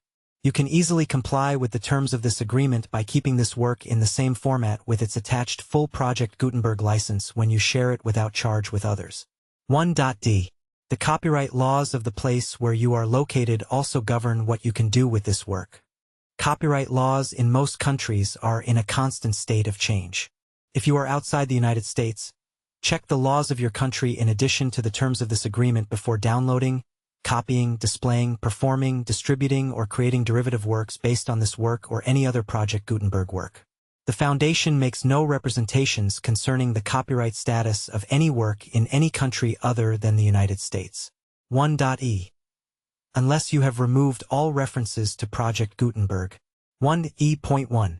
The following sentence with active links to or other immediate access to the full Project Gutenberg license must appear prominently whenever any copy of a Project Gutenberg work, any work on which the phrase Project Gutenberg appears, or with which the phrase Project Gutenberg is associated, is accessed, displayed, performed, viewed, copied, or distributed. This ebook is for the use of anyone anywhere in the United States and most other parts of the world at no cost and with almost no restrictions whatsoever. You may copy it, give it away, or reuse it under the terms of the Project Gutenberg license included with this ebook or online at www.gutenberg.org. If you are not located in the United States, you will have to check the laws of the country where you are located before using this ebook. 1.e.2. If an individual Project Gutenberg electronic work is derived from texts not protected by U.S. copyright law, does not contain a notice indicating that it is posted with permission of the copyright holder, the work can be copied and distributed to anyone in the United States without paying any fees or charges. If you are redistributing or providing access to a work with the phrase Project Gutenberg associated with or appearing on the work, you must comply either with the requirements of paragraphs 1.e.1 through 1.e.7 or obtain permission for the use of the work and the Project Gutenberg trademark as set forth in paragraphs 1.e.8 or 1.e.9. 1.e.3. If an individual Project Gutenberg electronic work is posted with the permission of the copyright holder, your use and distribution must comply with both paragraphs 1.e.1 through 1.e.7 and any additional terms imposed by the copyright holder. Additional terms will be linked to the Project Gutenberg license for all works posted with the permission of the copyright holder found at the beginning of this work. 1.e.4. Do not unlink or detach or remove the full Project Gutenberg license terms from this work, or any files containing a part of this work or any other work associated with Project Gutenberg. 1.e.5. Do not copy, display, perform, distribute or redistribute this electronic work, or any part of this electronic work, without prominently displaying the sentence set forth in paragraph 1e.1, with active links or immediate access to the full terms of the Project Gutenberg license. 1.e.6. You may convert to and distribute this work in any binary, compressed, marked up, non-proprietary or proprietary form, including any word processing or hypertext form. However, if you provide access to or distribute copies of a Project Gutenberg work in a format other than plain vanilla ASCII or other format used in the official version posted on the official Project Gutenberg website, www.gutenberg.org, you must, at no additional cost, fee, or expense to the user, provide a copy, a means of exporting a copy, or a means of obtaining a copy upon request, of the work in its original plain vanilla ASCII or other form. Any alternate format must include the full Project Gutenberg license as specified in paragraph 1.e.1. 1.e.7. Do not charge a fee for access to viewing, displaying, performing, copying, or distributing any Project Gutenberg works unless you comply with paragraph 1.e.8 or 1.e.9. 1e.8. You may charge a reasonable fee for copies of or providing access to or distributing Project Gutenberg electronic works provided that you pay a royalty fee of 20% of the gross profits you derive from the use of Project Gutenberg works calculated using the method you already used to calculate your applicable taxes. The fee is owed to the owner of the Project Gutenberg trademark, but he has agreed to donate royalties under this paragraph to the Project Gutenberg Literary Archive Foundation. Royalty payments must be paid within 60 days following each date on which you prepare, or are legally required to prepare, your periodic tax returns. Royalty payments should be clearly marked as such and sent to the Project Gutenberg Literary Archive Foundation at the address specified in Section 4. Information about donations to the Project Gutenberg Literary Archive Foundation. Do you provide a full refund of any money paid by a user who notifies you in writing, or by email, within 30 days of receipt that he does not agree to the terms of the full Project Gutenberg license? You must require such a user to return or destroy all copies of the works possessed in a physical medium and discontinue all use of and all access to other copies of Project Gutenberg works. Do you provide, in accordance with paragraph 1.f.3, a full refund of any money paid for a work or a replacement copy, if a defect in the electronic work is discovered and reported to you within 90 days of receipt of the work? Do you comply with all other terms of this agreement for free distribution of Project Gutenberg works? 1e.9. If you wish to charge a fee or distribute a Project Gutenberg electronic work or group of works on different terms than are set forth in this agreement, you must obtain permission in writing from the Project Gutenberg Literary Archive Foundation, the manager of the Project Gutenberg trademark. Contact the Foundation as set forth in Section 3 below. 1f. 1f.1. Project Gutenberg volunteers and employees expend considerable effort to identify, do copyright research on, transcribe and proofread works not protected by U.S. copyright law in creating the Project Gutenberg collection. Despite these efforts, Project Gutenberg electronic works, and the medium on which they may be stored, may contain defects, such as, but not limited to, incomplete, inaccurate or corrupt data, transcription errors, a copyright or other intellectual property infringement, a defective or damaged disk or other medium, a computer virus, or computer codes that damage or cannot be read by your equipment. 1f.2. Limited warranty, disclaimer of damages, except for the right of replacement or refund described in paragraph 1 at f.3. The Project Gutenberg Literary Archive Foundation, the owner of the Project Gutenberg trademark, and any other party distributing a Project Gutenberg electronic work under this agreement, disclaim all liability to you for damages, costs, and expenses, including legal fees. You agree that you have no remedies for negligence, strict liability, breach of warranty, or breach of contract except those provided in paragraph 1, f.3. You agree that the Foundation, the trademark owner, and any distributor under this agreement will not be liable to you for actual, direct, indirect, consequential, punitive, or incidental damages even if you give notice of the possibility of such damage. 1 at f.3. Limited right of replacement or refund.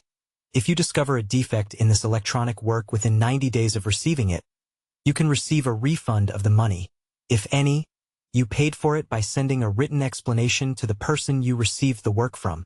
If you receive the work on a physical medium, you must return the medium with your written explanation. The person or entity that provided you with the defective work may elect to provide a replacement copy in lieu of a refund. If you receive the work electronically, the person or entity providing it to you may choose to give you a second opportunity to receive the work electronically in lieu of a refund. If the second copy is also defective, you may demand a refund in writing without further opportunities to fix the problem. 1F.4. Except for the limited right of replacement or refund set forth in paragraph 1F.3, this work is provided to you ASIS, with no other warranties of any kind, express or implied, including but not limited to warranties of merchantability or fitness for any purpose. 1F.5. Some states do not allow disclaimers of certain implied warranties or the exclusion or limitation of certain types of damages. If any disclaimer or limitation set forth in this agreement violates the law of the state applicable to this agreement, the agreement shall be interpreted to make the maximum disclaimer or limitation permitted by the applicable state law. The invalidity or unenforceability of any provision of this agreement shall not void the remaining provisions. 1F.6. Indemnity. You agree to indemnify and hold the foundation, the trademark owner, any agent or employee of the foundation, anyone providing copies of Project Gutenberg electronic works in accordance with this agreement, and any volunteers associated with the production, promotion, and distribution of Project Gutenberg electronic works, harmless from all liability, costs, and expenses, including legal fees, that arise directly or indirectly from any of the following which you do or cause to occur. A. Distribution of this or any Project Gutenberg work. B. Alteration, modification, or additions or deletions to any Project Gutenberg work. And C. Any defect you cause. Section 2. Information about the mission of Project Gutenberg. Project Gutenberg is synonymous with the free distribution of electronic works in formats readable by the widest variety of computers, including obsolete, old, middle-aged, and new computers. It exists because of the efforts of hundreds of volunteers and donations from people in all walks of life. Volunteers and financial support to provide volunteers with the assistance they need are critical to reaching Project Gutenberg's goals and ensuring that the Project Gutenberg collection will remain freely available for generations to come. In 2001, the Project Gutenberg Literary Archive Foundation was created to provide a secure and permanent future for Project Gutenberg and future generations. To learn more about the Project Gutenberg Literary Archive Foundation and how your efforts and donations can help, see Sections 3 and 4 and the Foundation information page at www.gutenberg.org. Section 3. Information about the Project Gutenberg Literary Archive Foundation. The Project Gutenberg Literary Archive Foundation is a non-profit 501(c)(3) educational corporation organized under the laws of the state of Mississippi and granted tax-exempt status by the Internal Revenue Service. The Foundation's EIN or Federal Tax Identification Number is 64-6221541. Contributions to the Project Gutenberg Literary Archive Foundation are tax-deductible to the full extent permitted by U.S. federal laws and your state's laws. The Foundation's business office is located at 809 North 1500 West, Salt Lake City, Utah 84116-801-596-1887. Email contact links and up-to-date contact information can be found at the Foundation's website and official page at www.gutenberg.org/contact. Section 4. Information about donations to the Project Gutenberg Literary Archive Foundation.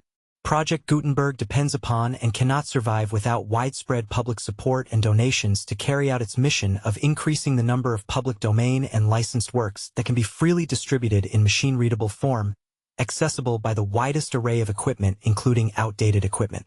Many small donations, $1 to $5,000, are particularly important to maintaining tax-exempt status with the IRS. The Foundation is committed to complying with the laws regulating charities and charitable donations in all 50 states of the United States. Compliance requirements are not uniform, and it takes a considerable effort, much paperwork, and many fees to meet and keep up with these requirements. We do not solicit donations in locations where we have not received written confirmation of compliance.